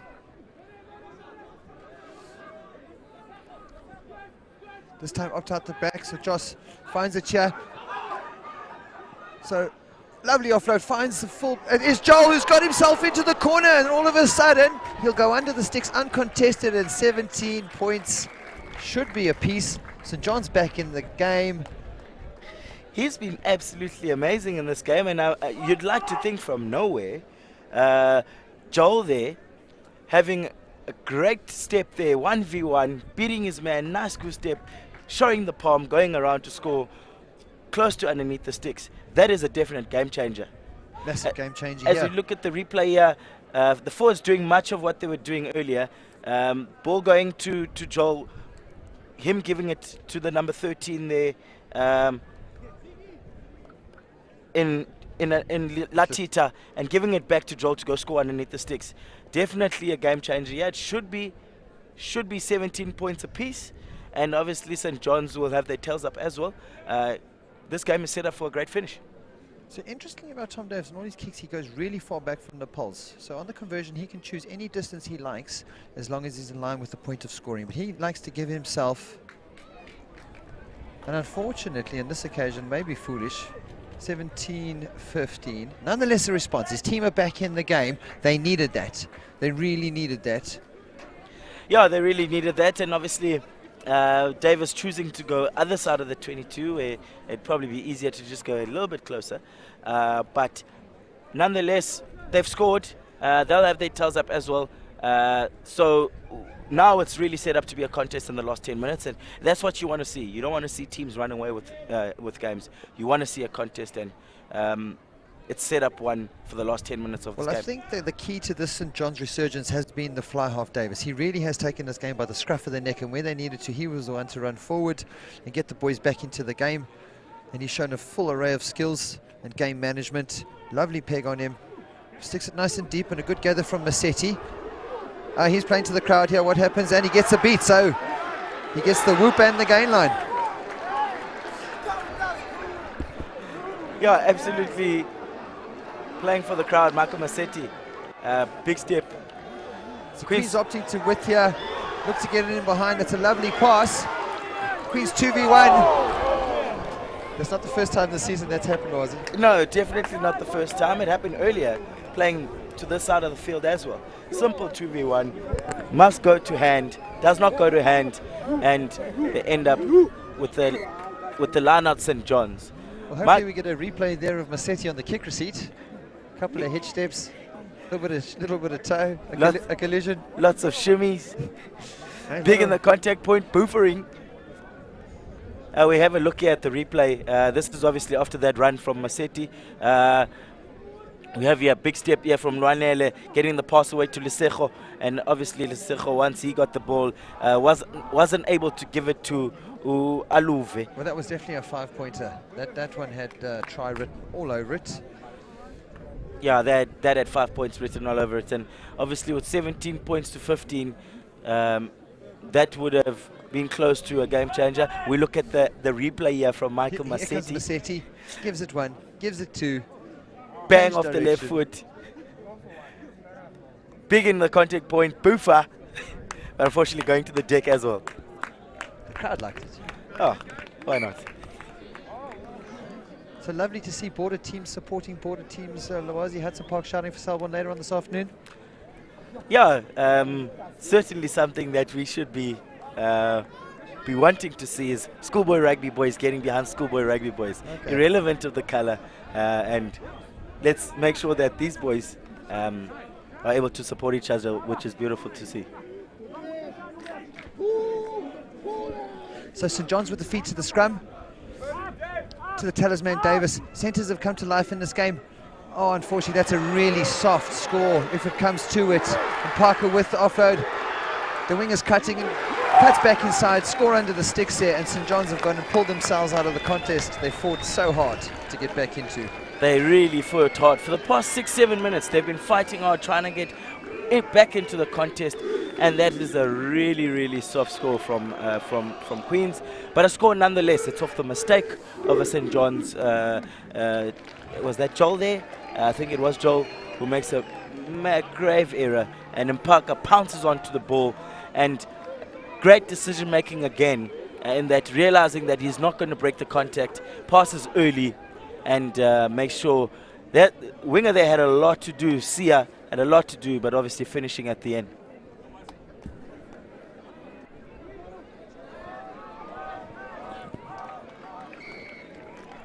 So successful conversion.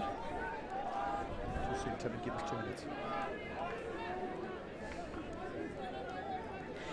Yeah, so I think St John's pretty much with 7 minutes to go. Can they do it? So it is not looking positive for them. So changing kicker here. Nice and deep, finds Lubis Miller at the back. Queen's full of running again. Some real accelerations coming out of the Massetti with the step. So finding a bit more width in the game are Queens. A lot of passing. Comes a line break here. Can they connect with him? Unfortunately, knocked the error. And it is St John's back in possession and a chance to get back into this game. Is Josh finding himself back in possession with the +1. Nice low body positions to regain the ball, although Queens do have hands on it. So they've had to fight hard to retain here. So Tom Davis left with little option but to put it on the toe, and unfortunately gives possession back. Yeah, getting the advantage there are Queens. They're still on the ball, and obviously width is where they've been getting most inroads. Can they get the ball there? So comes the launch here behind the decoy runners too here, and Parker has a nibble but gets driven back. So St John's finding a little bit more intent in their defence. Oh! The intercept would have put them straight back into the game. Referee says no. Yeah, if they had gotten the intercept there, it would have put them straight back into the game. Hopefully score underneath the sticks, and hopefully Tom Davis doesn't go too far back, get the 7. But as we look at the replay here, I read it like a book. Unfortunately unable to gather, but it was irrelevant because the ref was playing advantage on the far side of the field. So just some candidates for man of the match today, Loazi.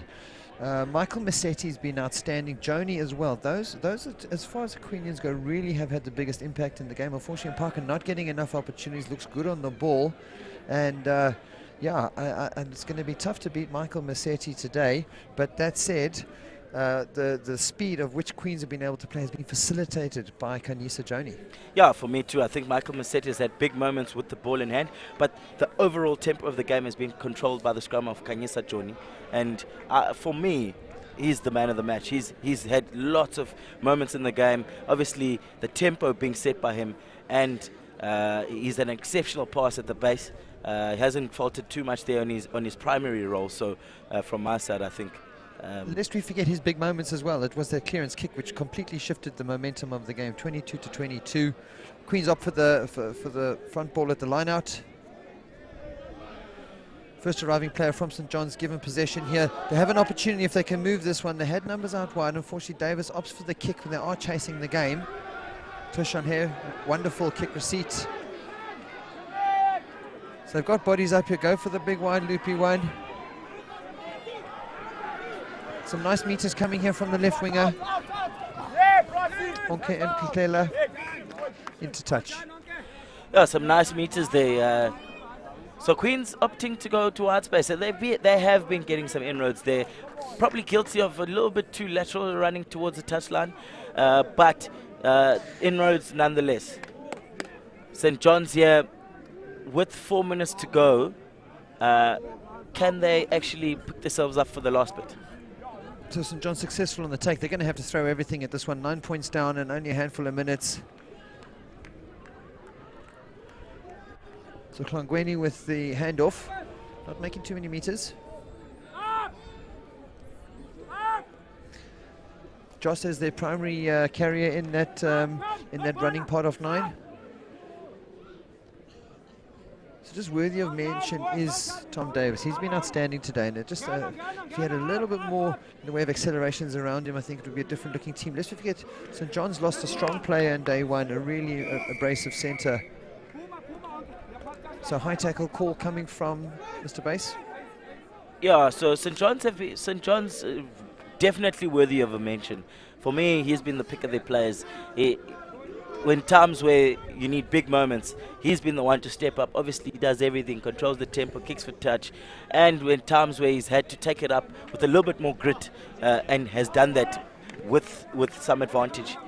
So, yeah, for me, the pick of the St John's players, definitely Davies.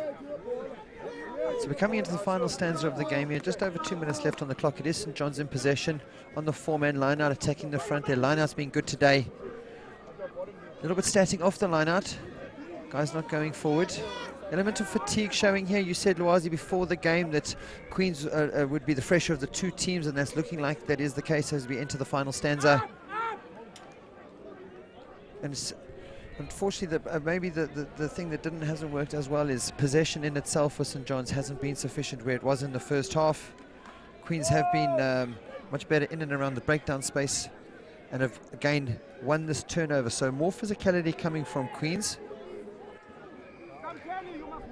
Yeah, a lot more physicality coming from Queens. I mean, you see there, probably the St John's demise has been that the big ball carriers are not going at it, you know, and with an opportunity to either carry or pass, they prefer the pass, and that's probably why they've lost the collision point so much. So, yeah, it's a bit unfortunate, but yeah, Queen's definitely the more physical of the two teams here, Jimmy. So also just the trend in terms of penalties, folks, is the team that was in possession got more penalties. So first half it was St John's getting all the penalties, particularly at the breakdown, holding ball, and that gave them the field position. Conversely, you know, Queens have been holding ball in second half and have been rewarded. So referee consistent to the attacking team in this contest. Yeah, certainly have. Queens getting the penalty and deciding to go for 3. Quick tap? We said the best option, and the one that's yielded most results is the quick tap. I think this is sensible, this one, just to close out the game. They've got it in the bag. There's nothing more to do here. Yeah, sensible nonetheless. And let's see if he's able to make sure that he gets the 3 points and St John's to lose by 12. And a good kick. So Queens have found their kicking boots in this game. So referee has called time. Obviously on his watch we have 10 seconds on our clock at home, folks, but a dominant second half display from Queen's College to be convincing winners in this game.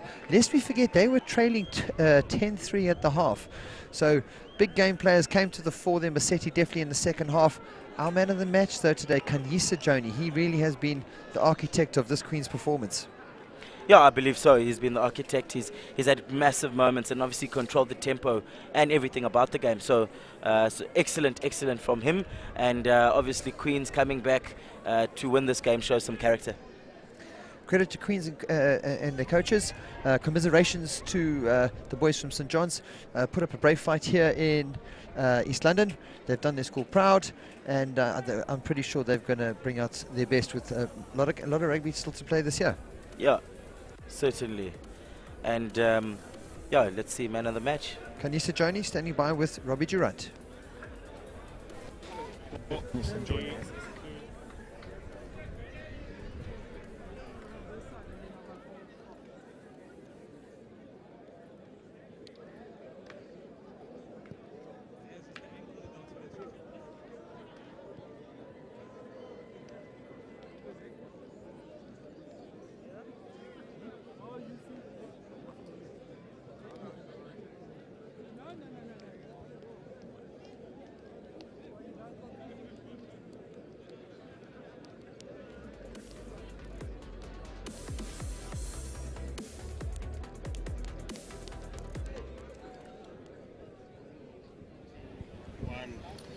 Here with our FNB man of the match, Kanyisa Joni.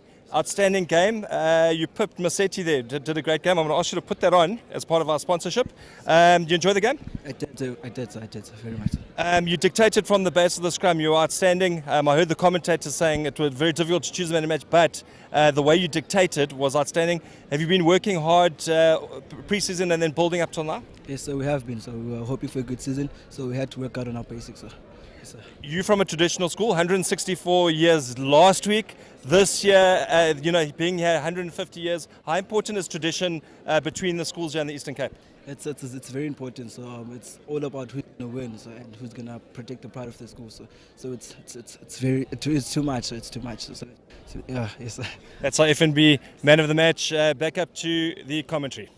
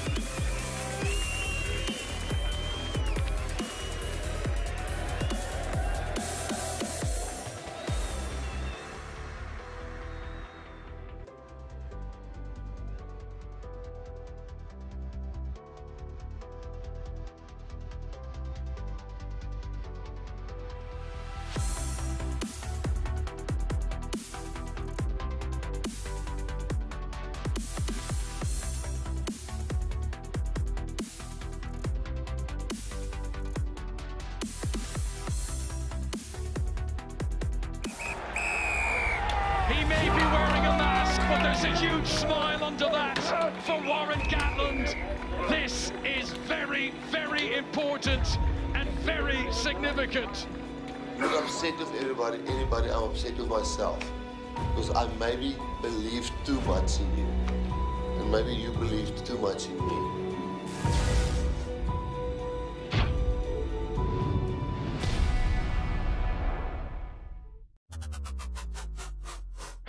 What a game of cricket we've got. A new captain, what is he going to do? Are you ready to go? Oh, what a night! Wonderful test match cricket.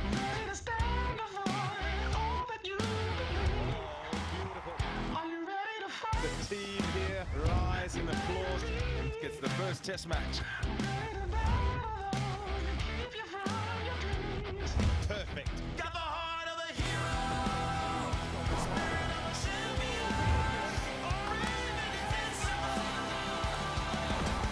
Light up the game. Light up your passion. The 2022 cricket season. Light it up on SuperSport. On DSTV, live and on demand anywhere you like.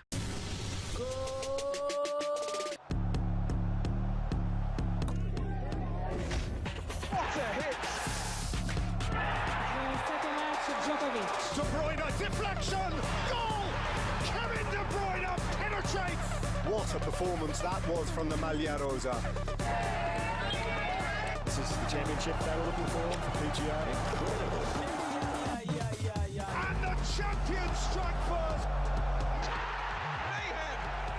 Softly for a tap-in birdie. Fantastic. Back in May, Ghana back on top. 2-2! Great floor at the start of the second half! What a finish! And it could be the winner!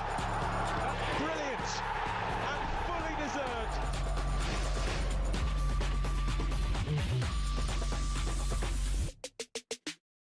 Uyabona manje, isikhathi samapopayi. Hey, siyaphela.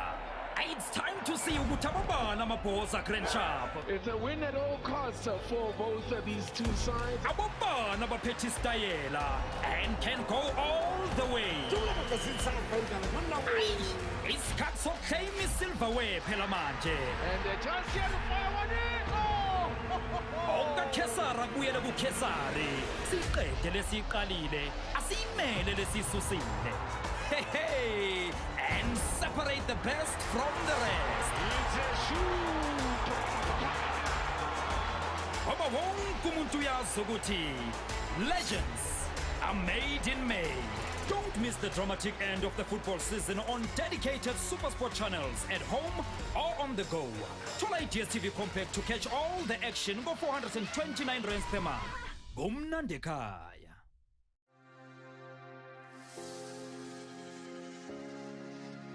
Chase Morrison. I'm the Selborne College first team rugby coach, and we are gathered here today simply to raise awareness around the initiative which we have brought into this year. Tries for Lives is a campaign that we have brought into year after year, and this year the initiative is we are wanting to raise 600,000 Rand for a young grade 8 Selbornian, Obuko. Obuko is quite a unique case in that he has 2 prosthetic legs. What we are wanting to do is we are wanting to raise 600,000 Rand so that he can get a prosthetic hand and so that life can be a lot easier for him. Yeah, so what we're trying to achieve this year is, I'm a big believer in charity starts at home, and I'm quite excited by the fact that we are not only helping someone in need, but we're helping a fellow Selbornian who is in need. And that for me is really special. It speaks to the ethos of the school and definitely the upholding of the traditions. If you are wanting to get involved and support this initiative, please go to the Sports for Lives website. On there you'll find a Tries for Lives, and under the Tries for Lives you'll find the Obuko initiative. Essentially what happens is you can commit X amount of money per try that the Selborne College first team scores this year, and all of those proceedings will go to Obuko and help him get that prosthetic hand.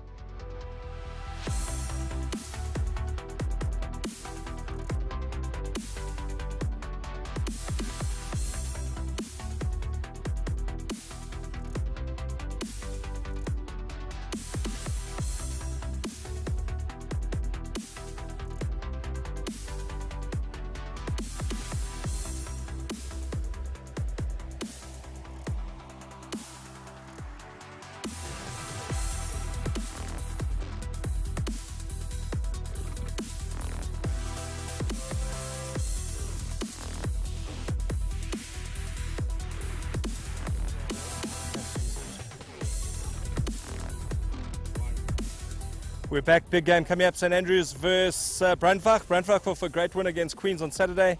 I'm here with Andy Royal, Director of Rugby of St Andrews. Andy, it's been a great tournament, great festival here at Selborne, putting on a great show. Yep, it's great to be here. It's a wonderful celebration for Selborne, and we're proud to be part of this. And we're happy to be here, part of it. It was a tough game for us on Saturday, but overall, after the last 2 years, we can't complain, and we're happy to be around. We know BRANDWAG's got a big pack of forwards. What is the strategy today? Don't let them near the ball. Yeah, clearly we have a small team this year, physically small, and we hope to move the ball around a bit. Okay, so we're going to see some good running rugby. Travel safely back to Grahamstown, and just last words of St Andrews guys watching. I know Russell Bennett is coming on next from the interview. He's an old St Andrews boy. Yeah, he's a proud upper boy from St Andrews. No, we got such a proud OA community, and the boys know that. And every time they put on the jersey, it's for them as well. That's Andy Royal. Back up to the commentary.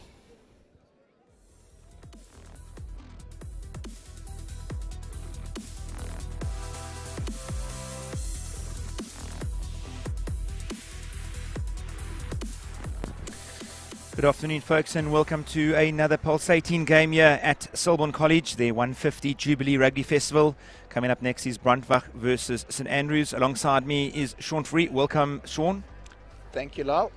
Looking forward to a great day's rugby here today. Yeah, we've had a great weather today. The weather's been superb. The breeze has just picked up slightly from our back. So from your screen, if you're looking at it now from our namesake side across the field to the great stand on the right-hand side, slight breeze blowing, but won't have much of effect of today's game. And Sean, today has been an absolutely fantastic days of rugby. We've had some great rugby so far. Yeah, I think we started off with a really a cracker this morning. Dale versus SACS, a nice physical game of rugby. I think that wind, as much as it caused havoc for us on Saturday, I think it definitely helped us at 76 kilometers an hour. The field has held up really well, and yeah, but the Queens game, the previous game, Queens came back from 10-0 down to win a hard-fought game there. So yeah, I think BRANDWAG going to be a very physical side. Yeah, just looking at BRANDWAG's team list up there, we've got their two locks there that have been outstanding. Actually, Rasmus has been superb, and Brugnout has been another one. I see they've moved the Rasmus to the flank. Ones to watch out in the back line is the two centres, Maya and Mtoyi, and obviously their fullback Dumpies, who's a elusive runner out wide. So today's field will definitely help him. So BRANDWAG play a lovely brand of running rugby. They're quite big and physical. And we'll bring up the St Andrews side now. Sean, I know you know some of these guys from St Andrews. I know you coached them when they were youngsters. Anybody that stands out for you? Yeah, Conroy, really nice player. Jarvis at number 8. Matt Beamish, very quick at the breakdown. I see Joe Benny not playing here today. Not sure if he's on the bench. And Hickey at 12, nice strong runner. You know, one thing we do know about St Andrews is they'll play a nice expensive game of rugby, so it's going to be an interesting battle to see physical against expensive. Yeah, we know St Andrews have never been a big side, but yet they are quite physical, should say fit and fast. They play a lovely brand of rugby too. So I think we've got our wits cut out. You can see we're going to have a brawn versus some speed on the outside. But Sean, from your side, being part of the foundation, this has been a superb event that you guys have put on, and obviously nothing just happens. It's a lot of work that goes into it. Is that correct? Yeah, it's been months and months of planning. You know, the committee have had to work really, really hard to pull this off. You know, when we first saw some of the water that was potentially predicted, there was a lot of panic in the ranks. But yeah, very proud of what product's been put out here. Feedback's been really, really fantastic. And I think, you know, two fantastic games of rugby to come. So really looking forward to watching this one. Yeah, we've got Selborne taking on KINGSWOOD, sort of like a local derby. Obviously, KINGSWOOD from Grahamstown, just up the road. And Selborne, obviously, the host for the festival. And both sides had good wins on Saturday. And obviously, BRANDWAG having a win against Queens on Saturday, with St Andrews taking a loss to RONDEBOSCH from Cape Town. So both sides will be looking to try and end off the festival on a good foot, and the weather has sort of played its part today, and we had a lot of rain in the first few weeks coming up, leading up to this event, but definitely now we are ready to go, just waiting for the sides and the ref to get onto the pitch. But definitely we have been blessed with some great running rugby here. The game before that between Queens and St John's was an absolute tight affair, as we have the captain from St Andrews running on the field.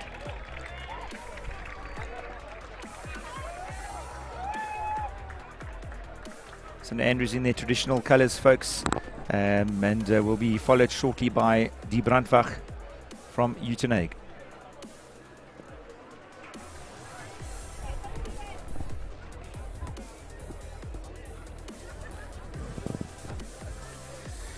I'd like to thank our sponsors, FNB, for giving us this opportunity to screen these games live to you wherever you are. We know that there's a huge following across the globe.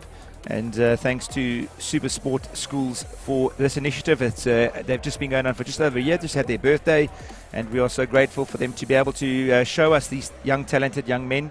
It's great exposure for them, Sean. I mean, we never had the opportunity when we were playing in our day, but at least now our kids and that can have an opportunity to be seen and maybe get a career out of it.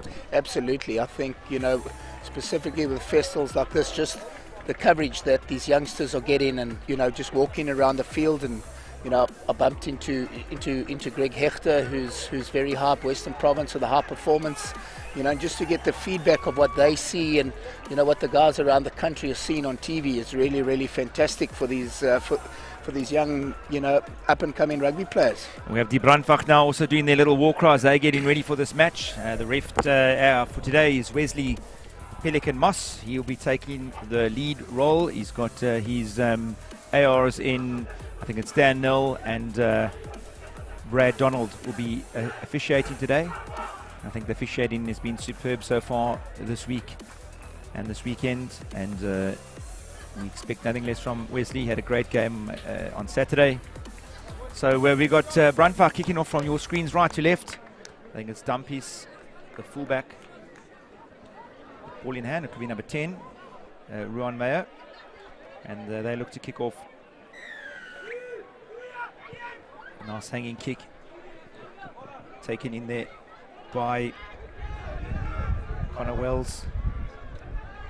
Beamish looking to release some pressure. Little box kick charged down by Brandwag. Knocked on and played on here by Brandwag as they now look to set up a ruck. George looking for it. Sends it out to a carrier. George looking for the ball again to one of his big ball carriers. Knocked on. No advantage given by the ref and scrum down.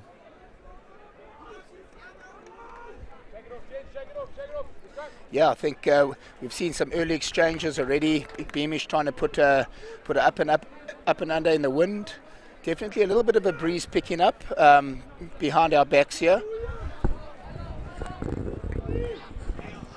Yeah, the breeze definitely picking up from where it was this morning, where it was great conditions here to play rugby in. So we have Brandwag putting in just on the 10 metre of St Andrews' half.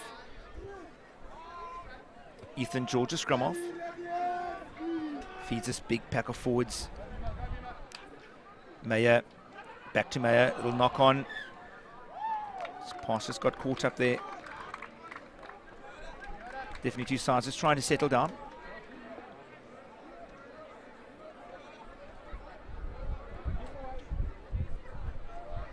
I think what's critical here, just having a look at that knock on.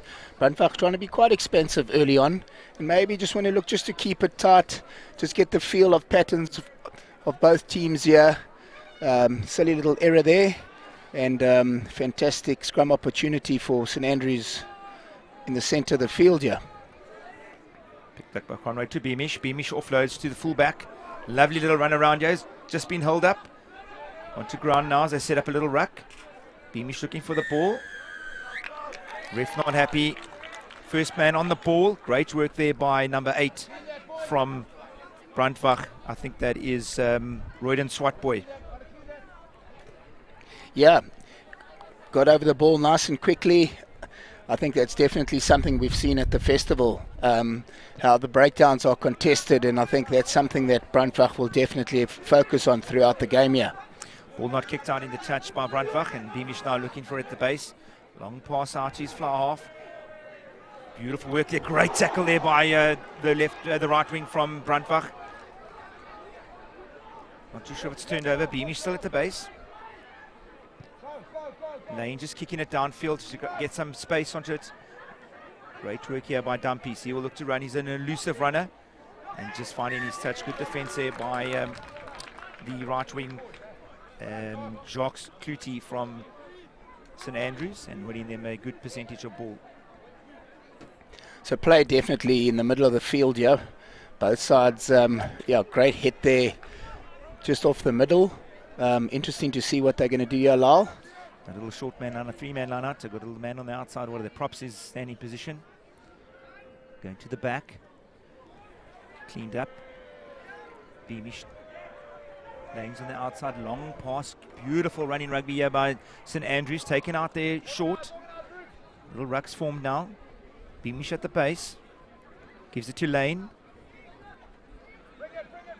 Lane to Jarvis. Beamish now changing positions yet again, little grabber kick. Oh, just miskicked that. Unfortunately not getting too much advantage to the ref, and penalty to Brandwag. I think St Andrews making the intentions very clear here, Lyle. Big wide balls outside. Obviously got some pace out wide and definitely going to look to stretch this BRANDWAG team across the park here today. Field will be a little bit heavy. Some big forwards here in the BRANDWAG side. I think it's going to be a very interesting game here. And we've got a penalty shot at goals here by the number 10 of Nicholas Lane from St Andrews. Yes, Sean, we know how St Andrews play. They're going to move it around and they're going to try and make too much contact, keep the ball away from this big pack of forwards of BRANDWAG. And did that well. Unfortunately, Lane, just as he went on to kick it, there was just a bit of a rash defence from the BRANDWAG, and penalty conceded now. And he has a shot at goals on just about 30-35 metres. Interesting. Just chatting to one of the coaches earlier on, he was just saying how difficult it is to kick at this field. It almost seems to swirl, specifically in that top left-hand corner towards the tuck shop there. We've seen a few penalties being missed today, so it will be quite interesting to see. Wind definitely pushing across the field here. It should be a great kick.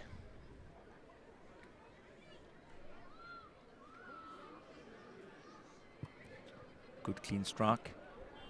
Just pushing it again, like we said, pushing it to the left. And we said the wind is blowing from, we should say, from sort of from his right to his left there, kicking. So he should be aiming at least to the inside of the right-hand upright. And Lane now missing that opportunity to just put 3 points on the board and putting some more scoreboard pressure on BRANDWAG. BRANDWAG now looking to restart.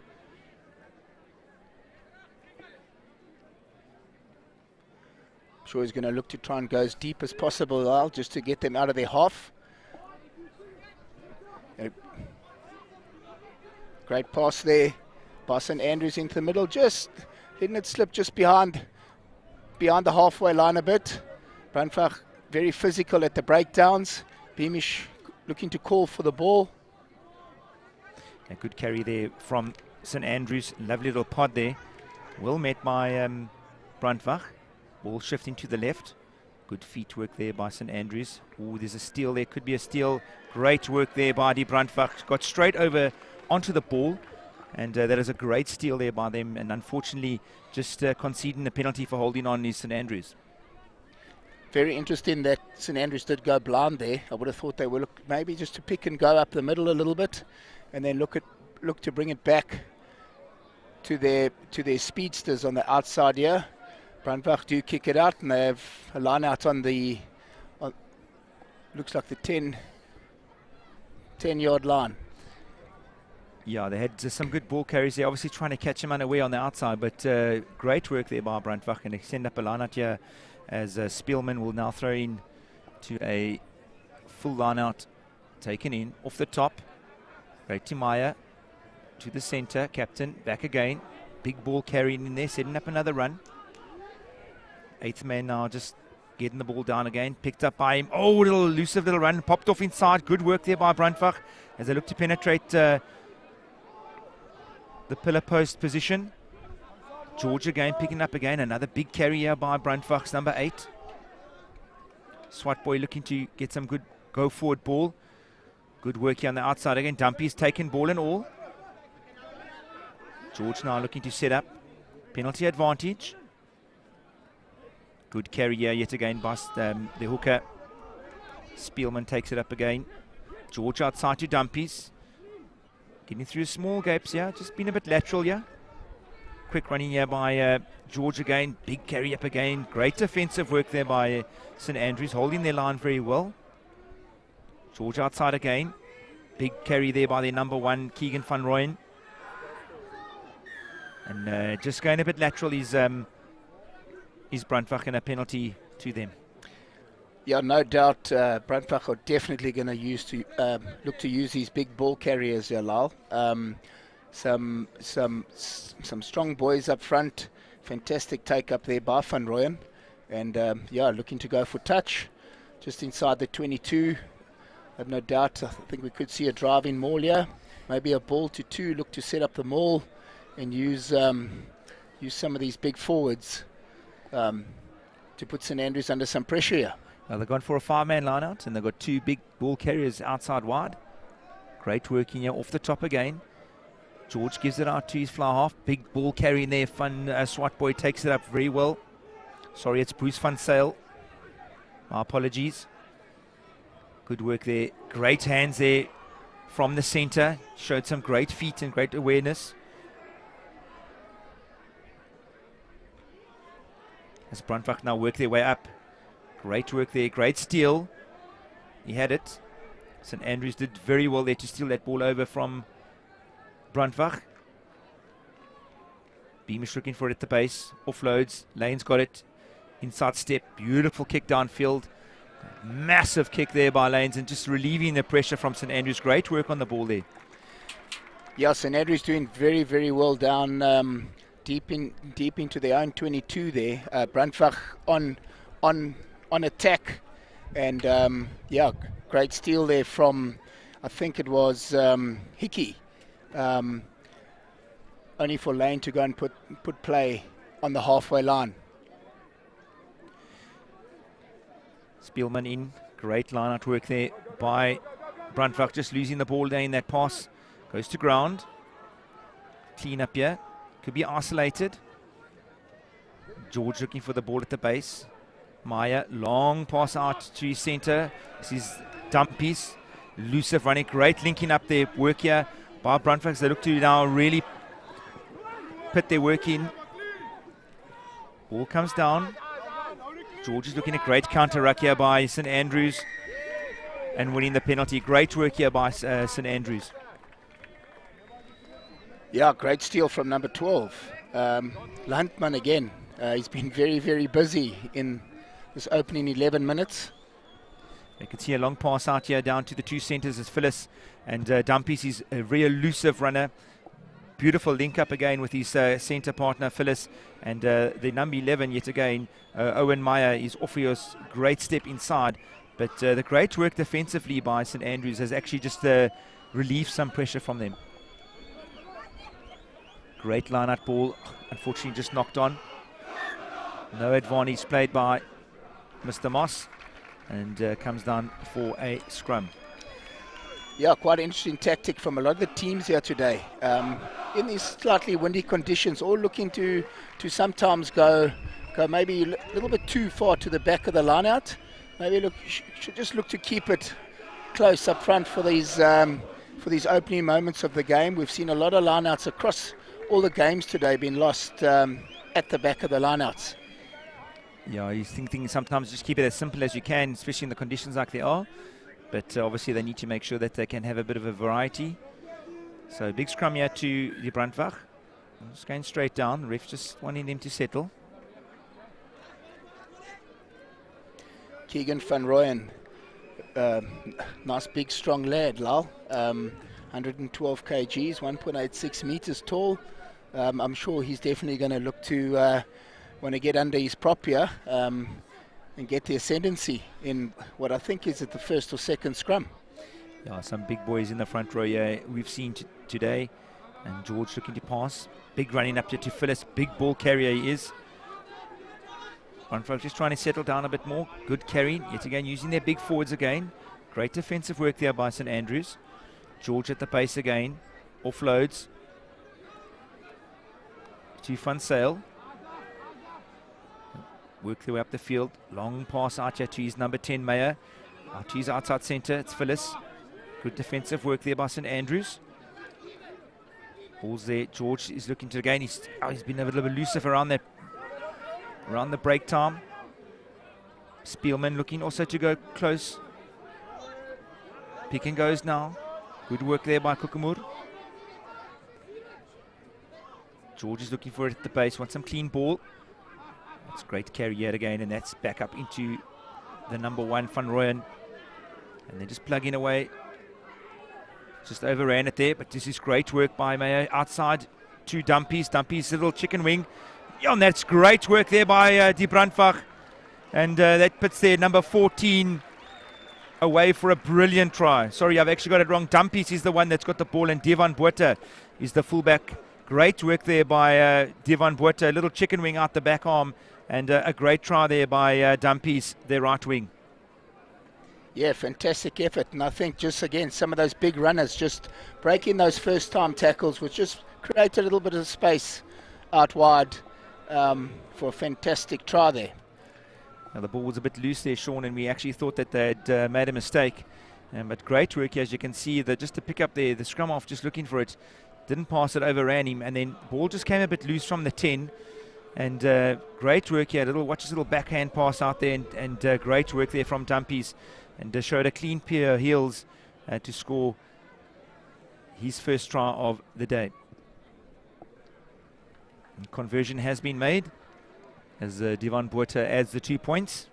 And Brantford take a lead of 7-0 in the first half. We've played about 14 minutes. I'm sure St Andrews are going to want to maybe just try and be a little bit more physical at at the breakdown, Lyle. When you've got these big runners running at you, I think they're definitely going to have to look to try and slow the ball down, just to sap some of the energy out of this big Brandwag pack here. No, I actually thought they'd done quite a good job up until that point, and unfortunately when that ball becomes loose, it becomes a bit scrappy and just open up a space. There's a long kick from Lane, finds his little wing. Good work here by Brandwag as they look to clean out. Ref asking him to leave the ball now. George back. Big kick downfield by one of the centres. It looks like he's overcooked it. No, he hasn't. Great kick. Ball still alive. It's in the 22. St Andrews now looking to find its feet all the way back. Long kick. Need those forwards to move. As Devon Botha, elusive as he is, looking for a little space. Finds himself just outside his own half. Great work there by George. He's been looking to go short all day. Little pick and go here looking by Kukumur. Van Rooyen out the base. Sorry, that's Van Zyl picking it up. George now looking to pass to his backline. Got another runner outside wide. Long ball out. Two centres. Watch these two guys. There's Phyllis now got the ball. Long pass out again to their wings. Really been expansive now. He's Brandwag. Oh, and George just unfortunately passing it to nobody. And I thought he got a bit lucky there, Sean. Yeah, I think, if we go back and look through those phases, could maybe just have looked to bring it inside a little bit there, rather than passing it out to nobody. Definitely had the ascendancy. It built up basically right from inside their own half, with St Andrews not kicking the ball out there. But anyhow, St Andrews line out in their 22. Well contended there by Brandwag. And we've got Beamish at the base looking for Lane. Might be the exit. Lane with the left foot kicks it downfield into the bit of space, and it's a great clearance kick from Lane, finding at least 20-30 meters upfield and just relieving themselves of some pressure, Sean.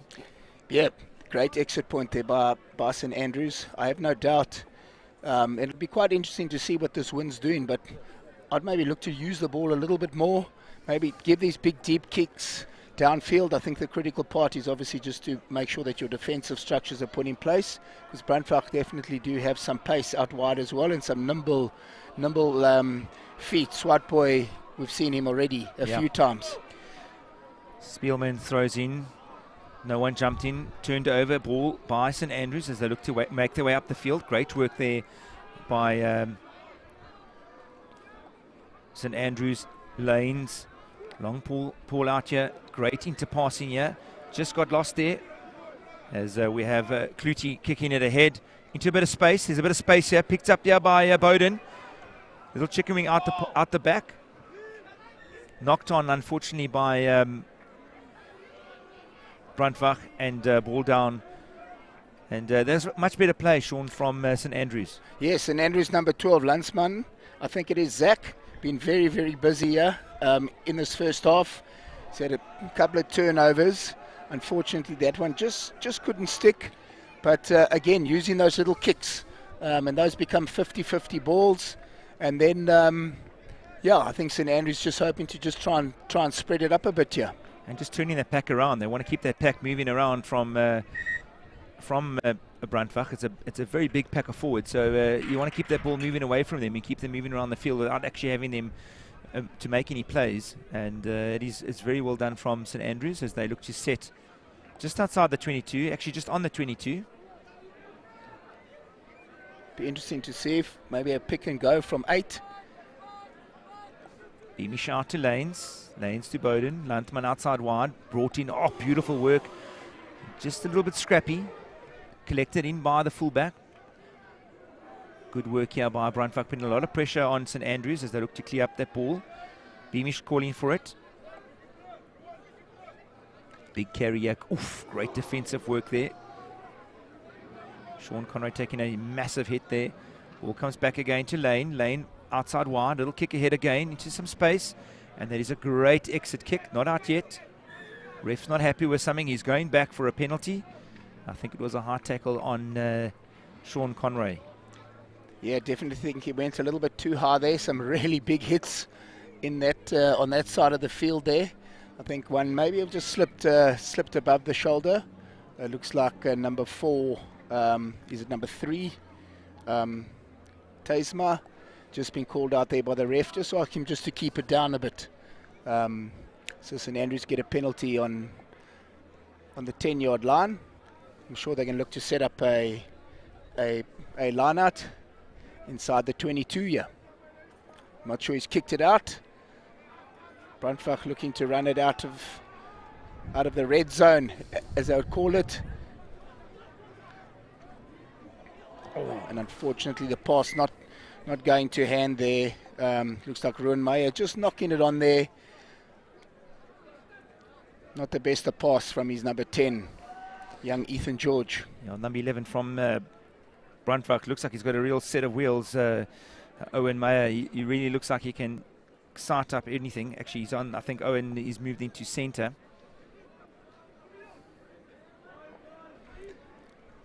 Sure, Brandwag going to look to put a big scrum in here.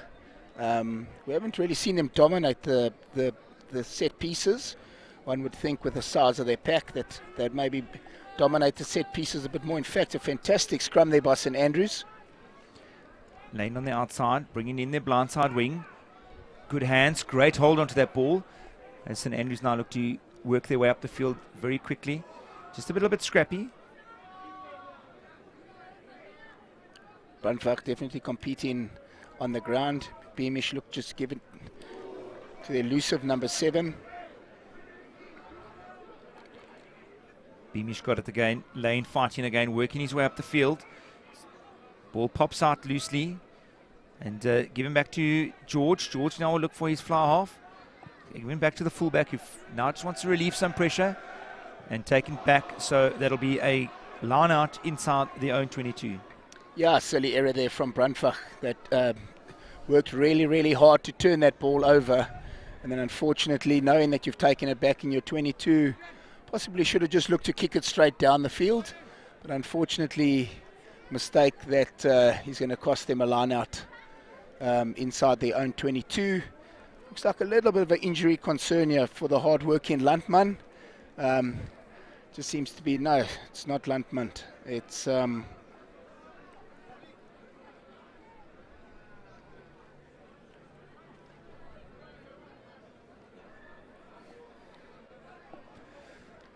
We've just having a chat to both lineouts, so just making sure that they open and leave that gap open. We have a ball coming in here from Kretsma. Good jump in there, lost at the lineout, kick downfield by George now. Lovely hanging kick into the wind, well taken by St Andrews. Knocked on, picked up, and this could be away. Great work here by Phyllis. Long pass out there to George. George to the quicker man. Meyer out to number 11. Great work here by Brandwag as they pounced on that ball. Great work there. Brad Donald just giving an idea. I think you'll go back and have a look. He was the first man on the ball, picked it up and worked his way over the try line for a well-worked try. Yeah, it'll be interesting. The refs obviously having a chat there. Fantastic hit. I think it was from Nicholas Lane in the corner there. Yeah, the refs awarded the try. Unfortunately, silly error in the middle of the park by St Andrews there. Just costing them a turnover. We see kick and chase. And this pass maybe just going, unfortunately, not into the breadbasket, so they'd say. And yeah, Brandwag with the numbers out wide.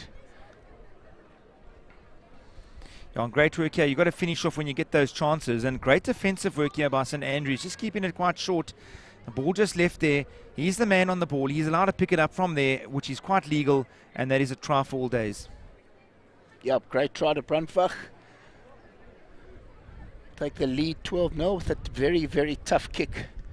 From right in the corner here. With this wind, I'm sure he'll favour the left upright, and unfortunately not. BRANDWAG taking the lead 12-0, 5 minutes to go.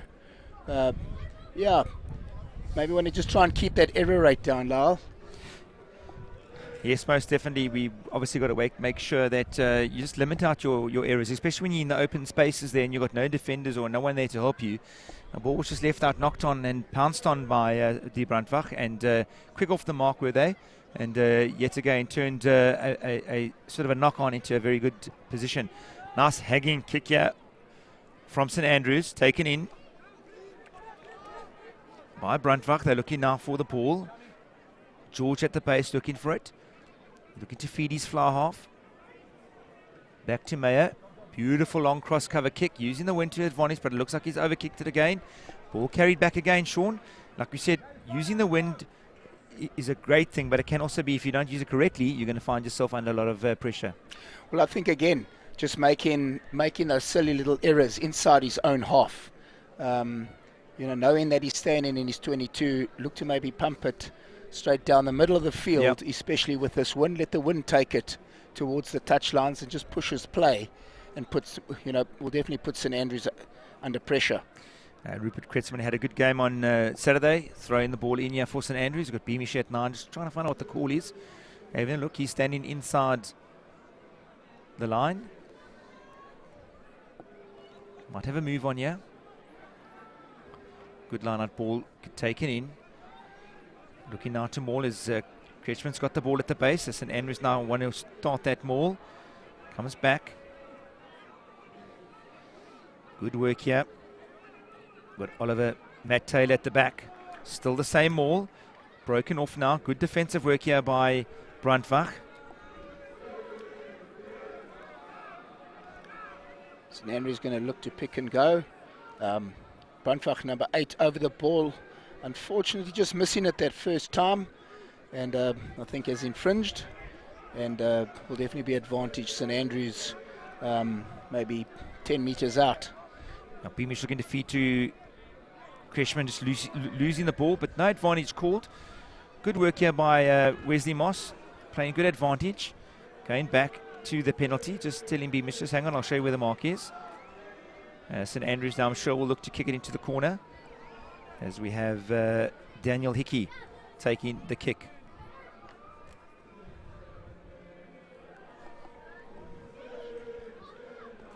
So good opportunity. Sorry folks, we might have got some of the names wrong. We do apologize. Some of the guys' names from the team sheets that we had, they've changed their numbers, so we will get it right for you as we go. So we apologize to the folks that are watching. If we have incorrectly called your son somebody else, we do apologize, and hopefully we'll get them sorted out ASAP.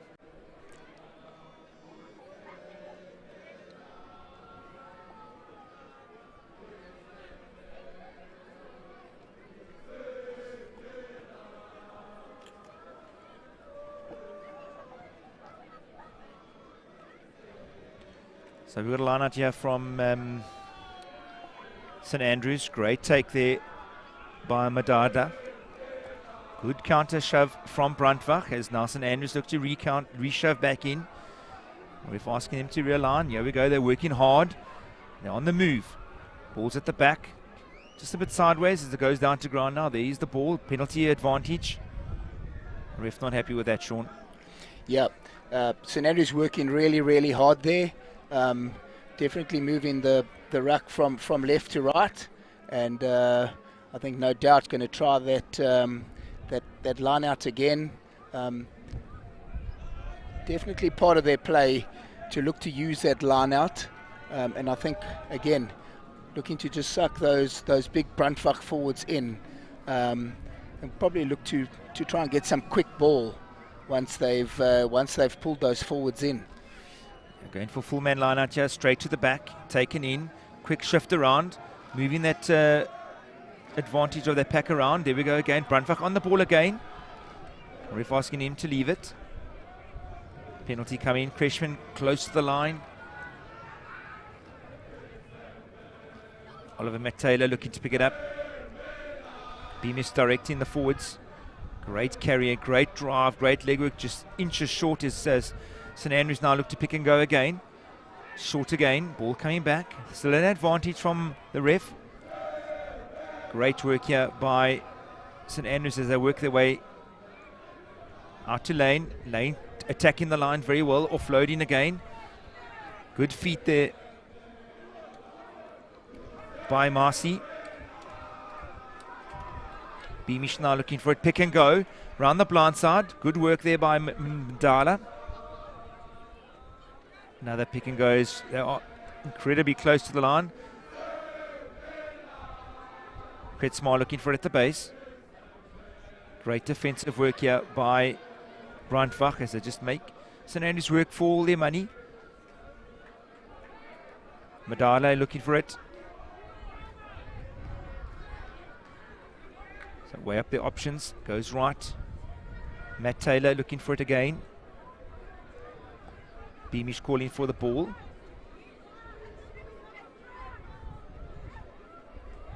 Good work here by Brandwag. So just hold on to some great defensive work here. St Andrews now looking to work their way quickly over the line. Just short. Ball stolen.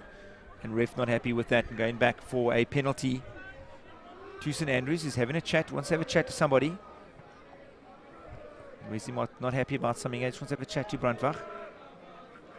I think St Andrews showing great patience there. Not scared to keep picking and going and take on those big forwards. Showing a lot of patience. Yellow card. Unfortunately to Brandwag number 7, I think it is. Number 8. Their big enforcer. Unfortunately, he's got to go and spend some time on the side. And looks like St Andrews looking to go straight back to that line out and possibly look to just show that patience game again. Time up on the clock as far as the first half's concerned, so I'm sure they'll want to go into the hut with at least a try to their names here, Lyle. Yeah, we've got, they've worked well now with the man short in the line-out. They've gone back to the full man line-out. As Kretsmar feeds it in. Great take there by St Andrews. Great defensive work here by Brandwag, just holding their patience. Stolen out the ball. Ball taken back now, recovered from Brandwag. And nothing wrong with that. The ball was in the air, legally taken, and that is half-time, Sean. Really a hard-fought contest game here between the two. And Brandwag taking the lead 12-0.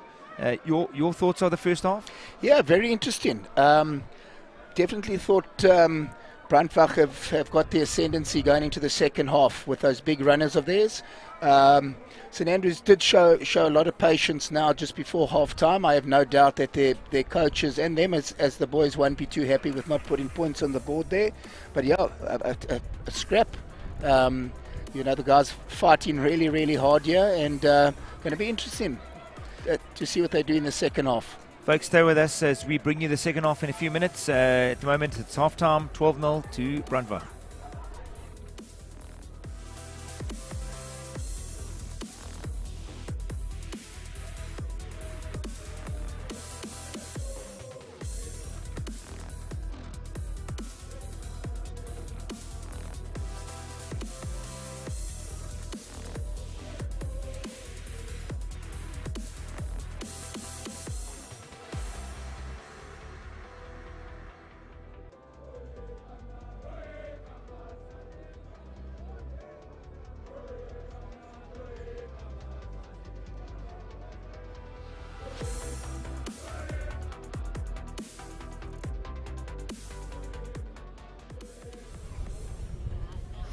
We're back at the Selborne 150th Jubilee Rugby Festival in East London, and it's been absolutely electric. I've gone all the way from St Andrews and also played many games for Border, went on to the Sharks as well as for the Springboks. Russell Bennett, good to be back and just watching this type of rugby again post-COVID.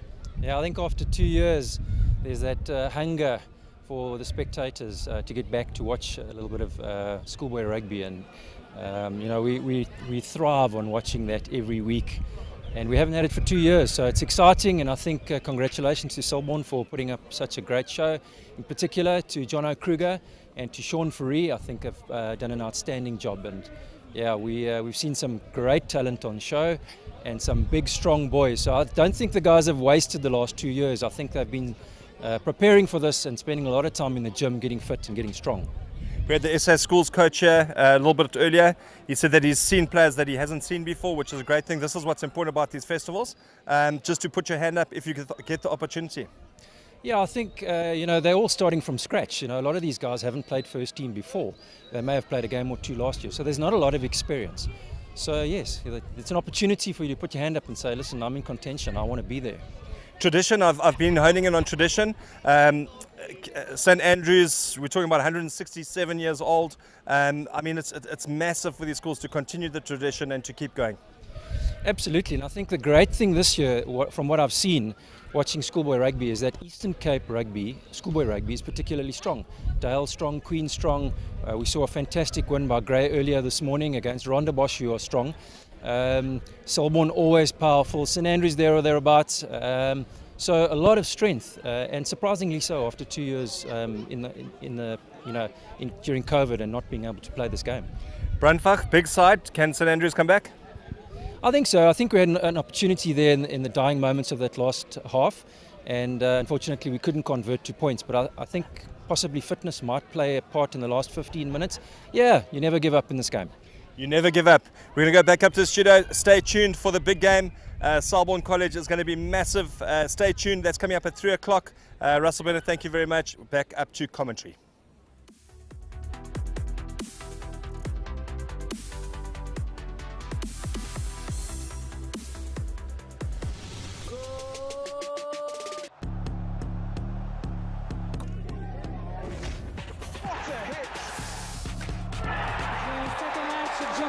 De Bruyne, deflection, goal!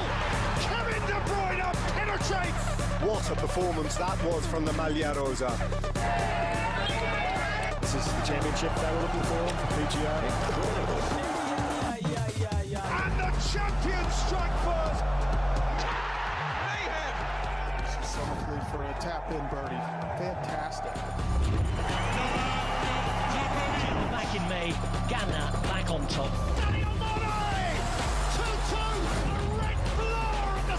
Second half. What a finish! And it could be the winner. Brilliant and fully deserved.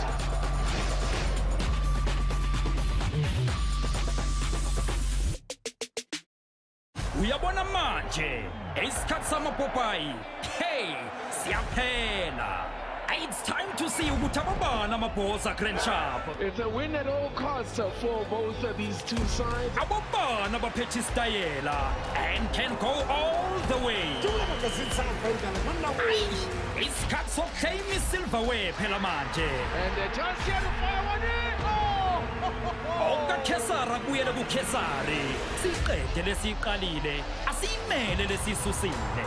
Hey, hey, and separate the best from the rest. It's a shoot. Ngoba wonke umuntu uyazi ukuthi legends are made in May. Don't miss the dramatic end of the football season on dedicated SuperSport channels at home or on the go. Thola iDStv Compact to catch all the action for 429 rands per month. Gumnandi ekhaya. Welcome back here as we get straight back into the action as the Brandwag now look off to pop off. Some great work here by Brandwag. We've got Swatboy looking for it at the base of the scrum. Offloads. Kicked downfield by the centre of Brandwag, looking to find some distance. Taken in. Great take there by St Andrews. The ball now just stuck in. Advantage, penalty advantage for the ref. Picked up here around the corner by Lane. He's found some feet. Little chip and go. Yeah, this could be a great work here if the ball bounces correctly for him. Oh, just not finding it, but it's found his swing. Oh, it's a great try there by St Andrews, number 5 of all people. Madala. Sipe Madala, what a try. And great work there, Sean. Perfect start to St Andrews the second half. I'm sure... you know, just before half-time, they would have hoped to have put some points on the board. And, yeah, they come straight back in the first minute after the whistle goes. Great run down the right-hand side there from Lane. The ball just not bouncing into his hands, but great follow-up work from the big lock. And, yeah, picked it up nicely, and there was definitely no stopping him. And over the line he goes, and 7 points St Andrews, and we've got a game on here. Yeah, that's exactly what you wanted from that nice kickoff when ball was turned over, and unfortunately he didn't find his touch from BRANDWAG and paid the penalty of a 7-pointer. St Andrews back in the game, and that takes the score now to 12-7 to BRANDWAG, and just takes away the pressure and just puts it straight back onto BRANDWAG from the kickoff. I think that's the biggest thing, is just to keep managing that scoreboard pressure, and St Andrews will be very happy with that. 12-7 down. Big deep kick there from the BRANDWAG number 10. St Andrews look to bring it up. BRANDWAG competing heavily at the rucks. Unfortunately just missing the steal there. This is great work here from St Andrews, just trying to look up to pick up the pace, and ball now being a bit loose. Beamish now looking at the base, just taking it back. We have a new scrum off. I think it's Beamish has been replaced, and we'll have a look here now. Lane's looking for it now to get the ball. It's a bit scrappy. Taken back, kick downfield. Straight back down now onto BRANDWAG as they now look to attack. Long out wide to Dumpies. Beautiful little kick ahead, and putting pressure back onto St Andrews. Taken back, beautiful, taken in by Lanes. Oh, and taken ball and all. And that was some great work there by Lanes, just saving the day at the end of the day. He started the second half off well. Absolutely, I think fantastic move from Dumpies there. Just putting a little nudge in, just turning those St Andrews forwards. And a huge hit here on Lane. Great hands. I'm not quite sure. Oh, puts in a massive Dumpies again. So doesn't just put a fantastic kick through, but also puts a great hit. And St Andrews throw in to the line out. Looks unfortunately like a knock on, but a short arm to St Andrews. Yeah, good work here by St Andrews, just taking the pressure off themselves with a good start in the second half. Looking to run the ball. Little tap and go. Luke Rowley, I think now he's on the field. Sorry, Joe Benny is on the field. Passed outside now as they look to spread it wide. Good work here by the centres. Bit of a harsh shot there by one of the BRANDWAG players. The ref has got it. Big carry now by St Andrews, putting up another pod. Scrum off looking for the ball, straight back. Looking to go out wide. Got men open on the outside. Good work here by St Andrews. Knocked on, unfortunately called by the ref, and I think he's going to come back for that high hit, Sean. Yeah. Very interested in there with St Andrews getting that short arm penalty. Maybe look, possibly look just to put a nice big up and under into the middle of the field there, but looking to run it out of their half. And fortunate for them, BRANDWAG just making a couple of errors at the breakdown. Once again, a bit of a high hit above the shoulder there, and been penalised. St Andrews definitely going to look to kick this one out. Wind definitely picking up here, getting stronger as the day is going on, but St Andrews put in just on the 10-yard inside their own half here. Christian to feed the line out. St Andrews have all ball so far in this second half. Looking to go back. Great line out there. Unfortunately just lost it. Ref not happy with something. He's having a chat. Not too sure what the call was there. Maybe he was in the way.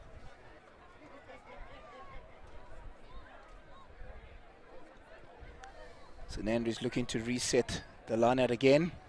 Be interesting to see if they're going to go back in this wind. No, definitely coming shorter this time. Try scorer with the ball now. Shane, great pair of heels. He's a great lock, and he's gone away from the gap now. It's between him. This is a lock, folks. Absolutely sensational pace he's got there. Ball goes to ground. St Andrews now look to capitalize on this great work. Ball comes out wide. Long pass out. Lane's got it now, looking to offload, holding on to the pass. Just a knock on. As Clutie now looks to work his way upside the right-hand side of the field. Ref's not coming back with no advantage and knock on Sean. That was fantastic work there by Sipa Madala. Great work from him. Shows a great pair of heels for a 5. He, there's no doubt he's got some serious wheels, and he's not the smallest player on the field either, Lal. Just slowly, gingerly, just running back to the scrum there. Must have made all better part of 40-50 meters. Some serious wheels there. St Andrews got a great scrum set up here, just outside the 22, and no doubt they'll look to set something up from here.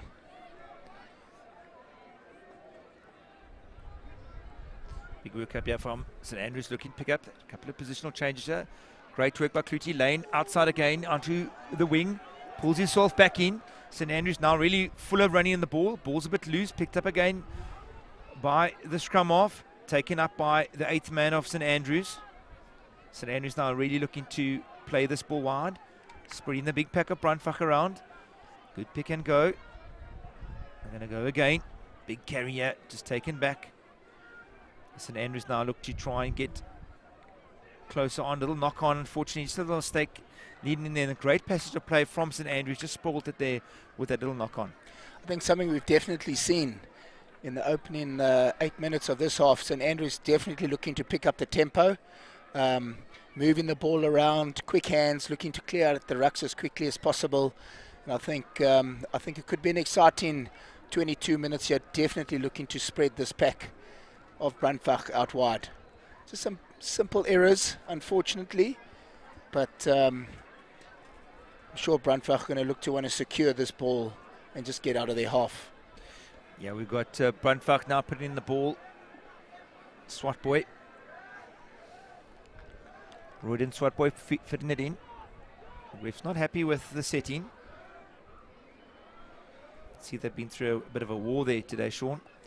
Yeah, looks like side of the cheek or the ear, maybe a bit of a stud onto the side of the face. I think this is the 4th or 5th reset that we've seen here. And I see the ref has come onto this side just to have a look. Seems to be maybe somebody giving into a bit of pressure here on the first hit. Great scrum there from St Andrews. He's putting under pressure. Unfortunately, the ref's saying that he's just collapsing on the far side. And penalty to Brandwag, and they'll be relieved to relieve themselves of some pressure here that they've been put under in the second half. The first 9 minutes of the second half has been all St Andrews, and Brandwag now looking to find their exit. Big centre, kicks it down straight into the wind, and it makes about 20 meters, and it's a line out back to Brandwag just outside their 22. That's Maya, the centre. Ruan Meyer. Looks like St Andrews have made a couple of changes at half-time. See a couple of new numbers on the field. And yeah, Brandwag's throwing in the line out. Short ball, short flat ball. A big carry by Meyer. He's made a huge gap here on the outside. Unfortunately, he's got the ball again. He's still going. Just looking to kick it in. Great work defensively by the fullback from St Andrews. St Andrews now got the ball, picking it up again, looking to work themselves wide. Just another knock on, unfortunately. And ref not happy with something. He's just going back. He said a knock on. There was no kick, Sean. It was just a straight knock on. But there was some great work there by the centre from Brandwag. Yeah, I should maybe look to if you just look to the left, the pass was definitely on.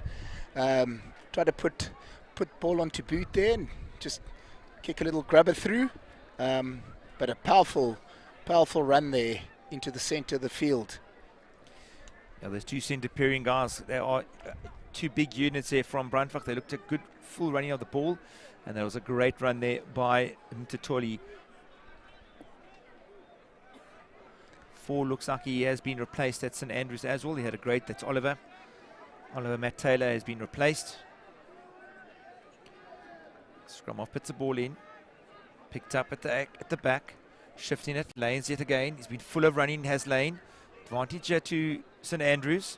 Set up a lovely ruck just outside the halfway, no advantage.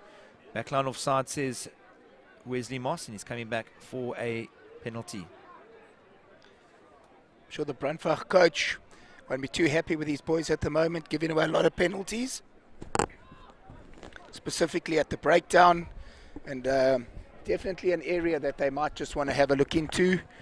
Just give St Andrews the opportunity to kick the ball as deep into the Brandwag half as possible, and just some silly errors.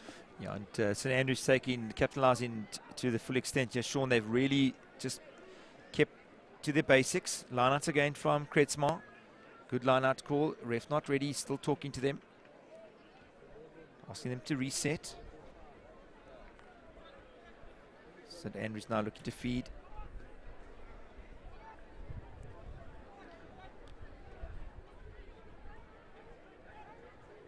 Good steal there at the line-out. Picked up and gone. Great work here by St Andrews.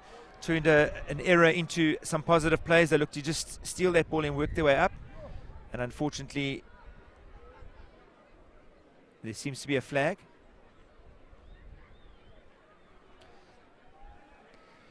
Yeah, Sean, I wonder if we're going to get into this. I think Daniel's picked up something. Yeah, it'd be interesting to see. I think it could have been a bit of a high hit in the corner there. Somebody put in a big hit there. Not sure if we'll get to see it. But St Andrews actually doing very well there, because they lost that line out, and then unfortunately Brandwag just not able to secure the ball. Ref having a long talking to St Andrews, maybe just a final warning, being a couple of headshots, and again, silly error from Brandwag. It's 4 or 5 penalties in the last few minutes. Yeah, great steal from Brandwag at the line-out as he went up to get it. And great work here from Tambo. He just got through the spaces here and held on around the neck. And that was the first one. The second one was actually the one that was the damaging one. And put St Andrews straight into an attacking mode. Unfortunately knocked on and just a bit sloppy. Yeah, St Andrews definitely wouldn't be happy with that. When you get the advantage, specifically in the red zone, you want to try and make it count. And unfortunately, just losing that line out, giving the ball back to Brandwag. I'm sure Brandwag will be very relieved. Give them an opportunity to get this ball downfield and get out of their half here. Ref just come to this side of the scrum again, just to make sure that they keep the scrum up. And you can see all the Selborne boys waiting for their side to play next. As ball's taken up, big carrier, knocked on, turned over ball here to St Andrews, as they'll try and make as much of it as possible. Ball at the base, picked up yet again. Well, great hands, offloaded, and it's Lane again. Lane's in for a lovely try, Sean, and that was a bit silly and costly for Brandwag, trying to run out of their half and knocked it on and pounced on by St Andrews. And Lane, who's actually had a fantastic second half, moved around into a different position and has capitalized on a lovely try at the end of the day. No, he's been absolutely brilliant. He's really saying to his coach, I want this. And yeah, fantastic try there. Interesting that Brandwag would look to run. Use the wind, look to get the ball out. I know you've got some big ball carriers in the middle. Let's have a look here. Good scrum from Brandwag in the red zone. The big number 13 looked to just take it up, and unfortunately maybe just a little bit high. Yeah, I just picked up and that's where you've got to be very careful in that area. They're looking for obviously an exit player, but great work there by number 19 Wells. It's that we've got on our cards here, and kicked in, and just unfortunately not finding the extra 2 points, and score goes in now with just 15 minutes to go, 12-all. Yes, and Andrews will definitely be happy with that. 12-all. Brandwag making a lot of mistakes, and Andrews definitely got the ascendancy in the second half here, and I have no doubt they're going to look to put the ball down and look to play rugby in Brandwag's half here. Yeah, Brandwag just finding themselves their worst enemies at the moment, just making too many mistakes, and definitely if St Andrews capitalising on the mistakes at this stage, and just having a chat. It looks like they might having a couple of positional changes. Brandwag, good, nice hanging kick there, gathered in, great work there by St Andrews, slowing the game down.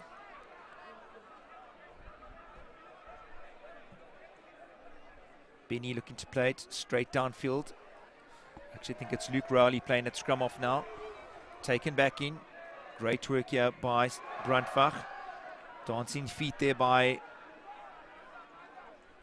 the fullback Dumpies. Ball's out wide, looking to run it again. Finding the space. Great work defensively by Brandwag. By St Andrews. Great little interpassing here. Got him in a space open here. Great work here by Brandwag centres. Ball secured. Swat Boy looking for it. Side entry called by the ref. Penalty coming. Swat Boy taking it up again on his own. Big carry here by Brandwag. Pick and go again by the centre. Swat Boy looking around. Great pass out here. Finds his lock.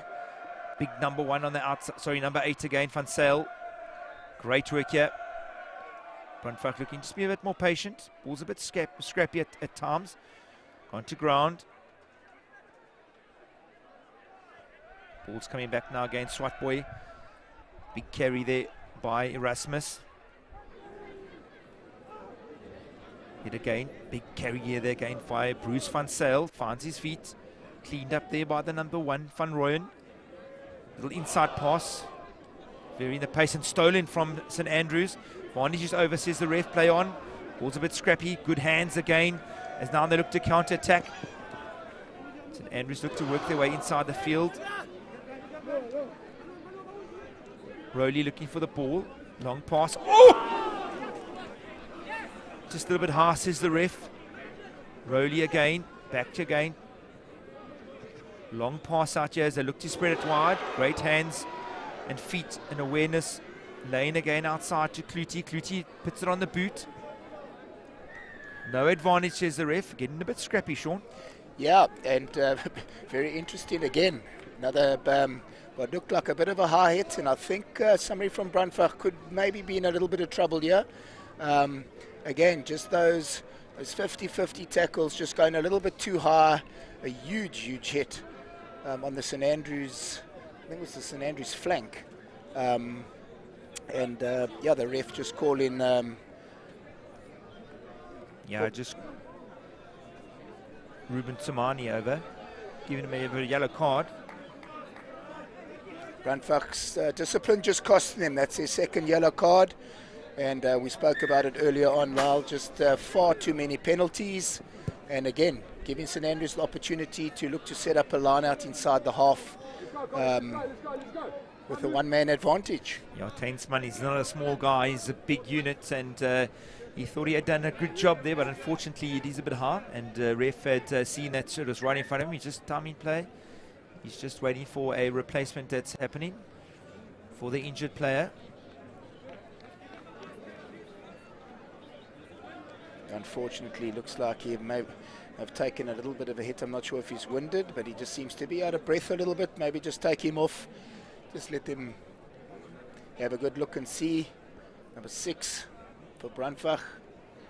Yeah, Liam Erasmus has just taken a knock there. He's just taking a break. Had it seen to by the doctor on call. Great work there by St Andrews. The lineups have been good for them. Ball's at the back. So look to work their way up the field. Rowley out. Great hands here. Great work there again by Lane, finding it in. Great hit on him.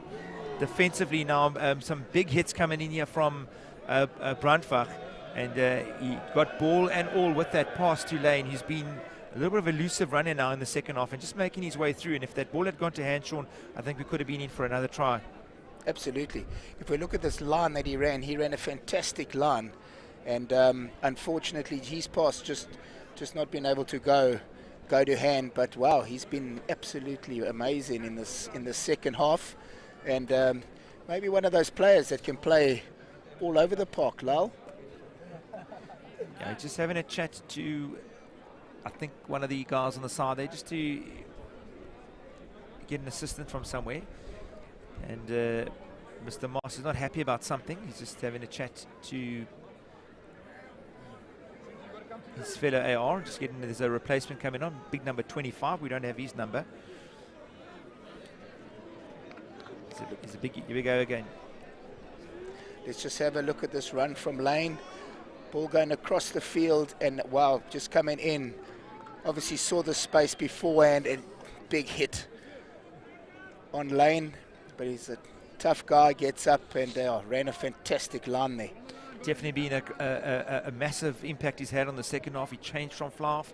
I think he's moved to fullback, if I'm not mistaken, and there's been a couple of changes, positional changes for St Andrews. I think Hickey's gone to fly-half. Got a 7-man scrum, so when there's a man being sent off, you have to make sure you got the same number scrum. In goes great running here by the centre. Look like it's got a bit of a forward pass, regathered now by St Andrews. Brandwag looking to run the ball out of danger, but just making too many mistakes. Turned over ball, kicked downfield again into space, just keeping Brandwag under pressure. And Dumpies will look to relieve that pressure, and he hasn't. He has found that man again, Lane. And Lane now looking full of running. He just a little kick into the play. Just took a bit of time there. Oh, and just let it bounce. Good work here by Brandwag as they look to work their way up the field. Picked up by Brandwag's scrum up, kicked ahead again.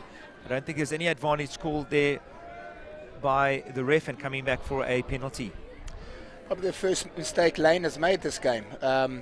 Maybe a little bit casual on that kick. I think looking to maybe just put one across for his wings, and unfortunately not quite working out, giving Brandwag the opportunity to then just, in a sense, grab the ball into the half and get a penalty with 8 minutes to go on the clock. I'm sure they will be happy about that. What's very interesting with those Brandwag centres, the minute they run into space, they seem to make meters low rather than wanting to take contact all the time. Yep. They just also they get a bit isolated too. They needed 1 or 2 runners off them, which would have made a big difference. But yet again, like you said, when you make space, try and run into space. Once you created that opportunity, try and look for more space, and they just seem to want to run and take a bit of a tackle. It looks like we're going to have another replacement now from St Andrews. Yeah, it looks like young Joey Benny went to Selborne Primary, and just trying to look at his number, player 23. Yes, that's young Joe Benny. Not quite sure who he's going to come on for. And the big Brandwag number 12, I'm sure, is going to want to put this deep inside the 22. Not his best kick, but gives him an opportunity to set up a line out just outside the 22. Yeah, Brandwag now obviously looking to try and end off strong. They've had a difficult second half here. Yellow cards also back on. So Tainsma is back on from his high tackle infringement. Adds a bit more weight to that pack of forwards of Brandwag. So they'll look to maul this up, I'm sure. They'll look to use their 2 centres they've made some good inroads in the back line this afternoon. So Brandwag with the advantage so far, with just on 5 minutes to go in the match. Another replacement coming on. Not too sure who he's taken over from.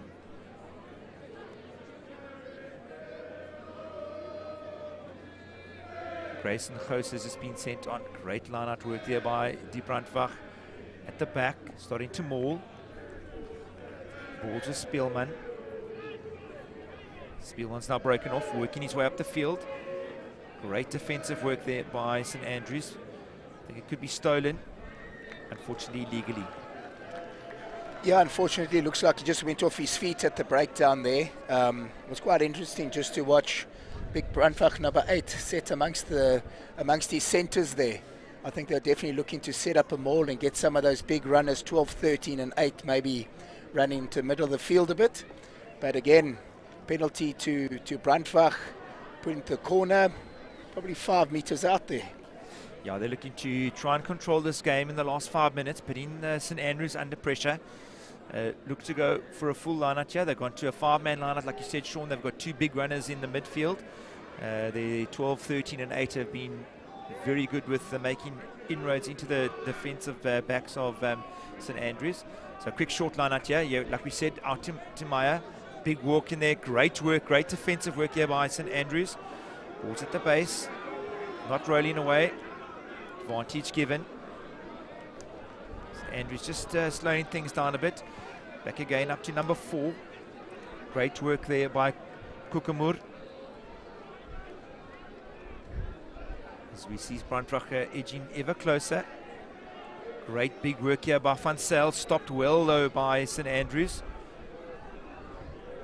Cleaned up here as Swat Boy is looking for it. Big pass out to his outside centre. Good carry. Another ruck set up. Swat Boy out again to one of his runners. He's looking for it. Quick change of direction. Ball out to the centre. Ball and all. Dumpy's outside here. Number 14 has been elusive with the ball today. Just carried short. Big carry yet again from Van Zyl. Swat Boy looking for it at the base. Another big carry by the centre Meyer. Swat Boy looking for it. Big work. Good shift of pace there. Good work here from BRANDWAG, just picking up the intensity. Ball coming out hard. Big carry yet again by Van Zyl. Great work here by BRANDWAG.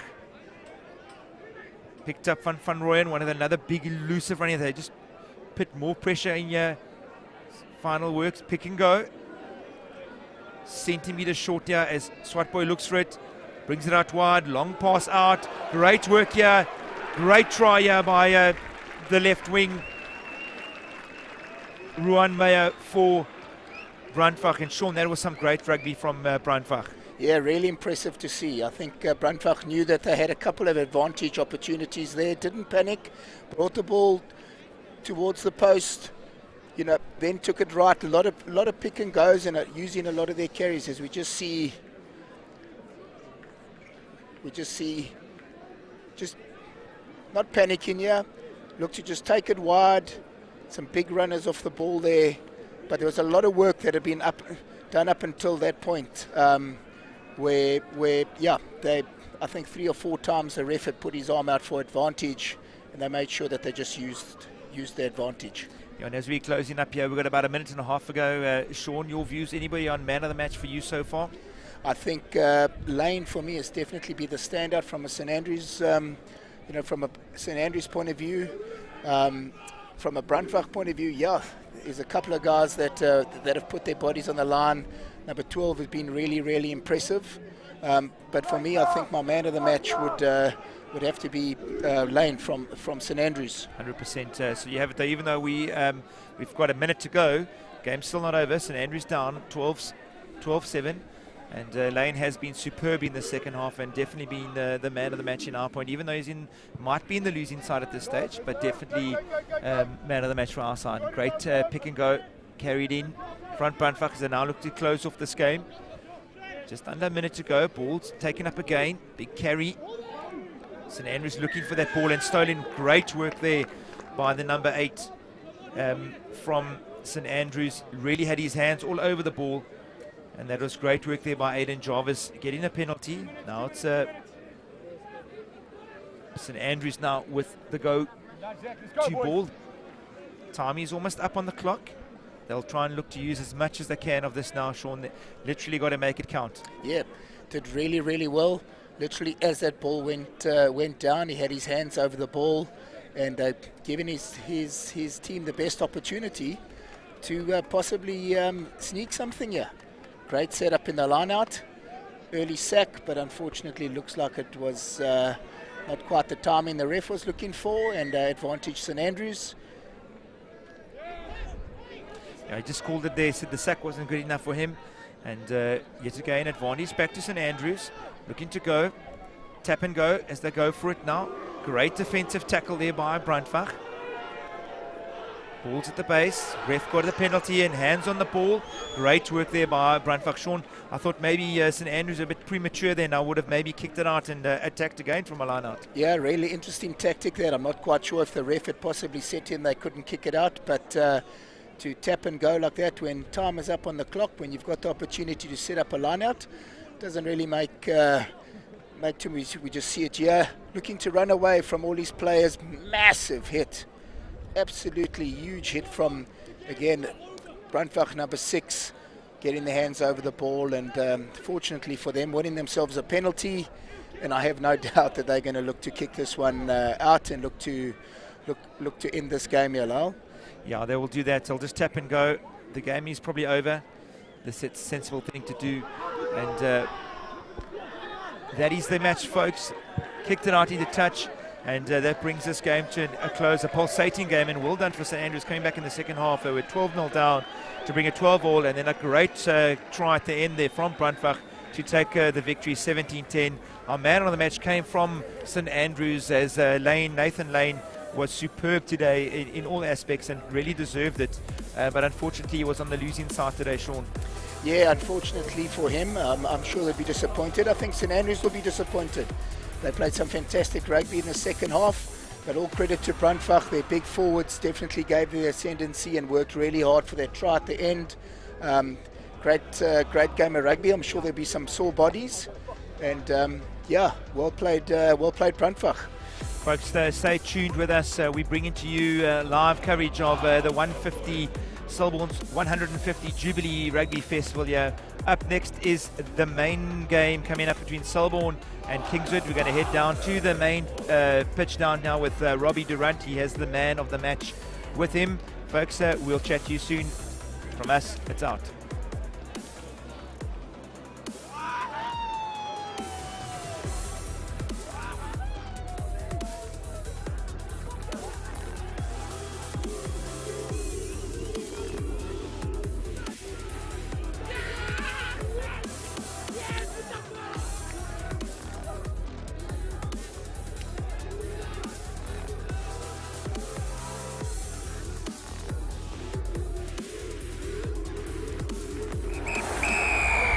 He may be wearing a mask, but there's a huge smile under that for Warren Gatland. This is very, very important and very significant. I'm not upset with anybody, I'm upset with myself. Because I maybe believed too much in you. And maybe you believed too much in me.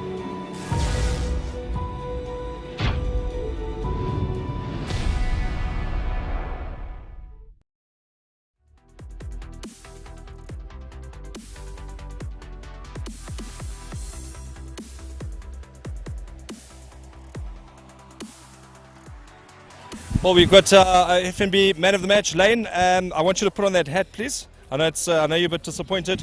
Where do you think you guys lost it?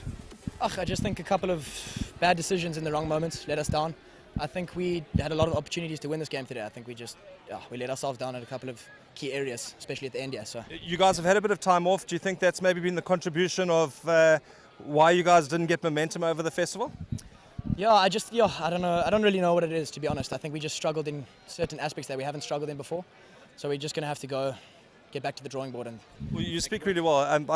I think go out there. It's been a good festival. I think you guys have enjoyed it. Obviously, safe trip home as well. Thank you. Okay. Well done. Congratulations. Thank you, man.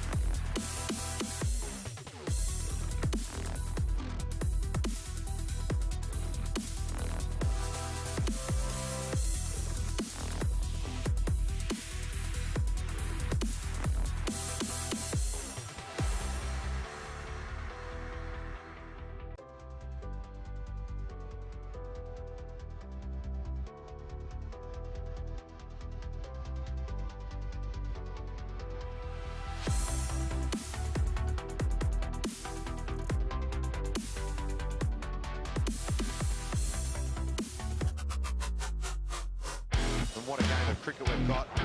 A new captain, what is he going to do? Are you ready to go? Oh, what a night! Wonderful test match cricket.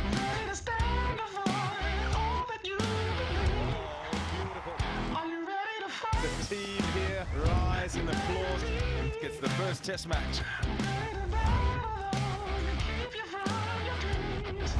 expect.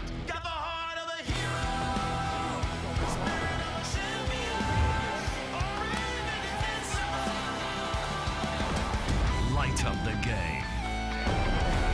Light up your passion. The 2022 cricket season. Light it up on Supersport. On DSTV, live and on demand anywhere you like.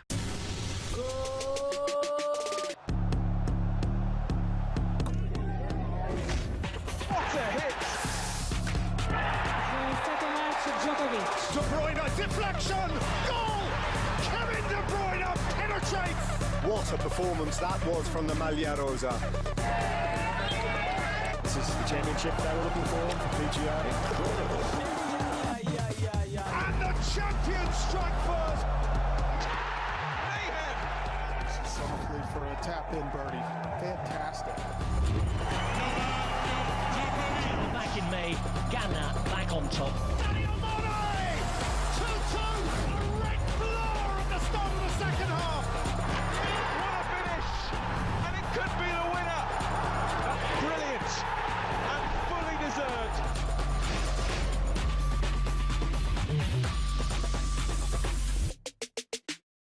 Uyabona manje isikhathi samapopayi. Hey, siyaphela. It's time to see ukuthi abobani amabhoza Grand Sharp. It's a win at all costs for both of these two sides. Abobani abaphethe isitayela and can go all the way. Isikhathi sokuclaim isilverware phela manje. And the chance here to fire one in. Oh! Okakesara kuyele kuKesari. Siqede lesiqalile, asimele lesisusile. Hey, hey, and separate the best from the rest. It's a shoot. Ngoba wonke umuntu uyazi ukuthi legends are made in May. Don't miss the dramatic end of the football season on dedicated Supersport channels at home or on the go. Thola iDStv Compact to catch all the action for 429 rands per month. Gumnandi ekhaya. He may be wearing a mask, but there's a huge smile under that for Warren Gatland. This is very, very important and very significant. I'm not upset with anybody, I'm upset with myself. Because I maybe believed too much in you. And maybe you believed too much in me.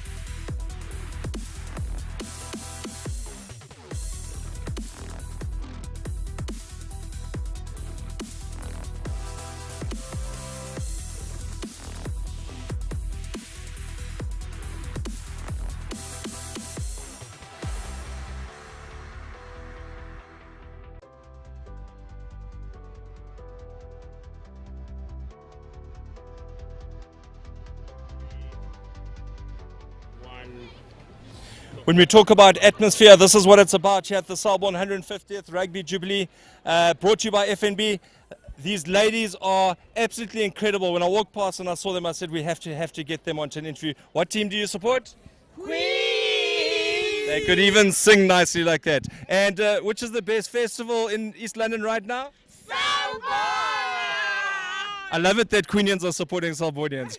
That's good sportsmanship. Ladies, it's been a fantastic event. I know that some of you have got kids that are playing. Tell us a little bit about the festival. Oh, it is very nice to be here. Rugby team are playing here. You know, it's the game day. Yes. How hard is it to be for the kids that have missed rugby? Rugby is a good sport, so then everyone should come and support the rugby. And we've got a very famous little girl here. What's your name? Kanya. And did you enjoy supporting your brother? Yes.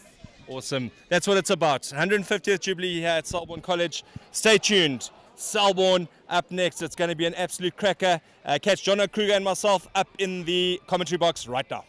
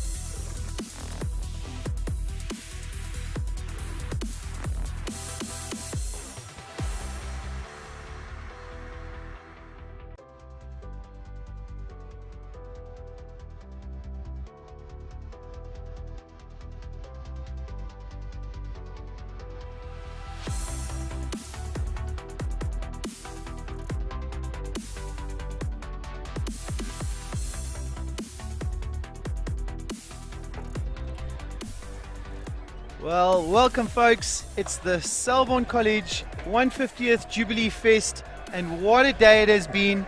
In with me in the commentary box is Robbie Durant. He's been all over the place today, interviewing all sorts of celebs. People have come far and wide to be part of this festival. If you're joining us on the screen, welcome.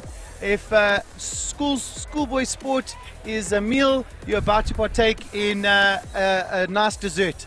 Well, all I can say is yes, yes, yes. It's been an incredible festival. Started on Saturday with some big games, and today we finish off Selborne taking on Kingswood. Kingswood from Grahamstown, and Selborne the hosts. John, I've just got to say, an outstanding, incredible festival you guys have set up here. You as the organizer with your whole team, it's been electric. Thank you.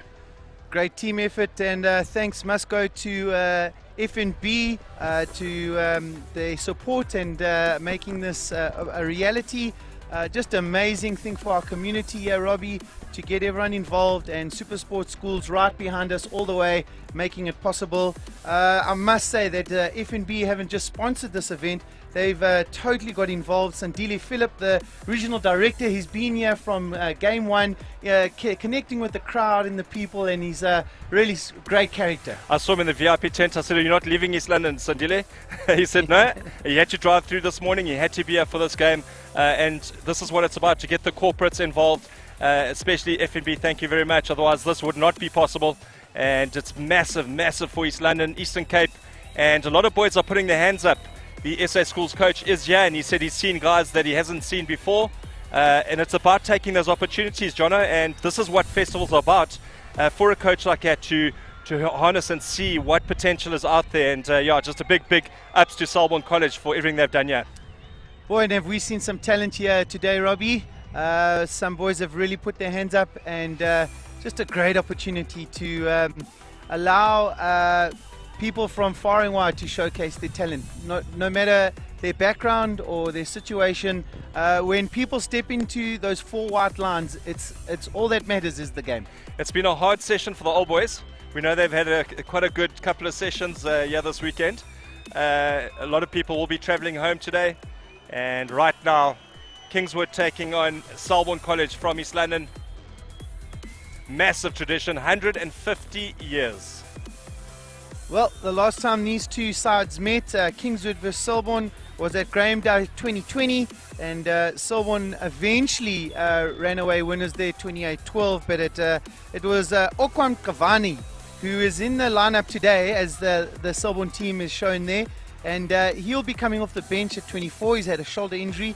He scored 2 tries that game, Robbie, and he also scored a brilliant try against SACS on Saturday. And so men to look out for here is big Aiden Gentle, 125 kgs, Tion Jacobs, Aaron van Dijk, really amazing guys to watch. We have Ryan McMahon, who's been really solid at the base, and the flyer from the back, who was man of the match in the previous game, Amani Somana.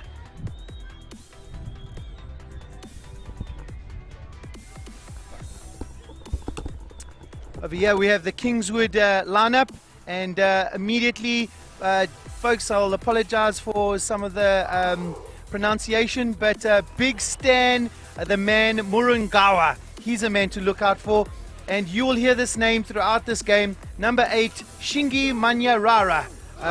Flusk is known as the Flash because he's just so elusive. He passes with great efficiency and fluency. And Tadiwa Chikatiro, by the time I've announced his name, he will have already scored a try. He's a man with super speed. The Selborne supporters are in full force here, and it's just been a beautiful day as Nathan Young, the cheerleader, gets the boys ready.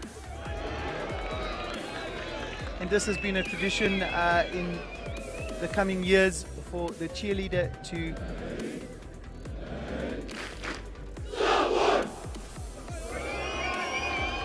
Folks, we are going live now to James and Stanley, the coach of Kingswood team, for a short interview.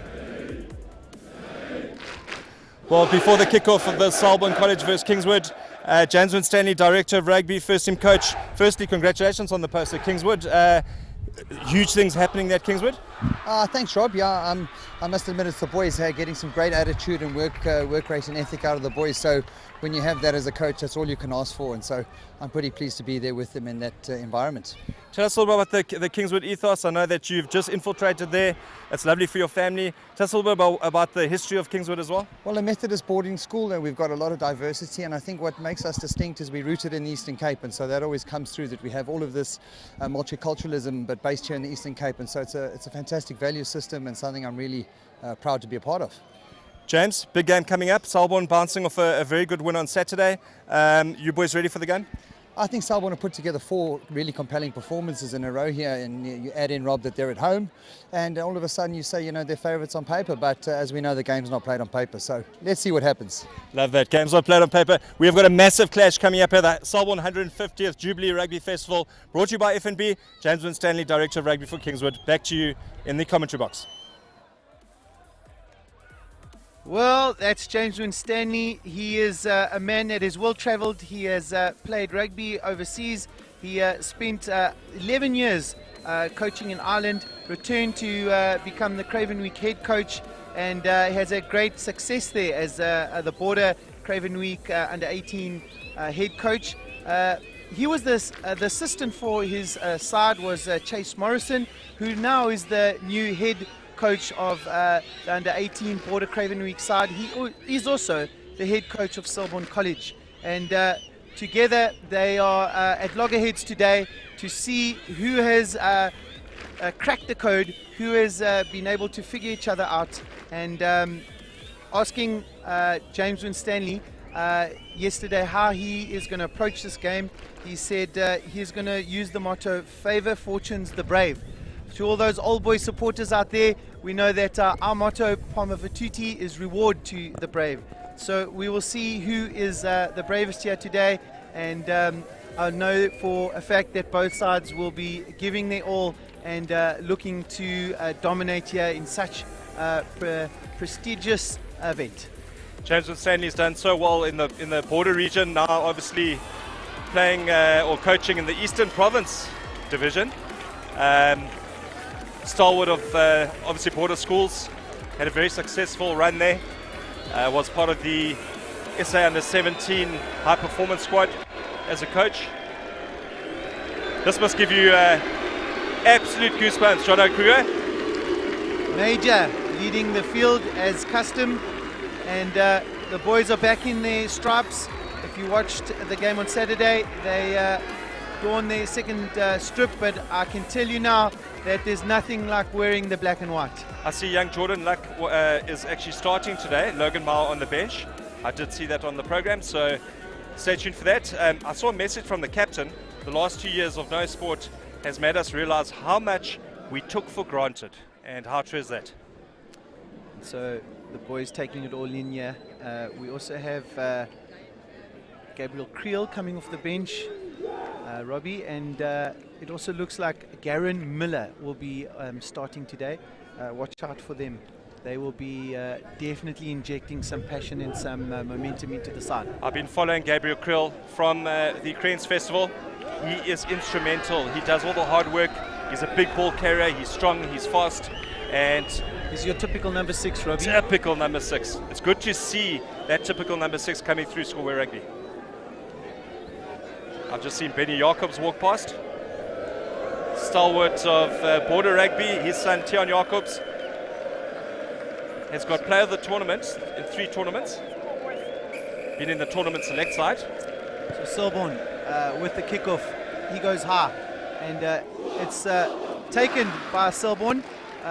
Kingswood unable to collect, so McMahon playing the blind, and I think quite a great tackle there defensively, and we already have someone down at Selborne. These boys are going to field each other out properly. Selborne College playing in the famous black and white stripes, and Kingswood in the red. Playing towards the scoreboard is Kingswood. So it will be interesting to see Kingswood have no less than 6 Zimbabwean national players in their team. They were part of the 22 junior as we go to the replay. Liam Budley not able to collect there, a bit of a bullet pass there, Robbie. But 22 of the junior Sable side from Zimbabwe, all 22 were scouted and are currently playing in different provinces in South Africa. Well, Zimbabwe Sables aiming to go to the World Cup. They're playing in the Currie Cup Division 1 at the moment, and they've got their options to go to. Selborne with a great scrum here. McMahon finds the blind, but no one to link up with him. But it's secured. Someone needs to go scrummy. Jordan Luck. Tian Jacobs, he is really prolific ball carrier. He will get over the advantage line. Good sniping run there, and offload to Jordy Luck. Watch that man. He's going to get good go forward ball. He's electric. McMahon. Van Wyk. Again to Tian. Tian finds space. This is Schultz to Samana. Liam Budley. Apologies, that's Okwam Kavane.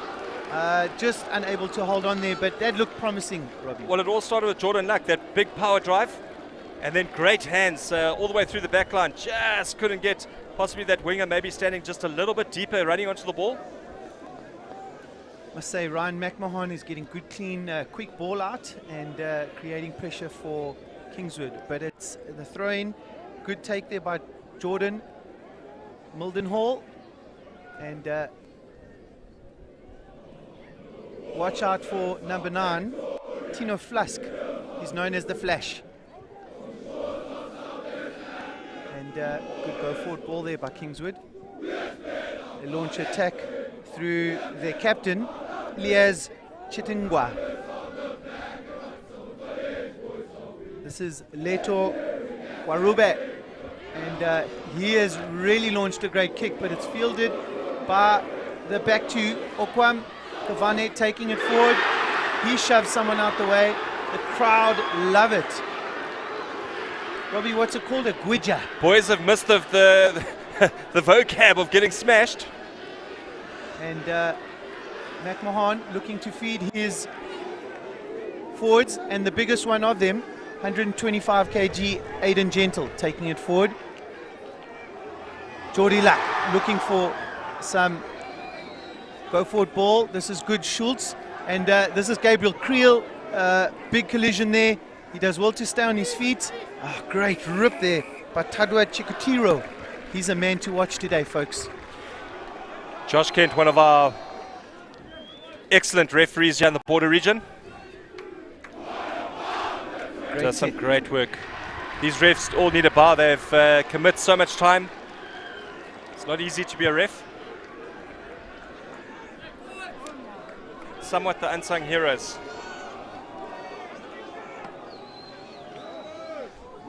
Marius Rathbone adding a lot of influence there to the Referees Association. Yeah, fantastic effort by all refs here at the Selborne 150th Fest. Luck looking for a clear option. They dummy the front and go back, and Fletcher easily takes. Their maul was really effective against SACS, and so KINGSWOOD do well to sack that. Blake Schultz looking for the straight option, and it proves beneficial for him. McMahon looks for the blind, and Fletcher again full of running, taken down on the 5 meter, and there's some space out wide. But Selborne patient here, building momentum. Jordan Luck again playing the outside option, and there was a massive tackle on Carl van Wyk. Fletcher taking him forward yet again. Selborne regrouping, and Aaron van Dijk had a fantastic game against SACS, and he's taken down by his opposite number, Manyarara. We'll be saying that name all game. Little bit of a scrappy option there, maybe playing advantage, Robbie. Yeah, it certainly was advantage. The guys just maybe pushing that pass too quickly. I think Selborne forwards maybe just need to get 1 or 2 phases going. A couple of boys putting up their hands already. Krill, Luck, only in grade 11. So understudy to Logan Mawa. I must say that KINGSWOOD forwards are looking equal to the task here. Some big fellows in the wings. Stanley, big man Muranganwa. He is a 97 kg prop, and they have done well defensively so far. But Selborne would be happy with this possession and with the territorial gain so far. Also building momentum, Robbie. It's nice footage there. Good, great take by Garen Miller. Just grasped that out of the air with one hand, and they've regrouped for their maul. This is going to work for them, and collapses, but they're not very far from the line now. Looking for Tian Jacobs, and ref has called a penalty. The money was on there for Jacobs if he had got hand to ball there. Line was literally about 3 or 4 meters away from him. What does Selborne look to do here? I think line-out is the option. Good to see Carl van Wyk up after that momentous, monstrous tackle from number 8, Shingi Manyarara. Well, Selborne did very well on Saturday with their driving maul off the line-out. Packed in really well, got the ball to the back. Let's see if they can do that again. Cheeky little line-out move there, good variation. And Gabriel Krill looking to take it forward, but he's taken down. And Schultz is going to take the ball up all day long. Jono Kingswood's defending that line out very well with a sack. I think they've done their homework, as the motto for KINGSWOOD is cheerfulness is success of studies. Cheerfulness is the success of studies, and I can tell you what, James Winstanley's definitely done his work, and he's cheerfully studied how he will stop those drives and look to thought out Selborne's attack. Well, we're looking at 2-3 lineouts, and their sack is effective. It's as the guy's landing, there's no issues there. It's almost simultaneous. As he hits the ground, the sack is coming. So the momentum is lost straight away. Nice clearance there by Leto Guarube. I had time to chat to Letu Guarube and the number 22 playing at the number 11, Sia Davids. And they both were donning their Sport for Lives bands that we've been selling all weekend here. And they told me that it motivates them every game to play for something bigger. And they are playing, Kingswood is playing for the Home of Joy, abandoned children and babies. As Letu Guarube offloads to Chikatiru. He's full of pace. He's not going to stop here. Chikatiru, the speedster, over for the try. He's going to get Sadza and Yama for dinner, the Zimbabwean. They call it pap and vlees in South Africa. Wow, that was against the run of play there, Robbie. But very enterprising as we go back. Good line out. Flask and Letu doing so well to open up, and a little sunny ball pass. Don't give this man space because he's electric. He is gone.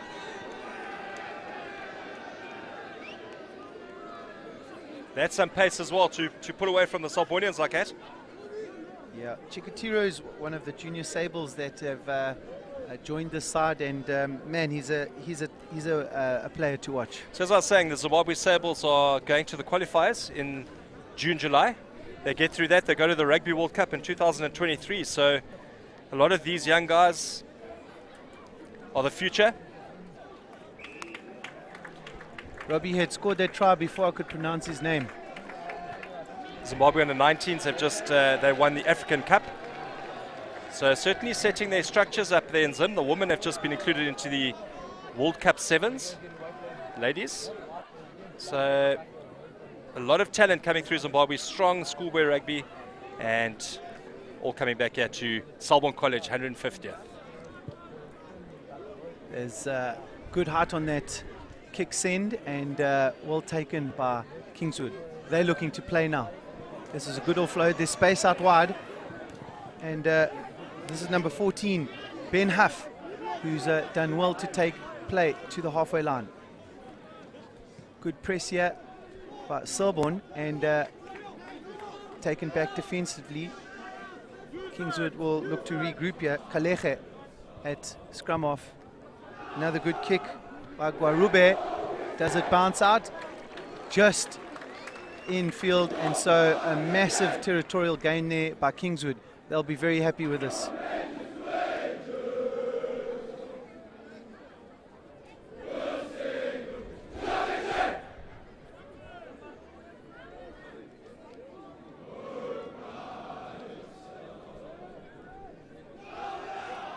Jordan Luck in picture here.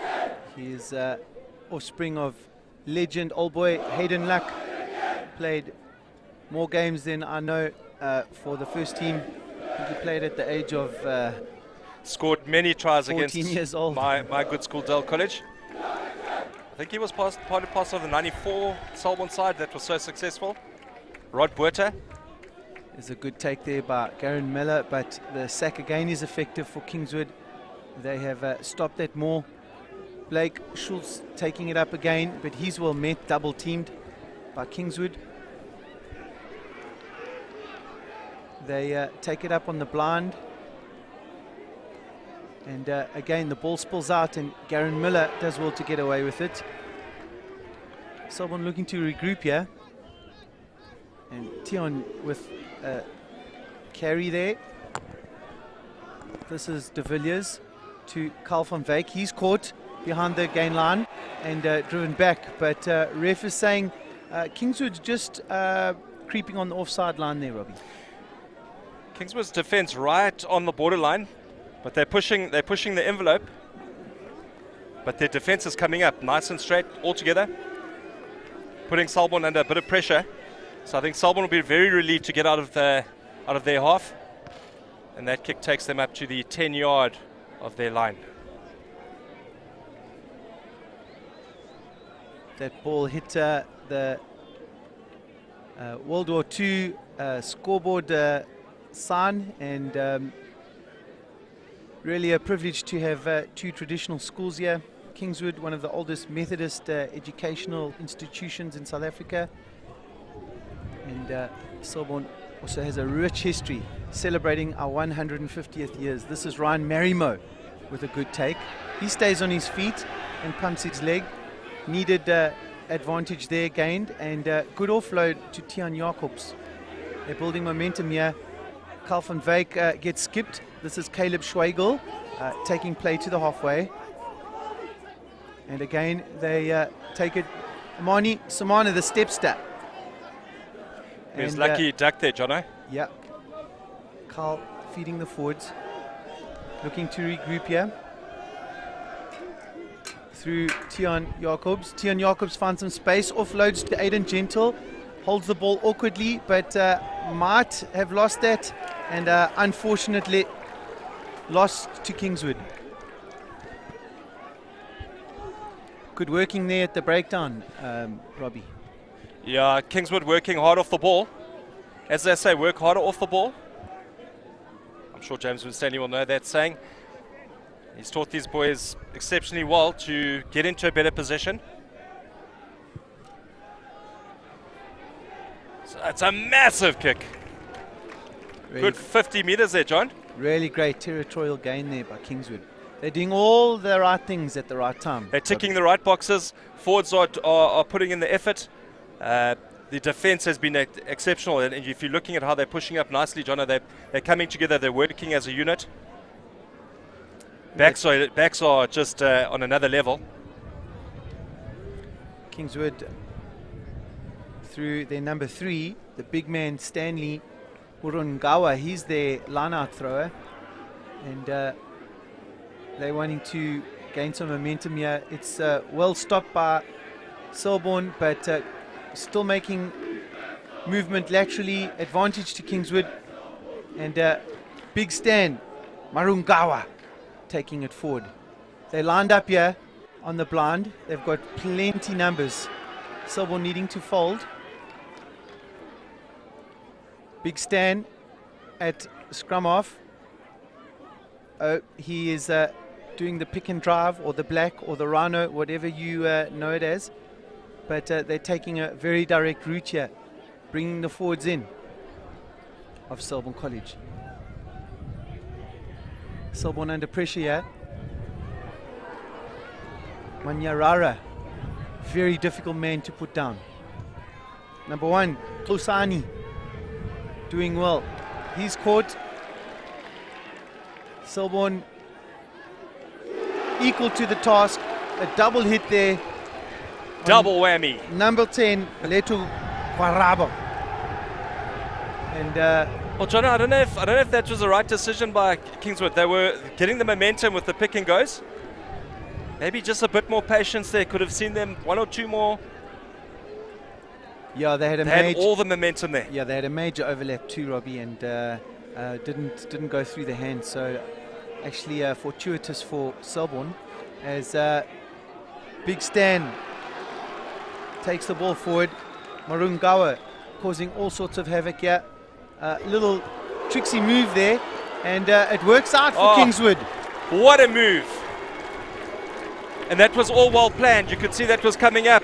He gave a little shimmy, boom. And the young man coming in at full pace. You're not going to stop the man at that size coming in at full pace, depth.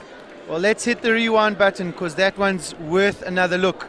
And Manyarara, he is causing all sorts of havoc here as we look at this fancy move. Back towards it, and on the inside, that was definitely Selborne's ball, and he was shoved right out the way.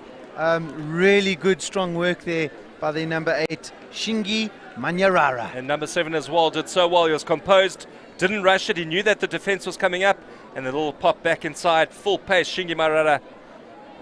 Shy time. And it was great work by Lyle, number 7, Lyle O'Connell. He's a post-matric from Grey PE, and Kingswood offering post-matric options as a rugby playing option for many boys wanting to continue their career as a schoolboy. What happens when you get your post-matric and then you want to do another year?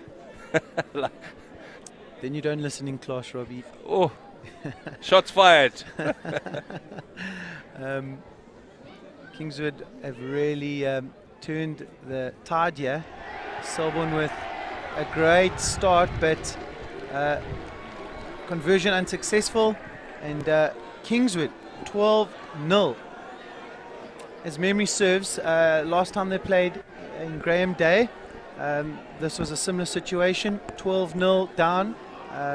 Selborne managed to pull back, but Kingswood definitely in the driving seat here as Carl van Wyk hoists another highly weighted kick, and Tian Jacobs doing well to get under that, but it looks like a knock-on called, and a little bit of argy-bargy going on here. A little unnecessary. I think a bit of frustration, such a big moment for both teams. Well, that kickoff had the ball had snow on it. It was so high. It gave the Selborne guys a lot of time to get there. The forwards, Tian went up for the ball. Jacobs just needs to keep a cool head. Spicy Plum. He's an immense player. As I said, in the 3 festivals, he's been selected in the festival sides. Got several player of the matches. Mr. Kent, Josh Kent, having a word with the players, and it looks like a card's coming out to Tian Jacobs. Maybe unnecessary involvement. My opinion, a little harsh, but nonetheless, Josh Kent not allowing any infringements of off-the-ball nature. So, yellow card for pushing, and that will not go down well for the coaching staff at Selborne College. No, especially with someone like Tian Jacobs, who's so instrumental. He does massive work when it comes to taking the ball up. His defense is incredible as well. So Selborne's going to have to hold tight for 10 minutes. They're 12-0 down here in East London. 20 minutes gone. Against Kingswood from Grahamstown. Hats off to Kingswood. Their approach has been phenomenal here. You can see they've done their homework. They've cancelled all of Selborne's mauling that they managed to so easily execute against SACS, as Manyarara, man of many talent, taking that line out, and there's a maul gaining momentum here, taken down, but no penalty awarded. Number 1, Kusani. Number 4, we haven't seen much of him, Petsa. And ball going out through Garube and come back on the blind. Selborne there to defend, and maybe even stolen. And great work there by the number 9. A lot of argy-bargy going on here, Robbie. These players need to calm down. Well, 14 against 15. Selborne have done fantastic to turn that over. I think, yeah, Josh Kent's going to have to just stamp his authority a bit. A lot of off-the-ball stuff. We don't want to see cards. We want to see good rugby. It's festival rugby. So I think, possibly maybe just a little break there. Let the captains talk to their teams. Settle down, boys. Reminder, Robbie, and the folks watching, that festival rugby yellow card is 5 minutes. And so here comes another one. Well, one all. What's good for one is good for the other. Lyle Connell also taking a little bit of a breather. As what I liked there, as he was going off, Selborne, he shook the Selbornean's hand to say sorry, and that's good sportsmanship. But at the end of the day, you still got 5 minutes. Yeah, strict approach here by the ref, but he's not going to allow the game to get out of hand. And definitely first arrival, Ryan McMahon, great work there. Yeah. He's been consistent, from the start of the Cranes Festival. He's been consistent. Good ball from the base. Yeah, I've seen him grow from strength to strength, and really valiant effort here today, and expect him to go from strength to strength. And looks like Selborne now has got them all going, and that will be positive for them. They need to keep it in, but it's gone out through the number 20, Gabriel Creel. Blake Schulz being well met, but he shoves him off and gets some extra meters for Selborne. That will be good for them. Good run here by Gabriel Creel. Places McMahon snapping. He finds number 10. Good step by Carl van Wyk. Ball needs to come out here. McMahon to Aiden Gentle. The ball's there, and coming back through Ryan Marimo. They're building nicely as Selborne is. Aaron van Dijk, he's the vice captain. He's consistently good every game. Nice little sniping run there from Jordan Luck. This is good. Aiden Gentle taking it up. He's got 2-3 men on him. Carl van Wyk, Blake Schultz. He refuses to be wrapped up. Jordan Luck taking it forward. They're needing to get over this advantage line and build momentum. A little bit static here, and someone needs to break the line, and it's that man Jordan Luck giving another shot at it. Gabriel Creel with a step, and he's well tackled. McMahon, Carl van Wyk, the stepster, Somana, he's taken down, he needs support, and not quick enough turnover ball, unfortunately, for Selborne. Oh, Selborne need the points. They can get a try here, or just settle down a bit. Tian Jacobs back on. There's the replay, Robbie, as we see Amani Samana. He knows how to step his way out of trouble, but the forwards not reacting quick enough to the breakdown there. And yeah, I've got to be careful of just standing by and watching. Do the hard yards. First man there's got a ruck. Second man potentially seal. So ref taking it back to the first infringement. Selborne looking to take it to the line as Tian Jacobs and Sandisiwe Masengane take the field. Rolling subs here at the Selborne Festival.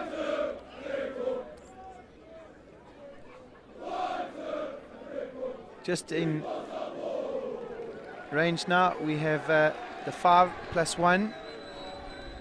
You can definitely expect them all from these young men. Clean take there from Garen Miller. He gets sacked, but they had a plan for that. This is good momentum and a great try. Well, Selborne needed that, Jono, before half-time, couple of minutes.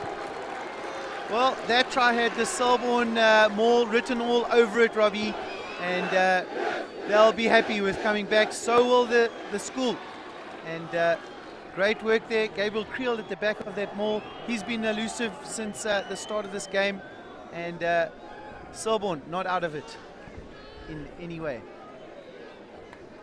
To go to the replay here, what they did really well was Garen Miller was able to transfer the ball, and that maul was transferred in terms of the momentum and just reward for some sustained pressure there. Kusa Windler coming up with an interview, the old boy for Selborne College at halftime.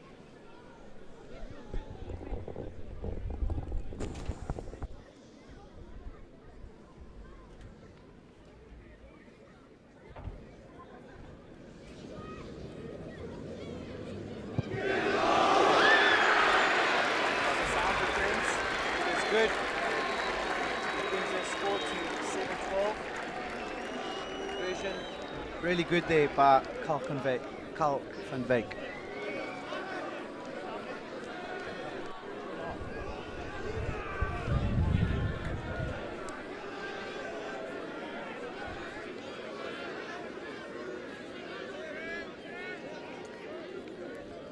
Into it, resetting through Kwarube.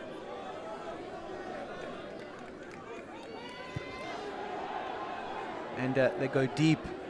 It's collected by Luck, taken forward by Tian Jacobs. He goes across field. He pops it up to Aaron van Dijk. Sandi Masengane, great start here by Selborne. going wide. Gabriel Creel has it. He offloads to Troy Ali, and unfortunately he wasn't able to stick his hands onto it. Counter ruck here. Great work by Gabriel Creel. He's taken 2 men down. And ref says there was a knock on there by Troy Ali, the young lad with a great schoolboy haircut. And well read here by Tian Jacobs. He goes lateral for a time, but what a great pass there to Aaron van Wyk. And here's the presence of mind to offload into space. Sandi Sangana doing well, and great exit there from Selborne. A little bit of pre-shoving there as the ref, Josh Kent, resets. A little bit of shoving before the ball. That man, Ryan Marimo, he's a strong young man.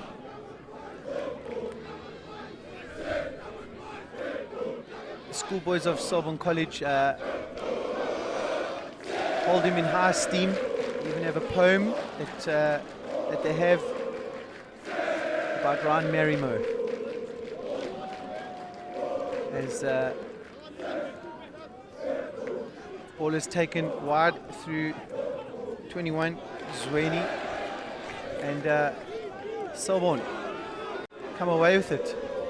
Aaron van Wyk wanting to take it up, but he's met. Carl van Wyk doing well to offload to Tian, and this is Fletcher taking it forward. A little bit of infringement there at ruck time, and penalty to Selborne, who take it quick through Blake Schulz. Blake Schulz bumping one, bumping two. He's made it through. He's going to go through a little chip, but it's well met by the fullback. Nakaro, he's got some speed, and a big tackle there by Aaron van Wyk. Garen Miller back from all people, and he takes it forward. He's held up, but pops it to Jacobs. This is Amani Samane. He's broken loose. He's going to go all the way. This is amazing. Amani Samana. What a try. What a try. Go, you good thing. Go.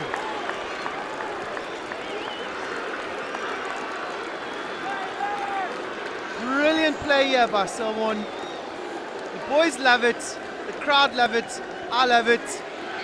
Well done, boys.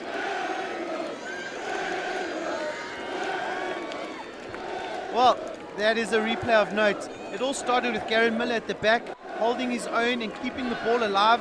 And then the steps to Sumana. Wow, can this boy move? Look at him go. And he was all the way. That's one for the highlights reel. What a dive. What a try. Selborne College taking the score to 12-all with a conversion to come. I hope you're enjoying this, folks. This is the Selborne 150th Jubilee Fest. Brought to you by F&B.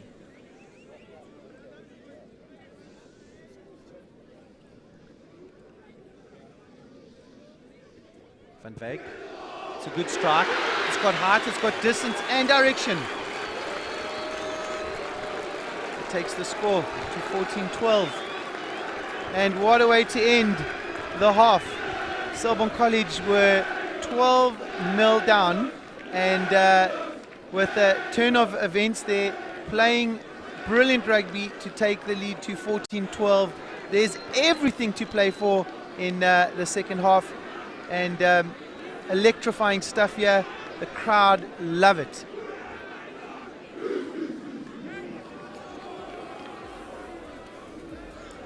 So halftime score 14-12.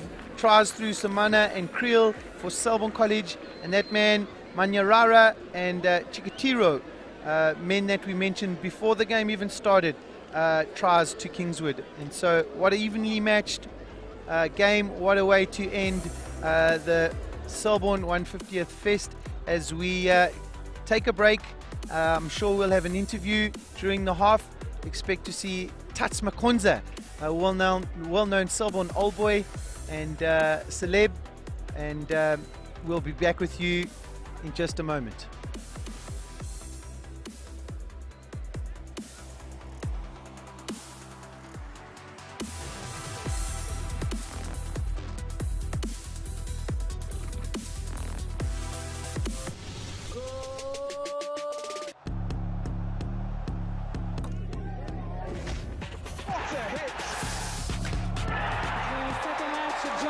De Bruyne, deflection, goal! Kevin De Bruyne penetrates! What a performance that was from the Maglia Rosa. This is the championship they were looking for PGA. And the champions strike first! Softly for a tap-in birdie. Fantastic. Back in May, Ghana back on top.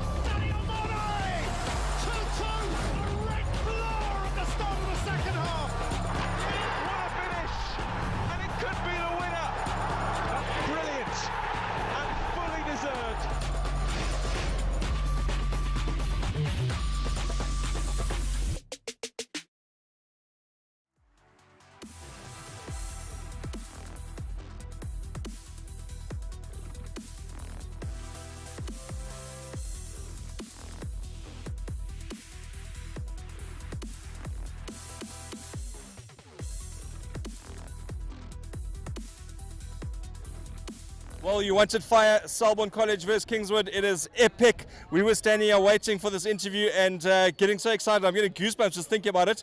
Kamani Sawindla, president of the Old Selbornian Association. Good stuff. It's really amazing. First of all, it's nice to be interviewed by an old Dalian. Thank you. But yeah, look, the occasion, it's pretty much set itself. Over 3 years, we planned it.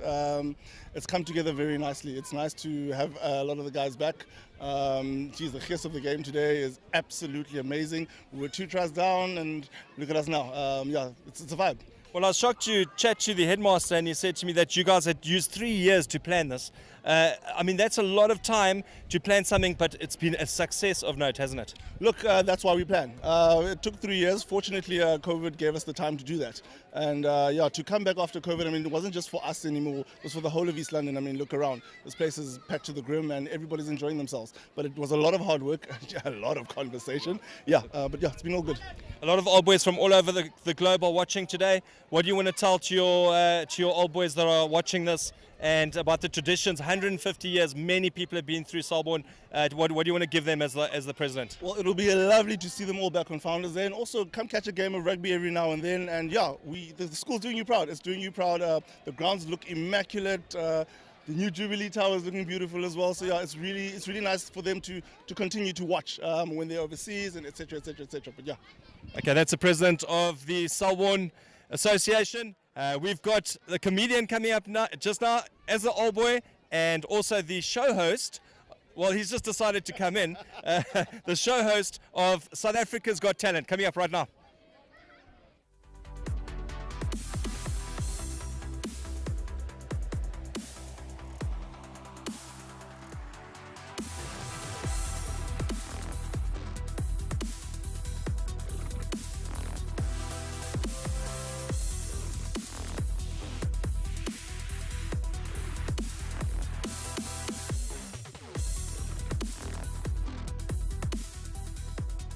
Come on.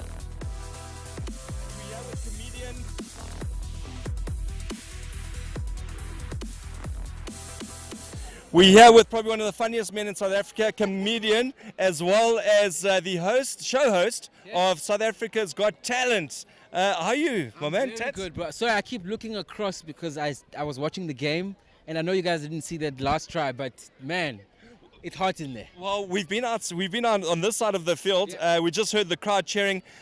Is it good to be back? So good. It's so crazy how it's the same feeling. I'm hugging strangers only because I know they used to come to the school, because I'm not sitting with the boys anymore. But it's the same songs, it's the same sun. different girls, but you know, single moms are lovely here. The sun is out. I'm having a great time. Selborne rocks. Sun's out, guns out. Some good rugby being played here today. Amazing. It's been amazing stuff. Are you proud to be back? I mean, it really must be giving you some good chills. Look, I've been watching, because I'm fortunate enough to stay close to the school, so I've been watching the games on TV as well as live, and both experiences. If I'm watching in my room, I'm at the edge of my bed. If I'm watching here, so it's been such a great time. I'm so glad that it makes me question, why did it take 150 years to come up with this idea? You know what I mean? Well, we've got super schools involved, and it certainly has been massive. Just one more thing. SA's got talent. I mean, that's a good thing. Tell us quickly about that. Look, man, it's basically a TV show that travels the country looking for anybody who reckons they got any sort of talent. It's unfortunate that teams like Selborne don't enter and just come on a stage and show us what they got. But I'm here right now and I'm watching amazing South Africa's talent, so good to be here. Well, good to chat to you as well. That's Tats. We're going to be catching up with the second half now. It's going to be electric. It's going to be massive. Selborne versus KINGSWOOD, last final and the end of the 150th Jubilee. Stay tuned. You've done such a great job too, bro. Oh, thank you.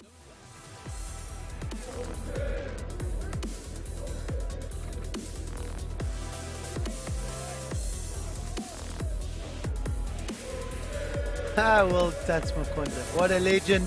And it's been an amazing time here at the Jubilee Rugby Festival. Before that interview was the interview with Kamani Suwundla, the OSA president, and great men here gracing their presence at this festival.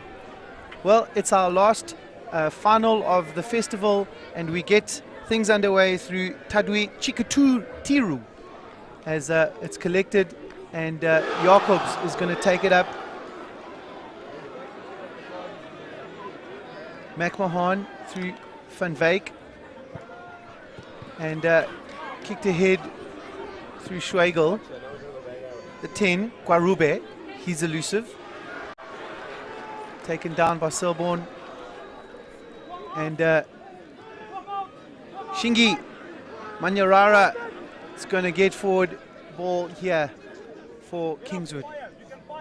The replacement Zweni at 9 plays Petsa, regrouping.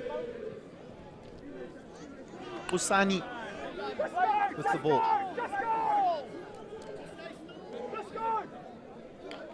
Advantage to KINGSWOOD. Ball not being released. Hands in the ruck there for Selborne. And KINGSWOOD would be happy with that open passage of play. Boy, do KINGSWOOD have some good, strong carriers of the ball. And especially that man, Shingi Manyarara. KINGSWOOD opt for the poles, and an opportunity here to take the lead early on in the second half.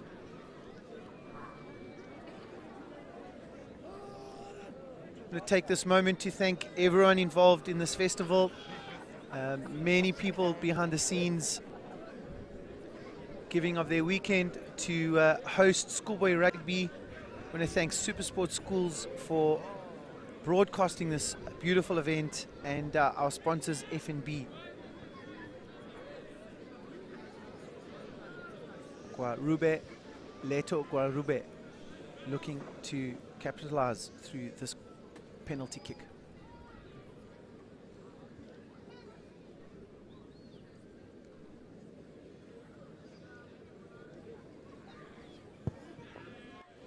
Strike is good, and it's a well-deserved penalty there for KINGSWOOD.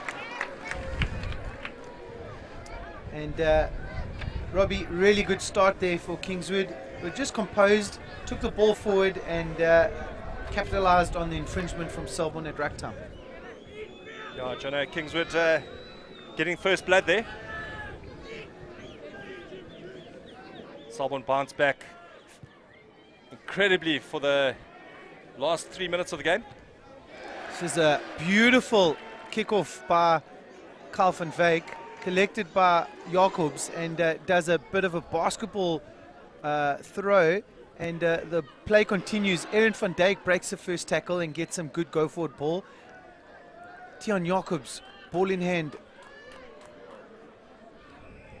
And penalised for, I think it was for entering from the side. And also really good restart there from Selborne. Well, you've got the wins. Are you going to put 3 points on the board? What would be your decision here, Jono? I think I'd return it with kick for poles. But it looks like Selborne's going to go for the line. Reward is to the brave, Palmer Vatuti. So they go for the line, and they're not interested in just taking the lead. They want to win this game outright. So brave decision here. Off your screen we see some of the reserves getting ready to come on. Number 6, Diovan Dupree, and number 4, John de Villiers, who were prolific in the first game. Yeah, 2 very good players, Jono. It's a great line out there by Selborne. They need to contain or keep the ball, and illegal sack there from Kingswood. This gives them opportunity to attack, but a bit of a wayward pass, and Schultz unable to collect it. But advantage still to Selborne. This would be good for them. Schultz has had a good game, ball in hand, made a lot of mileage. Yeah, a lot of yardage. He's just got that refuse to stop trying attitude, and yeah, he looks like he's about to get met by the first defender, and then he just works his way around them, and yeah, really good leg drive and fight in the contact. He does well with a spin in the tackle as well. He spins out of the tackle. Nice shot there of the line out. Kingswood versus Selborne College. 150th Jubilee Rugby Festival, brought to you by FNB. Good line out from the back, but it did look skew, and laid off the hook there for Kingswood as number 4 and number 6 into the fray for Selborne College. Garen Miller has had a good game, so has Gabriel Creel, and they've done well for their school. Well, Dupree and de Villiers doesn't get easier for Kingswood, because those 2 boys are, I'm just going to call it as it is, beasts.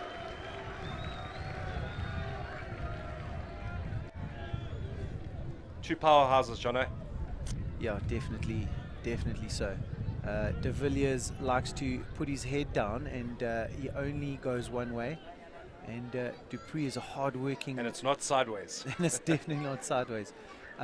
Shinga Manyarara taking the ball on the blind, but Tian Jacobs is there defensively and driven back, which is not something that Manyarara is used to. Guaruba, apologies, with the ball, and Troy Alley trying to field it and keep it in, but it is a good exit by Leto Guarube. He's had a good game. So this game hangs in the balance. Anyone could take it from here, and these are key moments in a game, Robbie. Well, I'm sure, and with it being Selborne's 150th here at home, I think you're going to see these boys pick it up a bit in the next 20-30. Luck with the feed. He's been good at line-out throw. They're up to go to the front through Fletcher and set up that very effective maul. It has produced some great results as momentum not really there, a little bit static, but now they're getting good go forward ball, and Kingswood having to wrap around, and so Selborne being patient here, wanting to just get that maul going, and they do so. This is much better, and really starting to gain momentum, and Diovan Dupree looking for a way forward. Schultz goes wide. The stepster Amani Samana not able to hold on to that. That was unfortunate. Okwam Gavana, once he gets the ball, he is a difficult man to stop. Yeah, Dupree did so well there. If you watch, he's just got so much power. And it's a long pass. If that had gone to hand, could have been potentially a 2-on-1 if second last receiver had gone back inside. So good work there by young Geordie Luck as Logan Mauer takes the field. He's been the go-to hooker. Yeah, he's had a very good game, Jono. He's been tough in the front. His line-out throws have been excellent. Certainly one to watch for 2023, that I can tell you. So Selborne putting pressure on the scrum. Guarube looking for the cut-in. Chikatiru, he's a dangerous man at 13. Sweli, good step here. Almost broken through. Sweli with big man Stan. Muran Gwawa. Looking a little bit disjointed here. Kingswood wanting to regroup. They go through the boot, through Nikaro, and he finds some good space. That was clever work there, Robert. Yeah, and patience as well. You can see it. Kingswood are getting their tails up, doing a move like that, basically just over their 22. So they've got the confidence, and that takes them right up to just over the 10-yard line.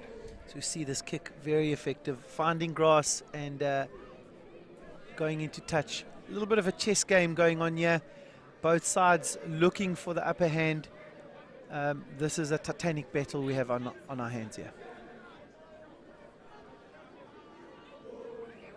Mauer.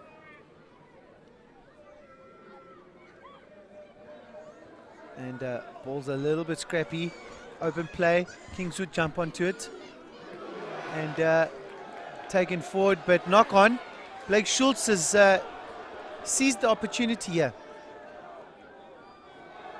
John de Villiers with a good run. Ball to Carl van Wyk. He looks to exit, but it was a good charge down by Petzer, putting huge pressure on him. So there was an opportunity there for them to break out, and I would have thought that ball could have gone maybe wide. Yeah. De Villiers, ball in hand. I think if he had fed, he had one-man overlap there. Yeah, Ryan Marimo was in the channel waiting for it. But as you say, De Villiers just makes that yardage. The boys have a saying about Ryan Marimo: he is our tank, he will bounce your flank. So they should have passed it to him, I think, Robbie. Again, another skew throw. This is unfortunate for Selborne.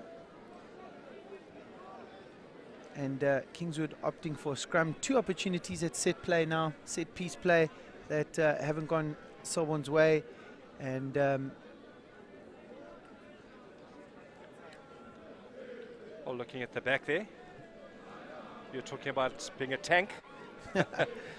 It's one of the first team sponsors, Yebo Tanks, on the sideline there. They have the ball through Guarube. He finds 12, Ben Morrison. He's been quiet in this game. Caleb Schwegel holding him up. And Okwam Kavane, he's found the ball somehow. And he's taken about 2-3 to take him down. Kingswood are pushing the offside line there. Selborne happy to play a territorial game and chip it ahead. Okwam Kavane back on his feet and putting pressure here.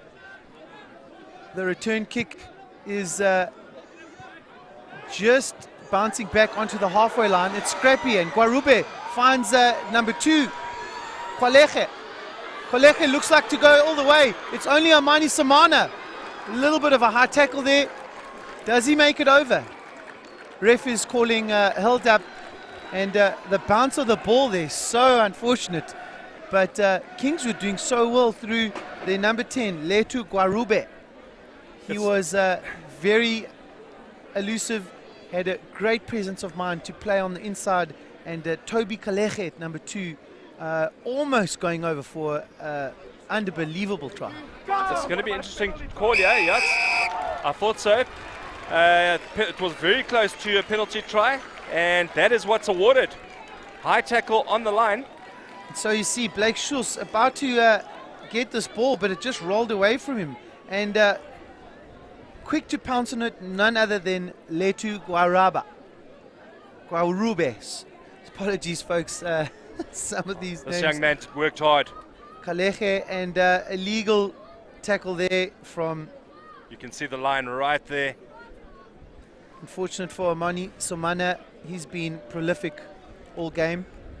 But Selborne are definitely under a bit of pressure now, Robbie. Didn't take the touch judge and the ref to make that take too long on that decision. High tackle right on the line. So pressure's on you at Selborne. I think the boys seem to be rushing it a bit, Jono. I don't know if you'd agree with me. Yeah. Maybe just those last passes that need to go don't go, and when they shouldn't go, they are going. Strike just going left for Letu Guarube. He's a ex-Hudson primary boy, and he seems to enjoy playing his rugby in a red jumper. But he's been a real man to watch for Kingswood. Really conducted affairs from the back with excellence. Now to see what Selborne can do, trailing 14-20. Van Wyk with the kick. He goes deep and high, and it's fielded by Manyarara, but another high tackle by Tion Jacobs. He needs to be careful here. And I thought Tion timed that well. It's almost like the Kingswood boy went down, but I guess, you know, it's the rule is a rule. Apologies on the call there. It was Tadiwe Chikatiru who received that ball. Our try scorer from the first half. You got that right, Jono? I'm not sure, Robbie. I'm giving it my best shot. Chikatiru with a high tackle from Jacobs.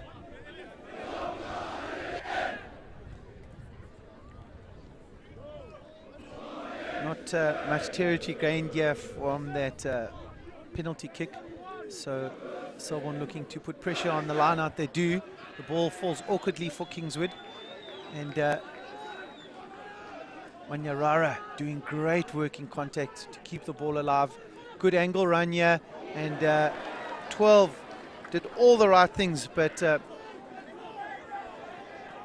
ball didn't go to hand. Ryan Marimo with the offload. A little bit hard. Ball went backwards, so play continues. This is Caleb Schweigel. Needs to link up. Troy Alley. Troy Alley's looking good. He gets taken down just short of the try line, probably 10 meters or 5 meters out. And I think play has stopped. Robbie? Yeah, I just love it when I see that ball go all the way through to the wing coming at full pace. If you look at the replay here, well recovered by Selborne. It's a nice long pass.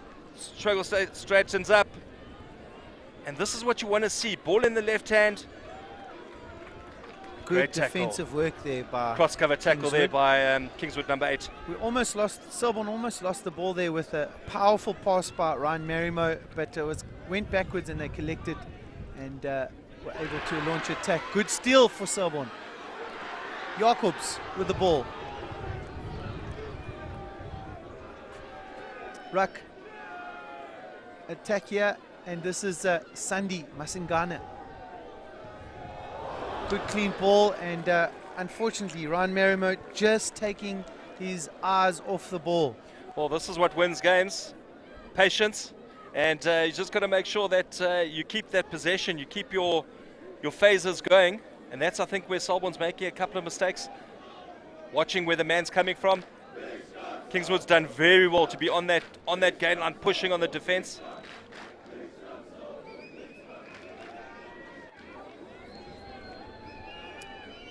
Kingswood will want to exit here.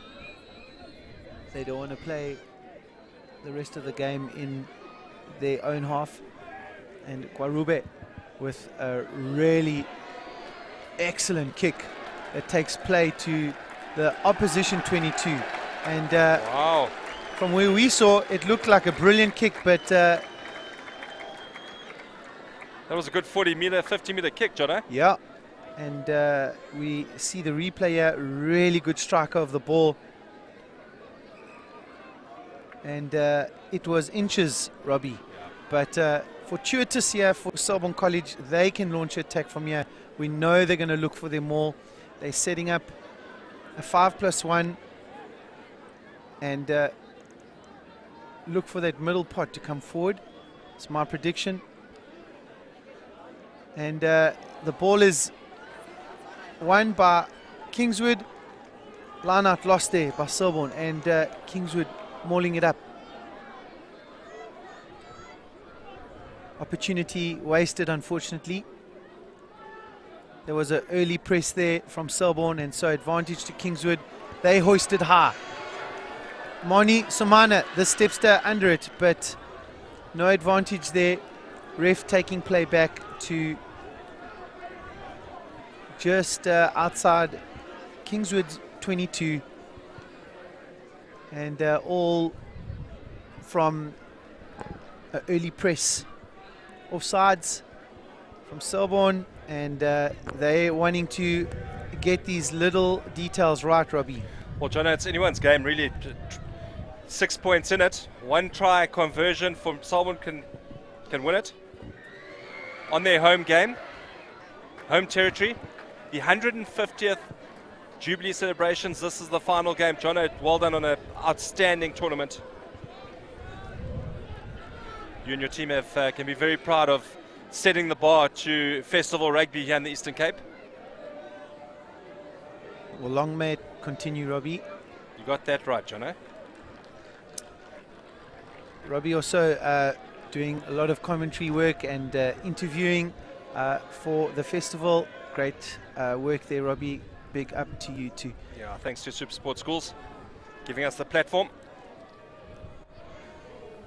Ball won by Aidan Gentle, who's just returned to play as rolling subs here, folks. And Tian Jacobs, dummy pass on the inside. Here we go. Sorry, folks, speechless here as Sandy takes the ball forward. Wow. And we find Caleb Schwagel with ball in hand.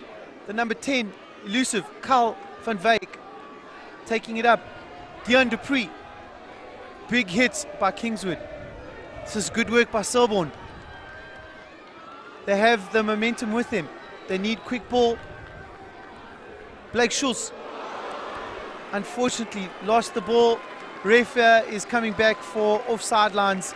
And boy, was that exciting. Well, Jonah Kruger's on his feet. It's exciting stuff here. With only literally 10 minutes to go. Watch the replay. Great. This is unfortunately the not so great play by Selborne. Ball just not finding the hands of Blake Schultz, but it was a dummy pass on the inside from Tian Jacobs, and then he got play away, as we're going to go to the replay quickly. Look, a dummy pass finds the gap, and then Masingana, great take by him, great pace. Look at this man go with ball in hand. Beautiful to see a front row forward, Robbie, doing that type of running. Just seeing the skill of Tian Jacobs in the tackle, popping the ball up. We saw a similar pass in the finals of the Varsity Cup. That was slightly forward, I think. So he did very well there. Sandy Masingana, good work there. And Blake Schultz taking it forward. Well, Jono, the crowd's going to go crazy if there's a try here, let me tell you. Dion Dupree, big hit from Kingswood. Selborne looking to regroup. They go through Aidan Gentle. Aidan Gentle, wow. Oh, it's quick ball now. And they go wide. Troy Alley needs to link up. He's still got ball in hand. He stays on his feet. Selborne regrouping here. John de Villiers wants it. He offloads to Tian Jacobs. McMahon to Van Dijk. Van Dijk taken down. McMahon goes wide to Schultz. This is good build-up here, boys and girls and folks from all over the world watching. As the ball goes through Dion Dupree, he gets taken down really effectively there. McMahon stumbling over the ball, and unfortunately a knock-on. Ref taking it back to penalty. Kingswood holding onto the ball, so the quick tap doesn't take place. They just need to slow down a bit now. They've got the momentum, Selborne College. They're dictating up the front there. I think a bit of patience now where you're going to see them put points on the board. Got a man down. So I don't remember the word too well, but the first team coaching staff have a Japanese word for this passage of play, or this place on the field. I think it's called chinsai, meaning patience.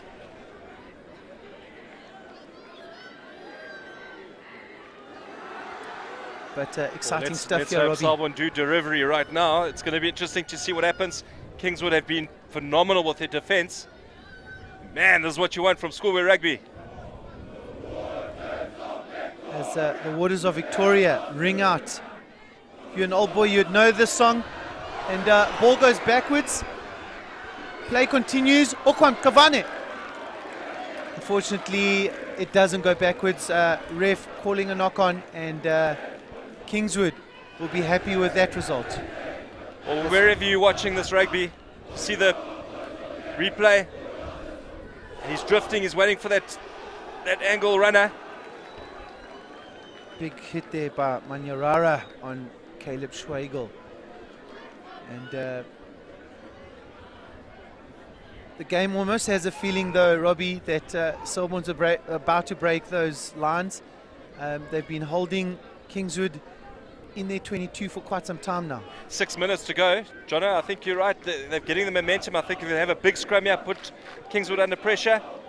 Kingswood want a good exit, yeah? Very good scrum there. Good work by the Kingswood boys. It's a great exit through the boot of Chikatiru. But the stepster, Somana, he's going to do some damage here. He needs to link up.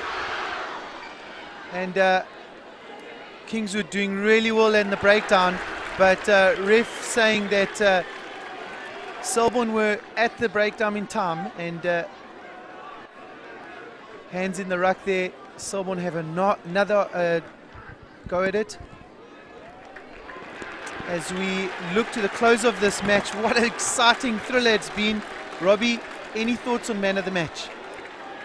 Well, I think your Selborne number 4 has been outstanding.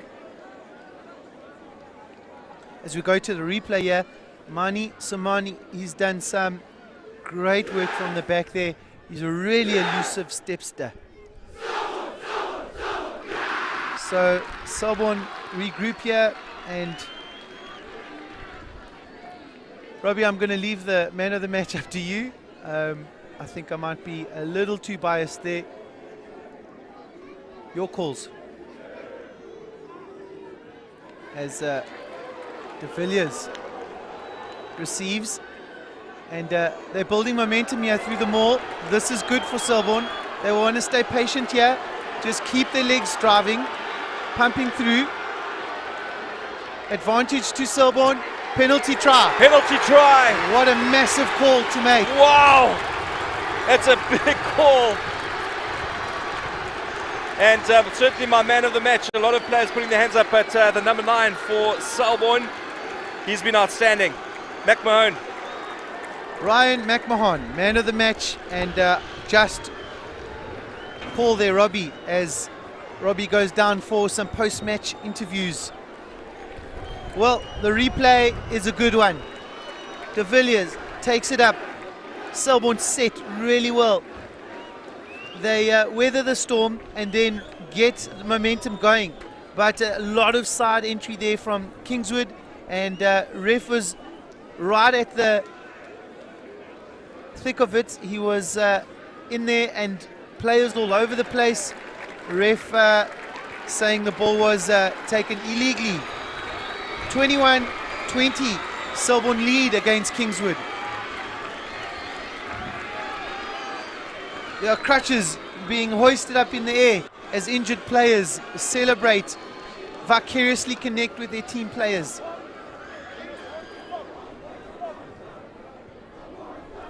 Minutes to go in the game. Can Kingswood come back from here? Big hoist, and the kick is gone out, and Selborne get the ball scrum down halfway line. that is exactly what they'd want from the restart. Wow, what a game it has been, folks. What a festival it has been. What an honor and a privilege to be part of this momentous occasion. All boys from around the world coming back to their old school to celebrate.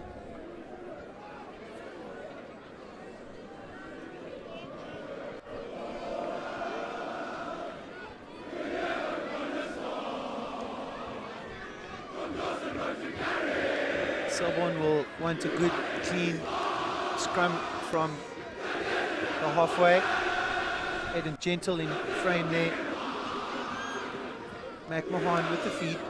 Ball is out. And Somana takes the ball but looks up in anticipation for the defense. And Kingswood are keen to get things going here. The advantage is to Kingswood, and high tackle called there by the ref, Josh Kent. And so Kingswood have another stab at it with probably about a minute to go.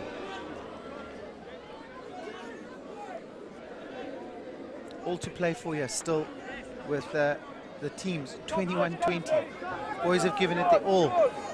Cramping and really feeling the effects of this titanic battle. Will Selborne hold on here to claim the win?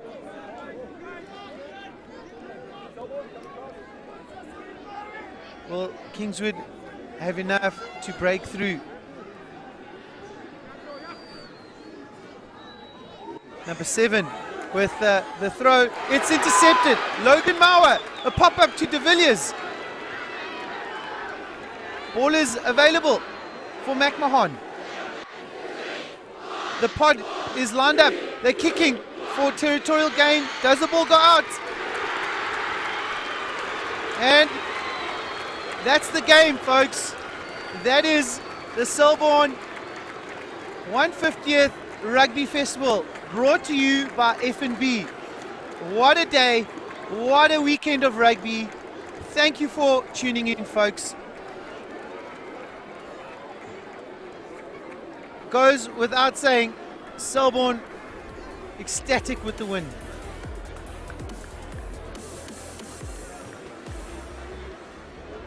As we see some of the replays of the game, massive call there for the maul that has stood the test of time. Tian Jacobs ecstatic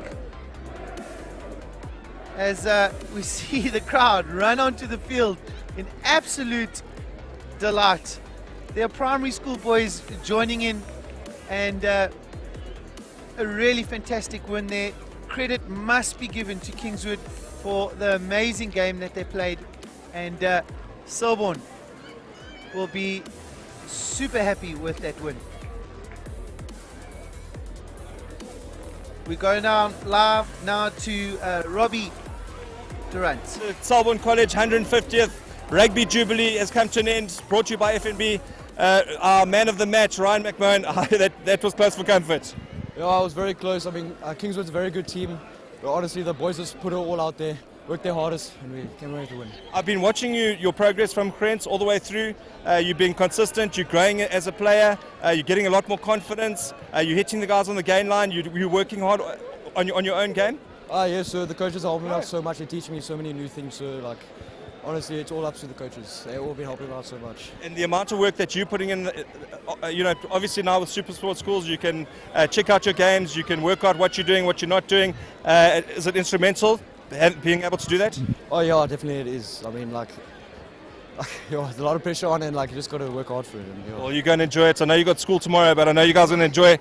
Put your hat on, enjoy it, and congratulations once again, Ryan McMahon, our player. And that is a wrap of the Selborne 150th Jubilee Rugby Festival from Super Sport Schools. I'm Robbie Durant, and cheers from now.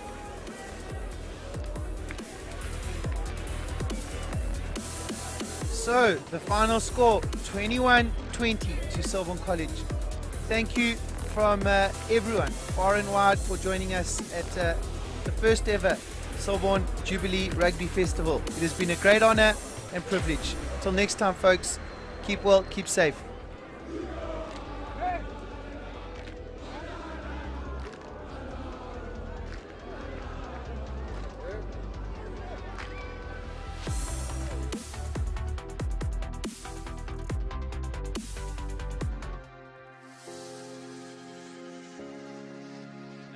Morrison.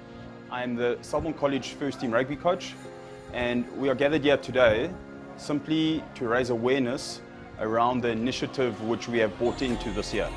Tries for Lives is a campaign that we have brought into year after year, and this year the initiative is we are wanting to raise 600,000 Rand for a young grade 8 Selbornian, Obuko.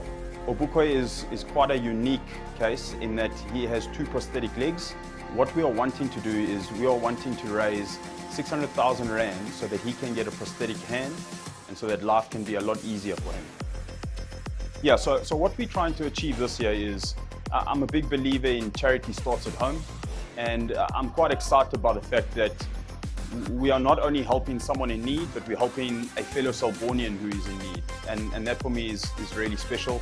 It speaks to the ethos of the school and definitely the upholding of the traditions. If you are wanting to get involved and support this initiative, please go to the Sports for Lives website. On there you'll find a Tries for Lives, and under the Tries for Lives you'll find the Obuko initiative. Essentially what happens is you can commit X amount of money per try that the Selborne College first team scores this year, and all of those proceedings will go to Obuko and help him get that prosthetic hand.